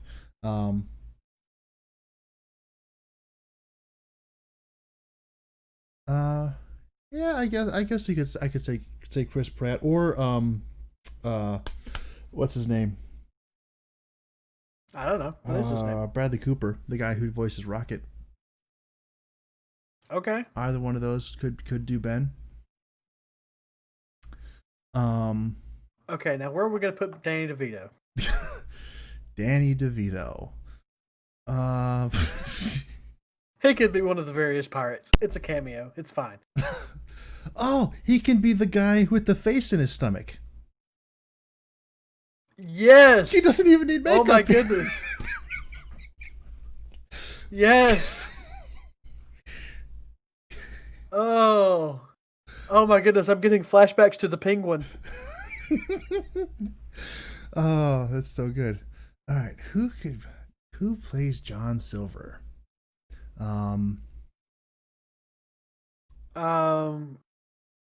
Goodman. I was thinking about John. I was actually when you first sent me that, I felt like, oh, John Goodman can play it. I don't know if John Goodman could play it at this point. He's getting a little bit old. Yeah, he is getting a little bit up there. Mm-hmm. Plus, his I wouldn't tell that. I wouldn't say that to his face or anything. Plus, he doesn't listen to this podcast, right? But. Plus, a lot of his persona now, a lot of the parts he's been playing have shifted a lot into a much more jolly and good-natured sort, and I don't know if he could still pull that turn into villain mode.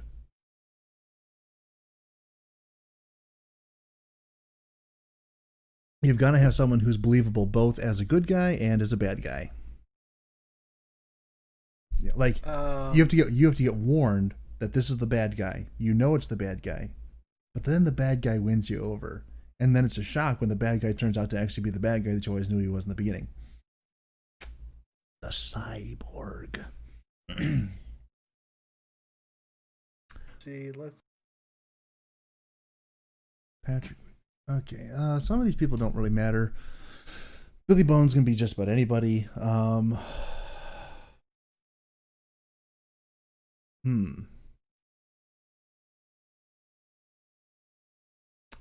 Who do we get to be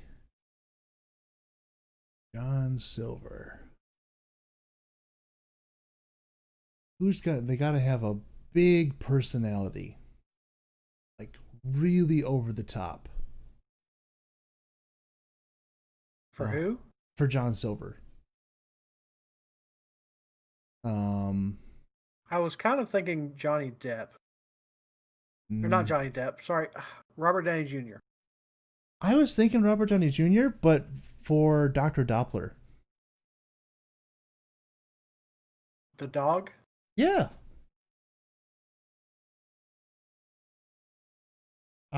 Really? Yeah. I think he's too charismatic to play him, though. Well, a lot of stuff that not Johnny Depp, Robert Downey Jr. has been playing recently has been kind of towing this line between ultra charismatic, but also a complete jerk.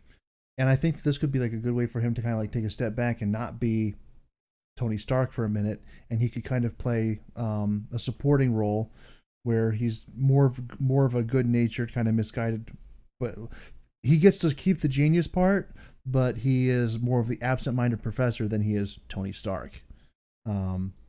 I think he could fit that role pretty well. You know who would fit that role perfectly? Our common ancestor, Robin Williams. Ah, yes. Actually, I don't think we can call him an ancestor, though. Common relative. Common relative. Robin Williams would have made a very good John Silver, because Robin Williams could play a villain. He did a couple times. Great. I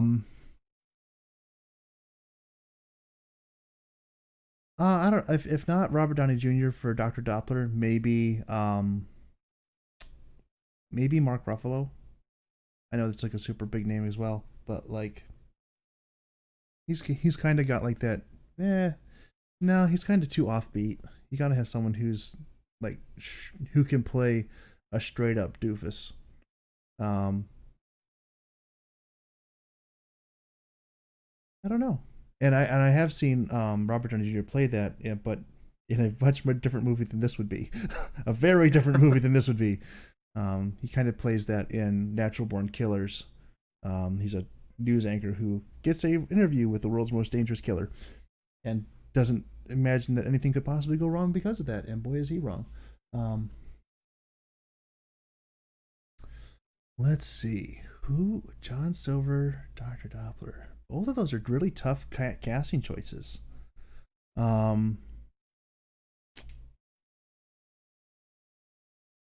Ooh. It would change the character a little bit. But what do you think about Harrison Ford for John Silver? I don't think he would do it. I don't think he would do it either, but I think that'd be a really in an ideal world. Yeah, he could definitely pull that off. He could definitely pull that off. I like that idea. And I know he's actually probably older at this point than John Goodman, but yeah, I think that could work out pretty well.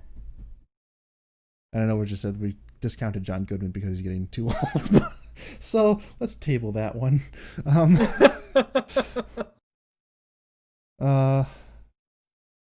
Let's see. this is like way harder than the Princess Bride. The Princess Bride was like, oh yeah, this person, just gonna make it work. Well, I think it's because there's such a smaller group of main cast. Mm-hmm. Like, we have to nitpick on who it's going to be. Because, like, the Princess Bride, there was just so many people that were important to that whole thing that we were like, okay, this person's going to be in this movie. They're going to go here. This person, Mm-hmm. Whereas this one, it's like, okay, we want these 4 people to be in this movie, but there's only 3 roles for them to be in. Yeah. Which one is it going to be? And then who's going to fill the other 2 roles once we put them in this one slot? Yeah. Who's getting left out? Yes. For the captain, Emily Blunt.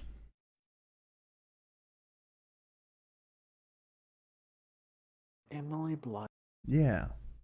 That seems like it would be right up her alley. Okay. New Mary Poppins. Got it. Yep. And I didn't. That's one of those things where it's like, I know that that's her, but I didn't correlate that was her until you just said it. It's like, I knew that was her, but I didn't realize that was her. His mother is Sarah Hawkins. Like I said earlier, that should be Jennifer Garner.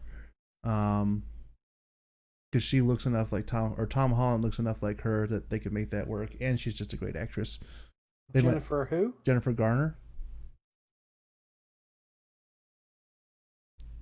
Garner.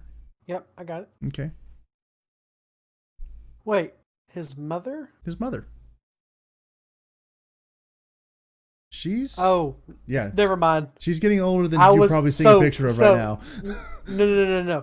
I was when we were talking about Jim Hawkins' mother. Right. I was picturing the woman from the Muppets version of Treasure Planet or Treasure Island. Okay. That's what I was picturing, and I was like, "Wait, what?" Yeah, that's not the one. Yeah.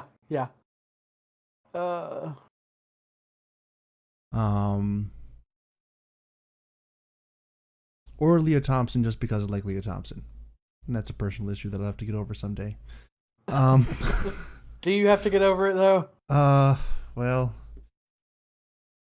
I did meet this girl one time who reminded me a lot of her, so I probably should get over it before I do, before I make bad decisions.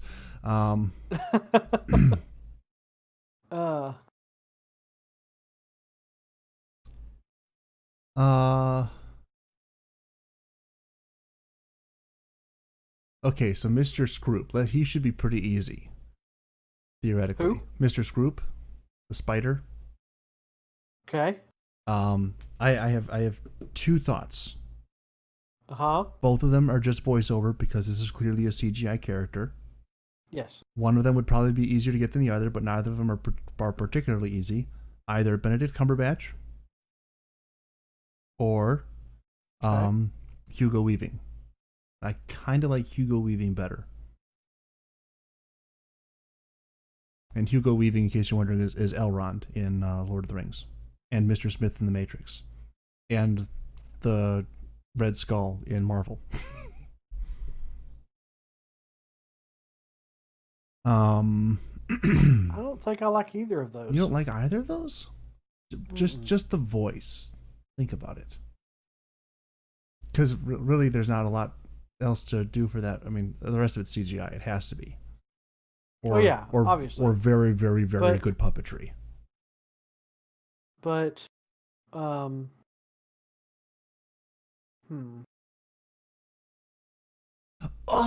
I got an idea for John Silver. What about Bruce Willis?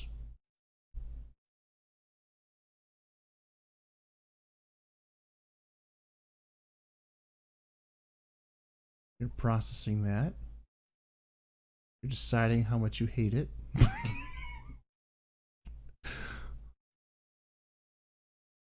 I mean,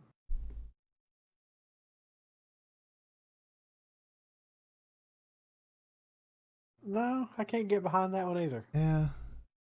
I'd say, I did have a weird thought for Dr. Doppler. If you didn't want to go with Robert Downey Jr., we could try and put John Malkovich in there. I think he would have a lot of fun as that, and he can play the straight up doofus, which is awesome. Play it totally or get the real king of the straight up doofus and get Rowan Atkinson for Dr. Doppler. I think I like that best of all. Let's make that happen. Yes. Let's please make Mr. Bean yes. And I don't even want him to be CGI. I want him to be the only non-CGI character. Rowan Atkinson. Apart from the humans. I want him to be in full makeup. Oh, yes. Completely. Oh. All right. Who could we get for John Silver? That is such a tough one. It really is. So really, there's only 3 main characters left to get. I mean, it's a large cast, but it's like there's very few main characters to work with. So there's.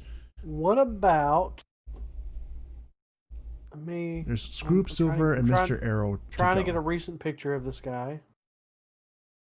Ah, no, he just doesn't age. That's the problem. I was thinking Leonardo DiCaprio, but he doesn't for John Silver. Oh no, he doesn't age. Yeah. So we can't use him. Ooh. What? What about Samuel L. Jackson? I did think about Sam Jackson. I really did. Sam Jackson, I think, could pull it off. I know he could pull it off. He practically is doing it right now. Exactly. I can picture him leaning back in the ship, the little boat ship at the end, mm-hmm. like you knew this was going to happen. Yeah. like just nonchalantly, yeah, I'm the bad guy. It's like, Jim, deal with it. I touched too well. I can see Jim. I don't think we're gonna find better than Sam Jackson. I think I mentioned him, but it just kind of went under the radar there at the beginning. I don't think you did. I don't think you did it. Well, I mean, we'll review it. We don't have to. Sass, just tell me if I did or not. So, it's nice to have someone who does our review work for us. So Sam Jackson. You keep calling him out that much, we're gonna start paying him commission or something. I already told him we give him royalties if we ever get monetized. Sam Jackson makes it for John Silver. Now we just need Scroop, and all additional voices can be provided by Alan Tudyk. Alan Tudyk, just do it. Yes. Or the cast of Critical Role. Alan Tudyk. Good voice actors there. But we all know that it's going to go to Alan Tudyk, so let's not even debate this and just say Alan Tudyk is Morph. Let's just say we could even have Alan Tudyk do Morph. both.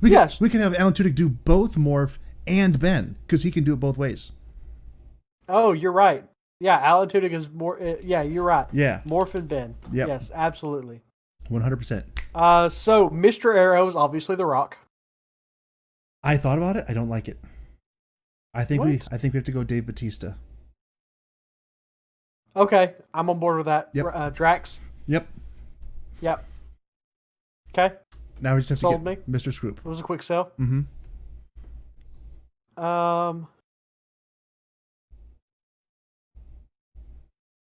Yeah. Group.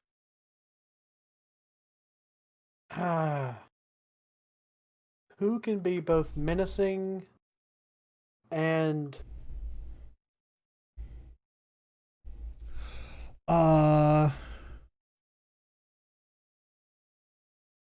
what's his name? I don't know. You haven't told me yet. Ben Kingsley. He was the fake Mandarin in Iron Man 3, and he's been in a bunch of other things as well. I think he's actually won an Oscar. He won an Oscar for his work in Gandhi. You're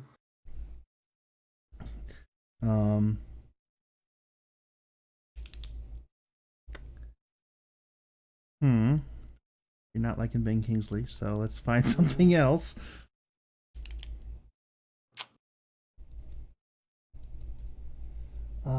Bradley Cooper? No. We need someone who's got... James Franco. I was actually going to just say... oh, come on. The guy who just played Venom like 2 years ago. Tom Hardy. Tom Hardy can do menacing. Tom Hardy can do a lot of things.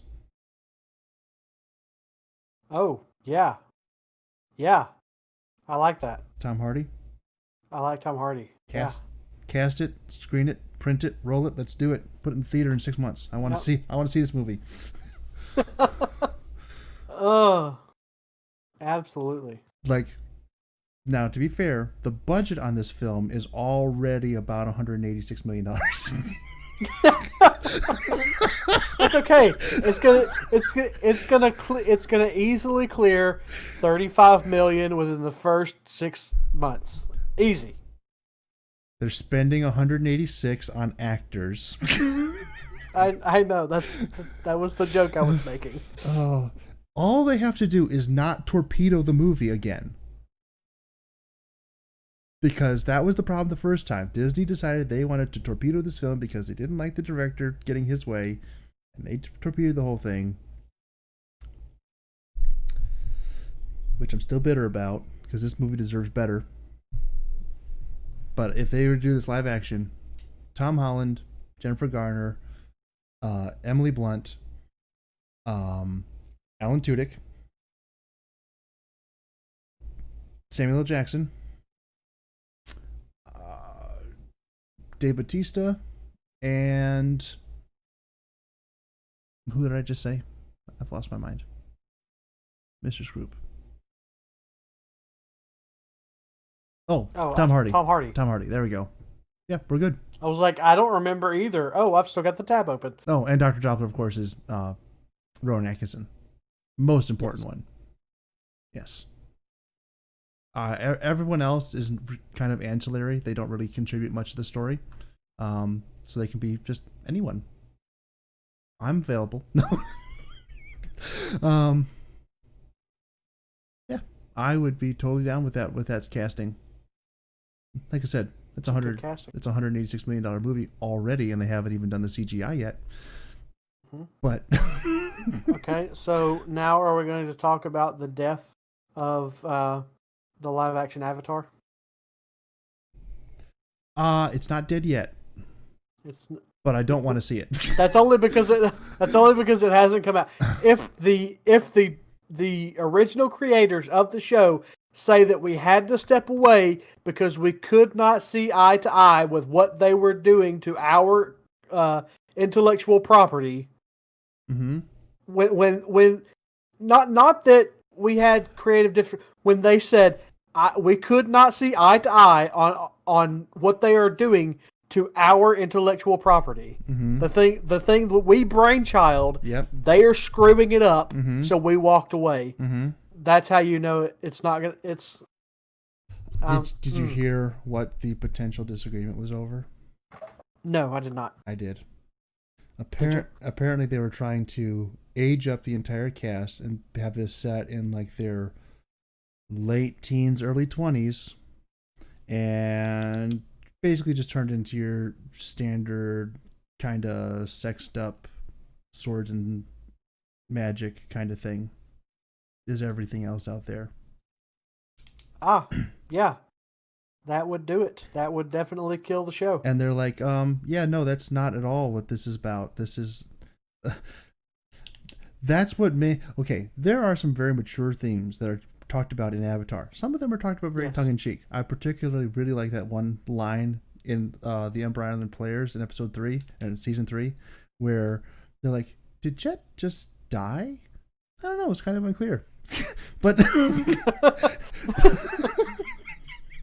it's a great throw. It's like, it's just a throwaway line, but it's like, it's super, like when it happens, everyone who's watching that go down in season 2 at the taking of Bossing Say, no one is questioning whether or not Jet is dead. Everyone knows. It's not unclear. And Smellerby and Longshot probably didn't make it out either. Particularly because they didn't show up again later on in the series. like at Yep. the Battle of the Day of Black Sun. Yeah. Those are people who would have probably turned back up at some point. Yeah. But like very, very deep, very heavy concepts and things are presented in an accessible format, which is what makes it work. Even things such as love and growing into it, those things are presented in a very kid-friendly and age-appropriate way because the characters themselves are age-appropriate. Aang is clearly infatuated with Katara from episode 1. She slowly begins to see him in that kind of way, but they both go, for the most part, Aang a little bit less so because he's a guy, not really living up to that whole monk expectation either. Yeah. But well, there were female monks.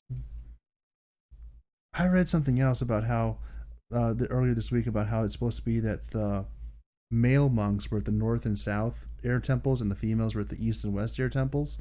And I'm like, that makes it kind of difficult for there to be additional monking. What is going on? Oh, well, how do you think southeast, northeast, southwest, and how do you think those other cardinal directions came to being?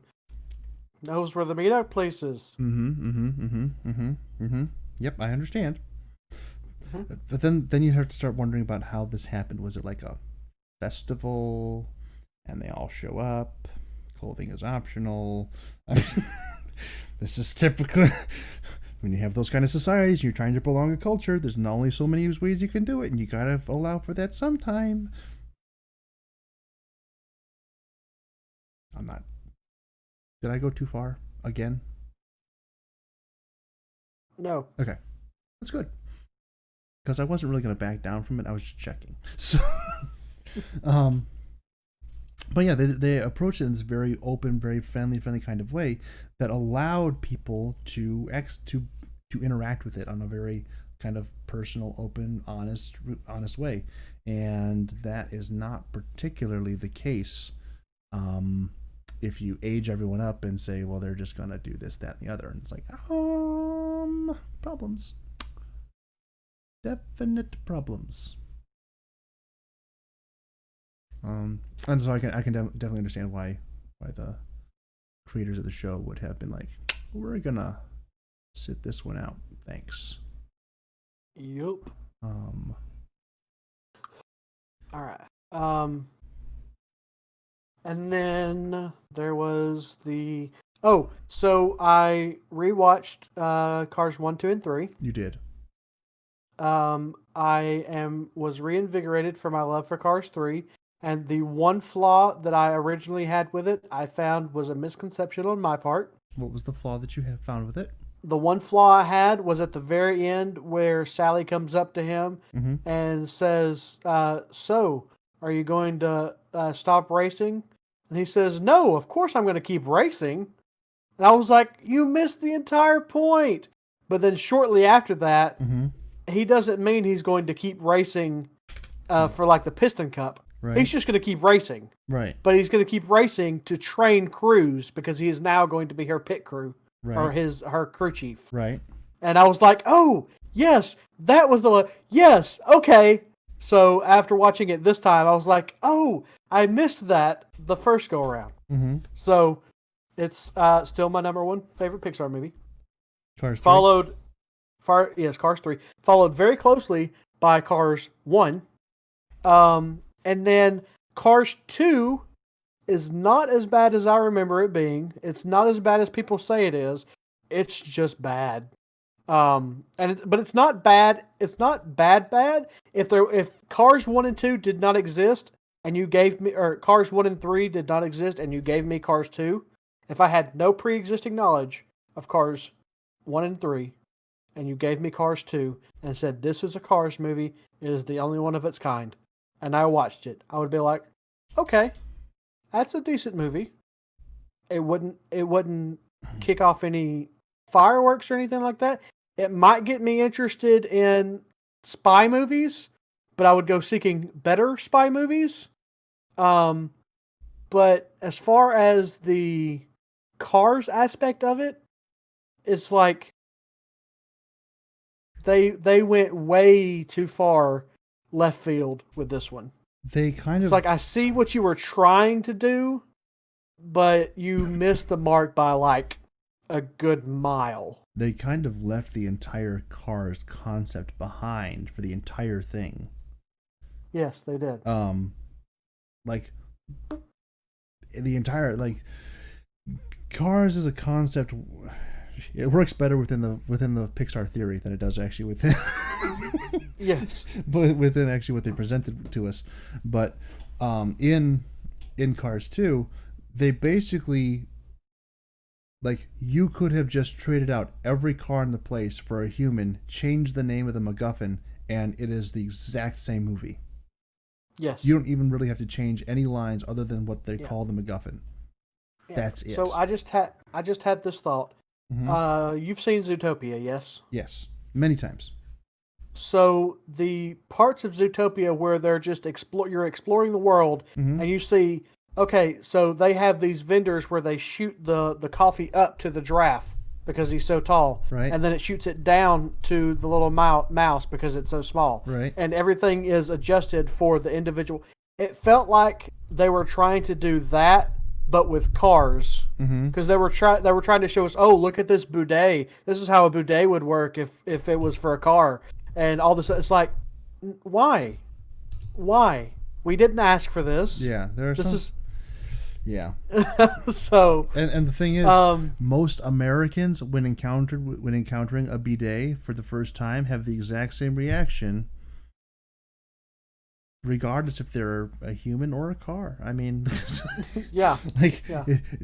we could have just had Larry the Cable Guy encounter his first real life bidet, and we'd have just been like, okay, yep, that's exactly what would happen right there. So, To say nothing of the fact that I'm not entirely, comfortable with the concept of vehicular defecation. It's just not real. well, he was going to clean up his oil. I don't know why you have to do that in a bathroom.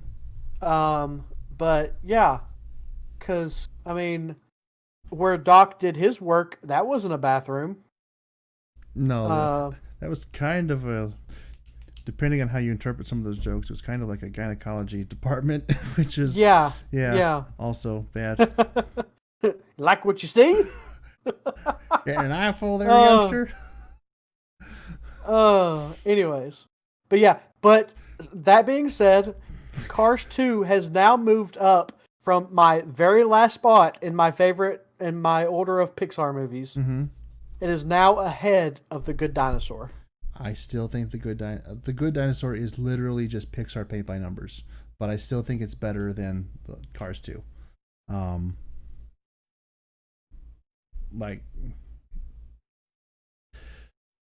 Because the Good Dinosaur does. Well, I know. I mean, you could literally just pull out the dinosaurs, put in any people there and a dog instead of Spot. It's a human Spot, and it's like, okay, yep, this is just practically Old Yeller. I mean, basically is. Yeah. Like I said, it is. The Last Dinosaur is just Pixar paint by numbers, but and none of the emotional. And did Cars 2 even have an emotional beat in it? I don't recall one, or even an attempt at one. No, it was more Save the Planet-y. Yeah, it was very preachy, which kind of makes it not so great for Yeah. the whole. Pixar's supposed to make you cry, or at least it's supposed to make normal people cry. I mean, yeah. I'm not one of those, but Nope, me either. But like Cars 3, it had it. It was the feeling of not being useful anymore. Mm-hmm. What do I do once I've served my purpose? Mm-hmm. Kind of. Yeah. It's like, no, you've served that purpose. Now you've found a new purpose. Go fulfill that purpose. And then when that one's done, you find a new purpose. That was the thing that you got from Cars 3. Cars 2 or Cars 1 is, you can't do this alone. You have to have people in your corner, right, or you're not going to make it. Right. Cars 2 is, don't use biodegradable oil? Maybe Don't use fake biodegradable oil. that's okay. I mean, yeah, there. technically the thing is, and this is a trope in TV, in movies and things like that, which was exploited and just done very badly in Cars 2. The whole point of it is that Mater knows what's going on, and all the people who should believe, Yeah, and all the people that yes. he goes to talk to about it, they don't believe the him. idiot is the only one that's not being an idiot. Right. And so everyone Yeah. else is ignoring him and belittling him, and they're thinking less of him and all kinds of stuff. They're using him as a patsy, but he's actually got an idea going on. And it's the idea that they're trying to present is that, oh, you should never totally discount an idea, no matter its source. Yeah. Here's the issue. Whenever they do this in movies, TV, anything else like that, there are two ways to do this. Number one, you do someone who you can't trust because they have betrayed you, they've been on the other side, they've backstabbed you, whatever the case might be. You can't trust that person because they have shown themselves to be untrustworthy. What they do with Mater and a couple other ones, like a lot of Larry the Cable Guy's live action movies as well, is that they don't trust him because they view him to be incompetent. And when you do that, what you do is you don't actually change any of the characters. They go through no character arc, no development whatsoever. Because at the end of the day, the person that you assume to be incompetent, you can still say, well, he got it right this one time, okay, but he's still incompetent. And I don't have to change my way of thinking about him. And the person who is assumed to be incompetent, probably there's a reason that he was assumed to be incompetent in the first place, and it probably hasn't changed at all. Yeah. And the thing is, when they try and pull one of these really just comedic throwaway characters, unfortunately, which what he is, Mater, and they try and give him some sort of legitimate story beat to perform. Spotlight, yeah. But then they don't give him a character arc. Yeah, it's like things happen to him. Mm-hmm. He doesn't change. Yeah, and that's that's another issue they had. One of the best uses of this trope, let me see if I can find it real quick, is Bill Murray, which is always just a great name to pull out of your hat when you're talking about an incompetent character, but actually being very, very competent, actually. What is the name of this movie? It is... I love Bill Murray. Bill Murray is amazing. Wow, he's done a ton of movies. Yes. Let's find the I'm 1997. The movies he's starting to get into now, Mm-hmm. that he's at the age for them. Mm-hmm. I'm just like, I'm ready. It is The Man Who Knew Too Little from 1997. He is an American, just guy who I think ends up going to New York or something, and it's a mistaken identity kind of thing, and they think that he is this master spy, but he's just a guy who thinks he signed up for some sort of like live action role play TV show, and it's a murder mystery. And what happens is that they keep all these people who are like legitimately trying to find some sort of plot MacGuffin are running into him and thinking that he's some sort of international super spy kind of guy, and he's just running around New York City having a great time, just causing all manner of mayhem. Like at one point he steals a Mini Cooper and drives it against traffic because he can, and he thinks it's just part of the show. He's totally incompetent as to what's going on, and no one should ever expect anything more from him. But again, this is one of those situations where they kind of like flip it on its head, and rather than the incompetent person knowing what's going on, he's still totally incompetent, but everyone else thinks that he is ultra competent. It's the same trope, but done backwards, and it's probably the best example I've ever seen of it being done.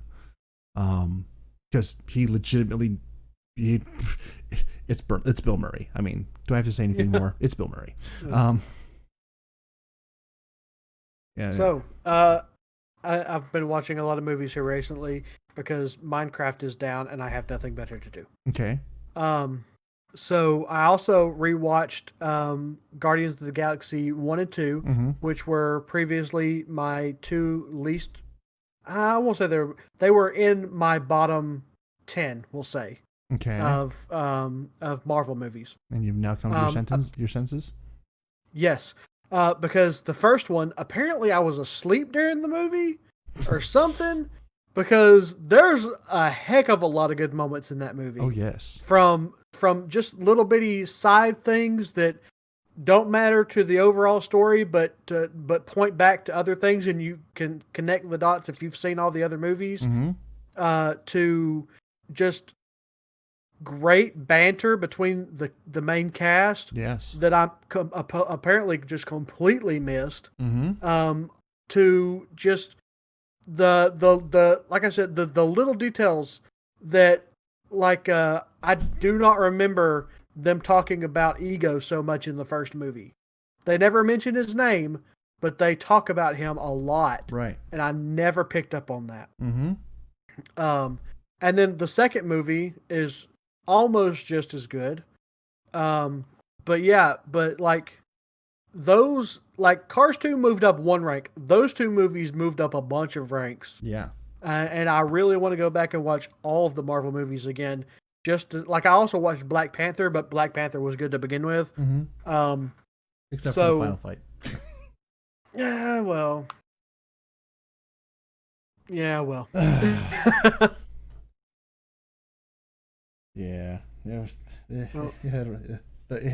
Every movie has to have some rough spot, and that one's rough spot.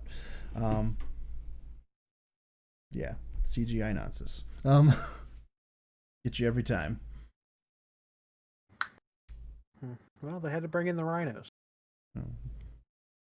That wasn't even the part that was bad to me. It's like, yeah, okay, well, yeah, it's kind of cool, but yeah, I know what you're talking about. I gotcha. But I was just the blatant, obvious CGI failure. Yeah, was what I was pointing out. And like, I understand people work hard on this, and they had limited time and limited budget and all this kind of stuff, and limited technology. No, they had the technology at the time to make it work, but they had like. Oh yeah, if they had more time and money. Yes. The last scene they had, I think, like 6 weeks to get it all done, including rendering time. And at those levels, it takes a long time to render things out. That's where I was talking about the technology. Yeah. If they had better technology, they could have rendered it faster. Yeah. They could have spent more time polishing it, making it smoother, but which was actually part of the problem. It was too smooth. You need to have a little bit of. Yeah. Take a cue from the Iron Giant, where it's an entirely CG movie. It is. The Iron Giant is not hand-drawn. They created a program that did to create micro distortions in the lines of everything drawn on screen to make it appear as though it had been hand-drawn.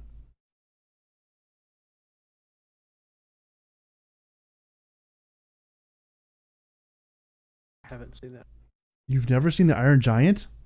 I said I haven't seen that movie in a very long time. Okay, you cut out a little bit. I was like, wait a second, you haven't seen the Iron Giant? We gotta fix that right now. What time is it? I don't care. We're gonna watch it right now. I don't know how. We'll find some way to watch it right now. But yeah, I saw it at like the 20-year anniversary. They did. I just went to a screening for it with somebody who had never seen it before, and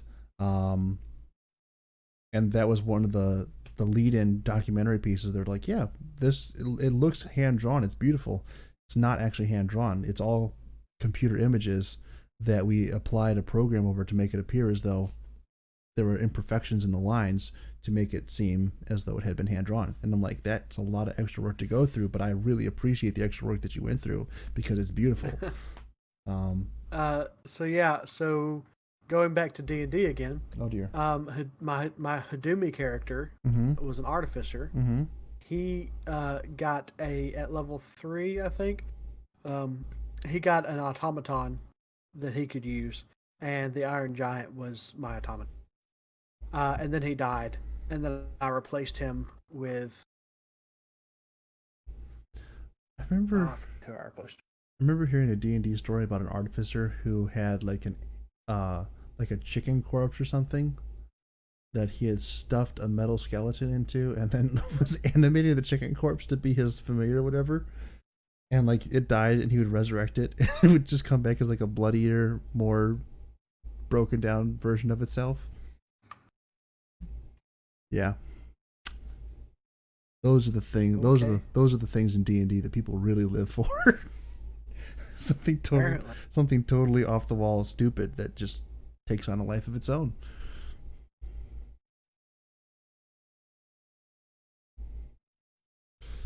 Saturdays.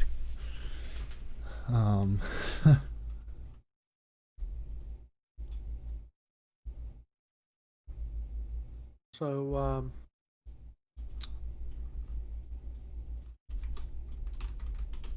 trying to find it. Where are you? Oh, wherever you are.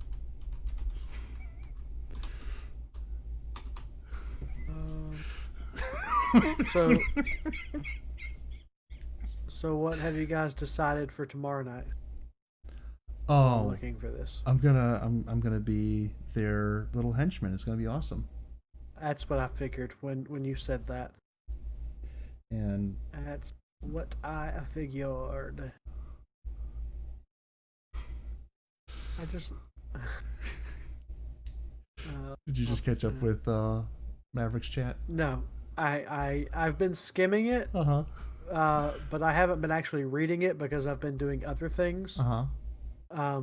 Not the podcast. Well, also the podcast, but this was Clint 2.0. Okay. I don't know what that's from, but I used it. It looks like Terminator. It does look a little bit like. Actually, I think that's RoboCop, the one from like 2000, RoboCop? 2006 or something. Maybe. I just typed in RoboCop robot, and oh, yep, that's from RoboCop. I'm impressed. I didn't see that movie. I haven't seen that movie either. I've seen the original one. The original one's great. Even the sequels aren't bad. They get worse. That is like the most. Okay. If Fang is conscious, he will help you. Okay. Here's the thing. This is the D&D Muppet podcast. We've not talked about the Muppets yet, but I'm gonna throw in. Yes, we have. Yes, we have. We at the very beginning we asked. I asked you if you had seen the latest Muppets Now. Okay. Well, we're gonna talk about the you Muppets. said you haven't seen the latest one, but you watched the other ones, and you mentioned some guy that I can't remember the name of, and that you absolutely loved his part. Danny Trejo. So in the start of the second or of the Muppets Most Wanted, Yep. there is a. Oh yes! Oh my Yes. goodness! Yes. So there's this most meta moment ever, and Why don't you just call him Machete? That's how I know him. Yes. Well, Just call him Machete. I didn't watch that movie. I haven't either, but that's what I've always known people to call him is Machete. Okay. Like I've seen stand-up bits where somebody references him and they call him Machete, Okay. and I'm like, okay, that's what I know him as, Machete. Alrighty then. Never seen that movie, but Then he shall forever. no, I know him from Spy Kids. Yeah. The gardener or something. The uncle. The uncle. The uncle. Yeah. So, in the Muppets, Most Wanted, the opening stanza of the first song is we're doing a sequel. We're back by popular demand. Come on, everybody, strike up the band. We're doing a sequel. That's what we do in Hollywood. And everybody knows the sequel's never quite as good. So, I mean, it's very, like, Very meta, So yes. meta. And then it's like, is this actually as good as the first one? Maybe. Kind of. I like it a lot. I actually think I like it better than... I don't know that I could... If you forced me to rank all of the Muppet movies, I don't know that I could do it. It's tough. I love them all so much. But like that idea of the sequel's never quite as good proves so true across the board. And it's like, so you guys are acknowledging it.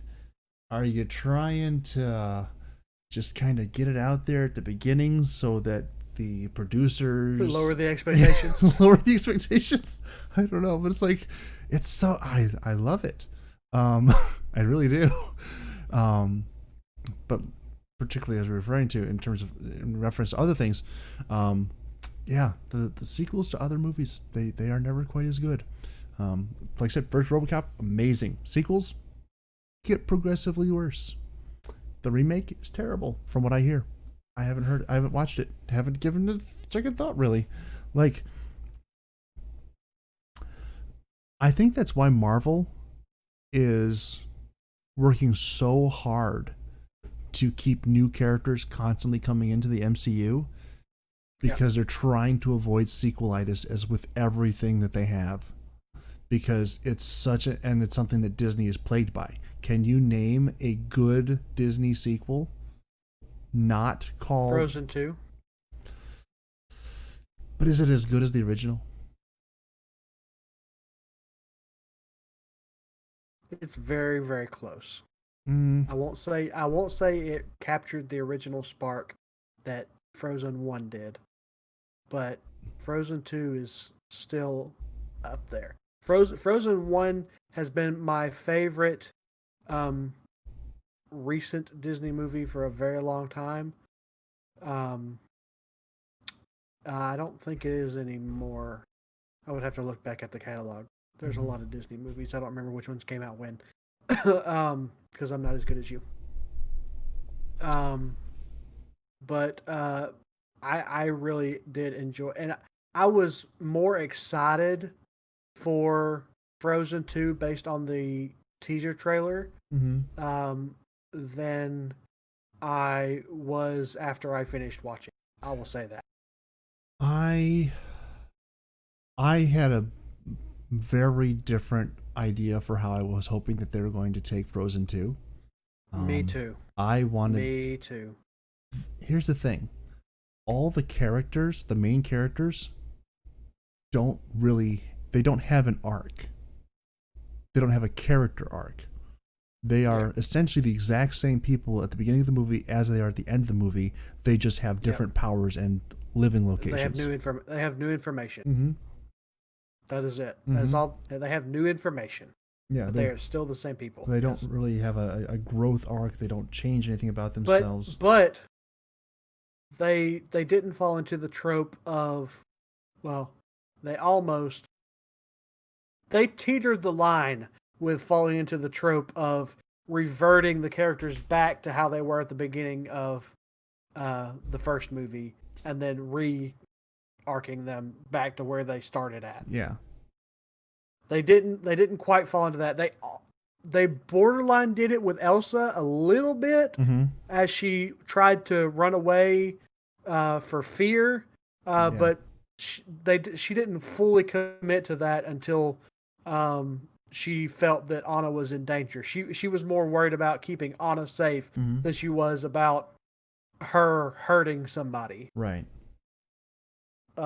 She was more like, this is something I need to do on my own. Let me do it on my own. Not, I need to do this on my own because I'm going to hurt you if you try to help me. Right. So they didn't quite fall into that trope, but they borderlined it pretty hard. They came as close as you possibly could without actually doing it. It's like, again, all of my characters that I make have some level of development in them, whether it's already happened or it's going to happen as things play on. I'm not a writer, as it were, but for the creative endeavors that I've had, every time I've created a character with an arc involved in his story, and so, except for Kern and Miss Piggy, but yeah, they're one-shot characters. That don't matter. They're just for fun. They're just so I can do funny voices. I don't remember who. Oh, I was helping Brokebutt with her character for the one shot, and she was asking me about these minute details about her backstory, and I was like, "It's the one shot. It doesn't matter." I was like, "Now, if you want to come into the full campaign, we can talk about your backstory." But right now, it does not matter. Yeah, this is what's referred to as your backstory is not going to come into play. This is a dungeon crawl, and we are just going to crawl through the dungeon, and there will be very little interaction of any sort of meaningful intent. Yes. I'm still trying to figure out how Miss Piggy wound up with both the slipper and the ring. Because they just gave them both to you. I don't know why. I don't know why. But they did. Maybe they figured that you would be able to use them the best because they didn't know what they were. Well, we didn't know. Nobody knew what they were until we put them Yeah, on. I know, but they gave you them because you have the most D&D experience. And they're like, well, out of all here, of them. just in case this is the ring of instant death by poison, why don't you put that also could probably be the case. Yes. Ah. And I need to find a better way. I don't think it's going to happen again. That was actually the first time I've run this dungeon. Somehow it slipped through the gaps when I was making, or I just haven't done it yet because these are the dungeons that started the Sunday campaign. Is that I put all these dungeons together with a small story so that we could have a town for them to go in and get potions and weapons and stuff to go back in and conquer the rest of the. And then they enjoyed playing together so much that we were just like, okay, let's just keep going with this.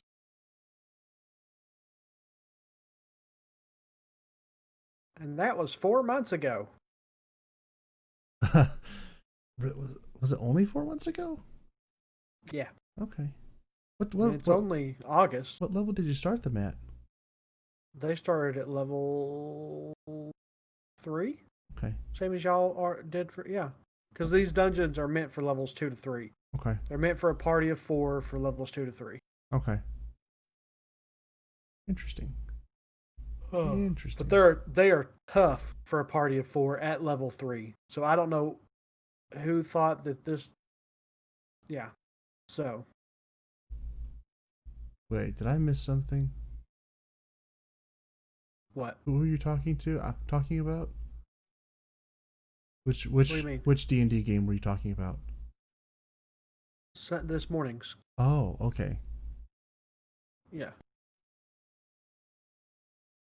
What did you think I was? I thought you were talking about the Mavericks, and I'm like, wait a second, there's a lot more people than 3 in there. Or 4 or whatever, and I'm like, what? Maybe like No. So I'm saying that the dungeons that you guys are in, right? I did them. That was how the Mavericks started. Gotcha. Was with these dungeons. Gotcha. And these dungeons are meant for a team of 4 people at levels 2 or 3. Gotcha. But even 4 people at level 3 is a difficult challenge. Gotcha. So I think we have had 5 this morning. Something like that. Yeah. 5 or 6. Yeah, 5. You guys were still you guys almost didn't make it out of there and that has a lot to do with people learning their characters and playing things right.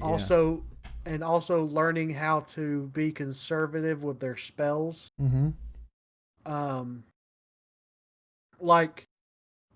When they healed, I think it was Lord Mittens, they healed with a level 2 cure wounds. Right. And overhealed him by 6. It was by 4. But he was dead. That's true.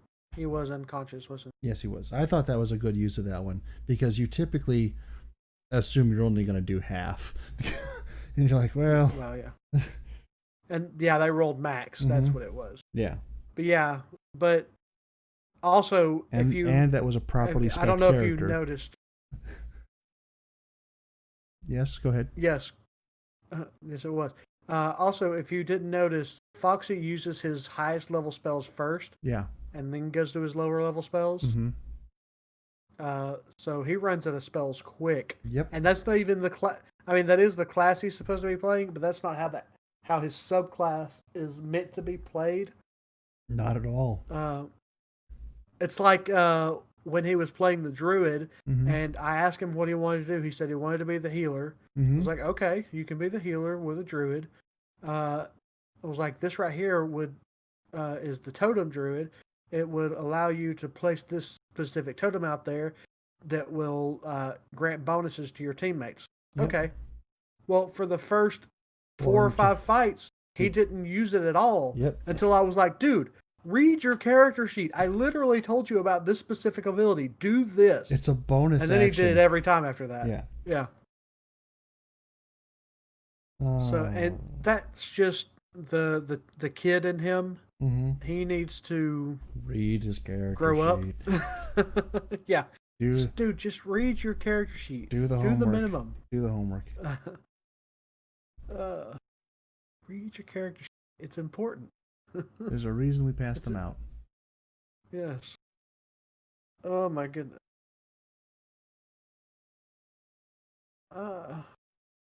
Well, I think we've finally covered everything on my side, anyways, of the 2 weeks that we have been apart. Mm-hmm. Is there anything else you wished to talk about? Let me see here. Anything else in mind here? Nothing's quite coming to mind. It's I think we've covered just about everything here. It's been about 4 hours and 45 minutes, a little longer than that maybe. That's what happens when you get us apart for 2 weeks. We just jabber on.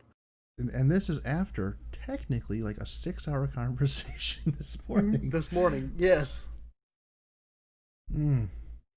Although technically we have to surrender 1/2 hour of our podcast time because we're helping Foxy work through his character issues. Yes, but that was planned, technically. Wait. We were helping Foxy work through his character's issues. His character issues are things we're going to have to address another time. Yeah, we've been working on those for a couple of years now. I think we're finally starting to get to the rough edges. Mm-hmm. We had to we sanded out the sharp edges. Mm-hmm. Now we just got to take care of the rough edges. He's probably actually going to listen to this one, at least part of it, and then skim around for the rest. Look, he's definitely going to land on that.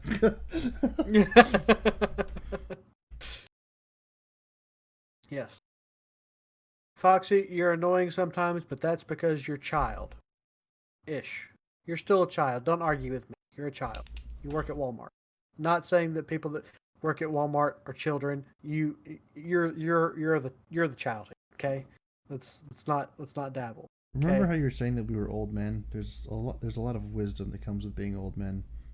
Not that I have a lot of wisdom, but I have at least part of it that's come. Yes, we are at least 25% into the wisdom that of old age brings you. Though the words that I use, actually, technically, you are. Yes. Quick aside. I'm doing a lot of biblical research, biblical study, things like that, and it's really cool because they have this breakdown of the maturation of a Jewish man. At 12 years old, you go from childhood to adulthood with the bar mitzvah. At 20 years old, you become a man of war, and you would be conscripted into military service. This is ancient Judaism, not Israel today. At age 30, you become a man of war. You would take on an apprenticeship. You would be. It's kind of like your accumulation phase of life, where you're trying to build things up for yourself, make yourself financially viable, to have a wife, all this kind of stuff. At age 30, you become a teacher of your trade. You'll have been employed in it now for over 10 years, because you've actually been training from it from about the time that you were 12 all the way up until that time. So, 18 years of experience, you better be pretty good at what your life's goal is. And so at age 30, you actually became a fully fledged teacher. People would come to you to learn things, not just, oh, there's Sam down the street and this is what he does. But they would go to Sam down the street and they'd say, okay, teach me how to do what you're doing. So you've made that one. I haven't quite got there yet. I'm still a couple days away. To make a long story even longer. But yeah. So I was like, where are you going with this? Yeah. And then it's like you're not quite okay. You're not there yet. Mm-hmm. You're basically there. Basically. When's your birthday? I'm not telling anyone on this public podcast. I'm probably not telling you either, because I don't like to celebrate my birthday. and I've already failed at that. I don't either. I just want to know when it is. I already failed at that yesterday. I'll tell you off. I'll tell you off air. Yeah, well, type it to me right now. No, I don't trust you. I'm not gonna say it out loud. My goodness. I don't trust you. We'll get there. Anyway, we should probably consider wrapping this up. It is about 2 o'clock in the morning. I have to be up early. Probably around 8 o'clock. Yeah. So I'm already looking at 6 hours right now. That'd be about enough sleep, maybe. All right, Dan. All right, then. Thanks for listening, Sasquatch. We hope you enjoyed this extra long podcast after we missed last week. I mean, so you have to think about this. Our podcasts have never gone longer than like 3.5 hours, something like that. I think our longest is like 3:09 up until this point. This is now about almost 5 hours. Oh, just short of 2 hours longer than that. There might have been like a happy medium or happy maximum amount of exposure to us, and we have now gone past that. And Sass is now like at his work, laying on the floor, like all curled up, twitching, in a very erratic manner, just because he like crossed that threshold of too much Masters and Gavi. Which, if that's the case, number one, I want pictures because that sounds hilarious. Number two. Yes, somebody get that security feed to us. Please get that to us ASAP. And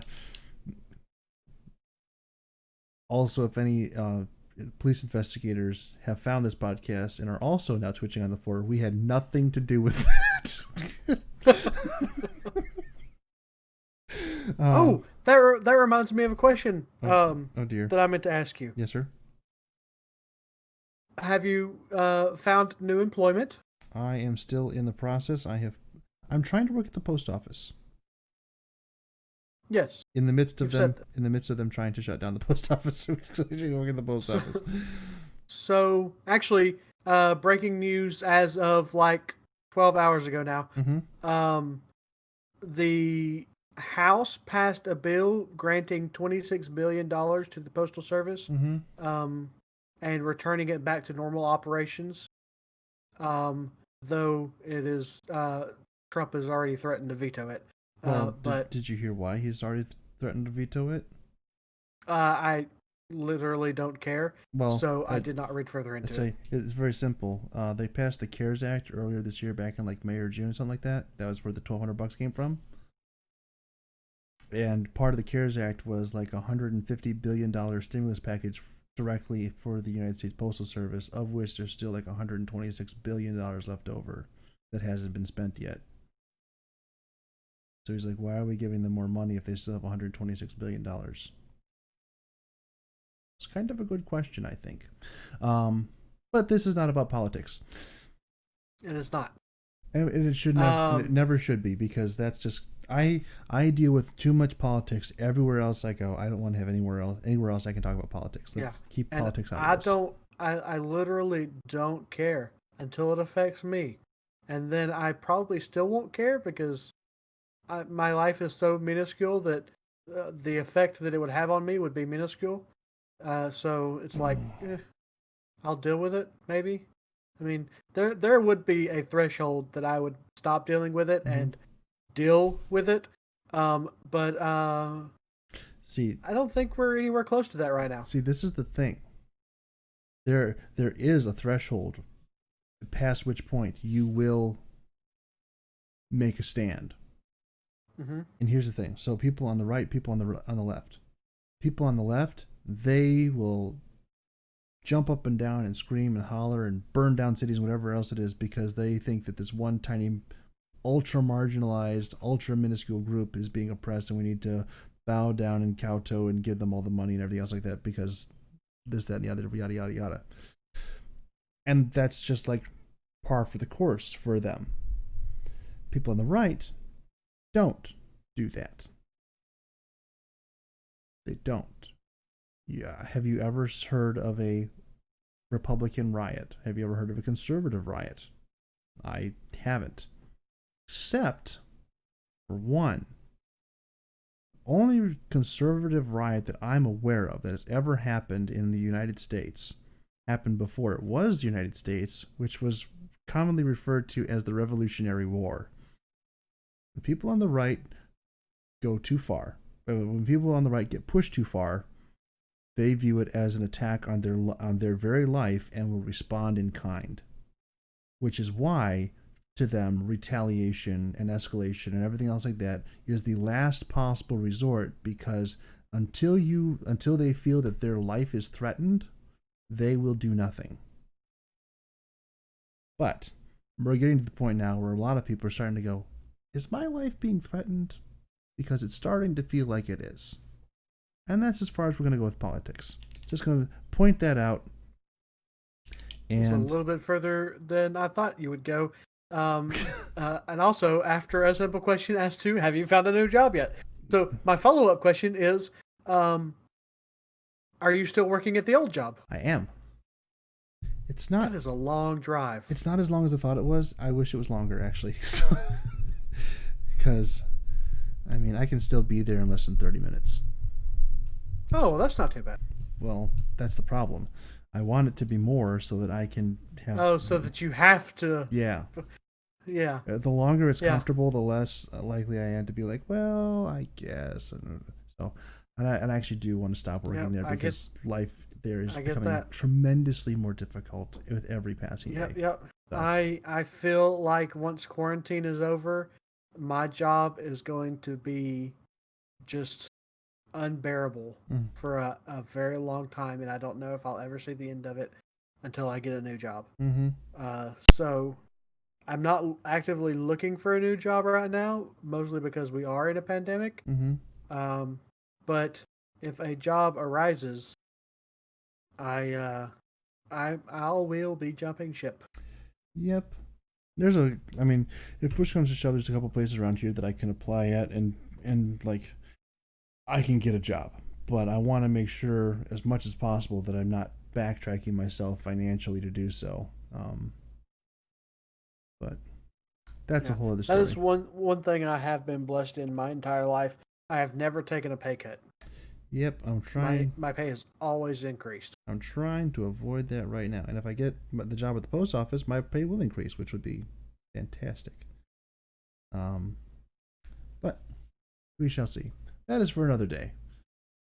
For now, thank you again, Sass, for being attentive and hopefully not falling into a miserable twitching pile on the floor. That'd be super great if that wasn't the case. Thank you, Masters, for being a part of this, for being my friend and taking me through all the terrible things that have happened in the last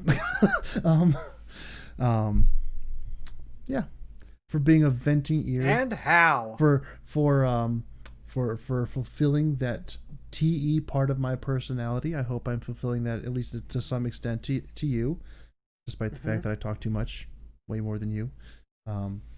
Actually, I think that I might have beaten you on this one. Oh. Sask, if you could just give us a word count for each of us in the comments. Oh, that would be horrible. That would be so funny. Oh, yeah. But I fully expect a joke answer for that now.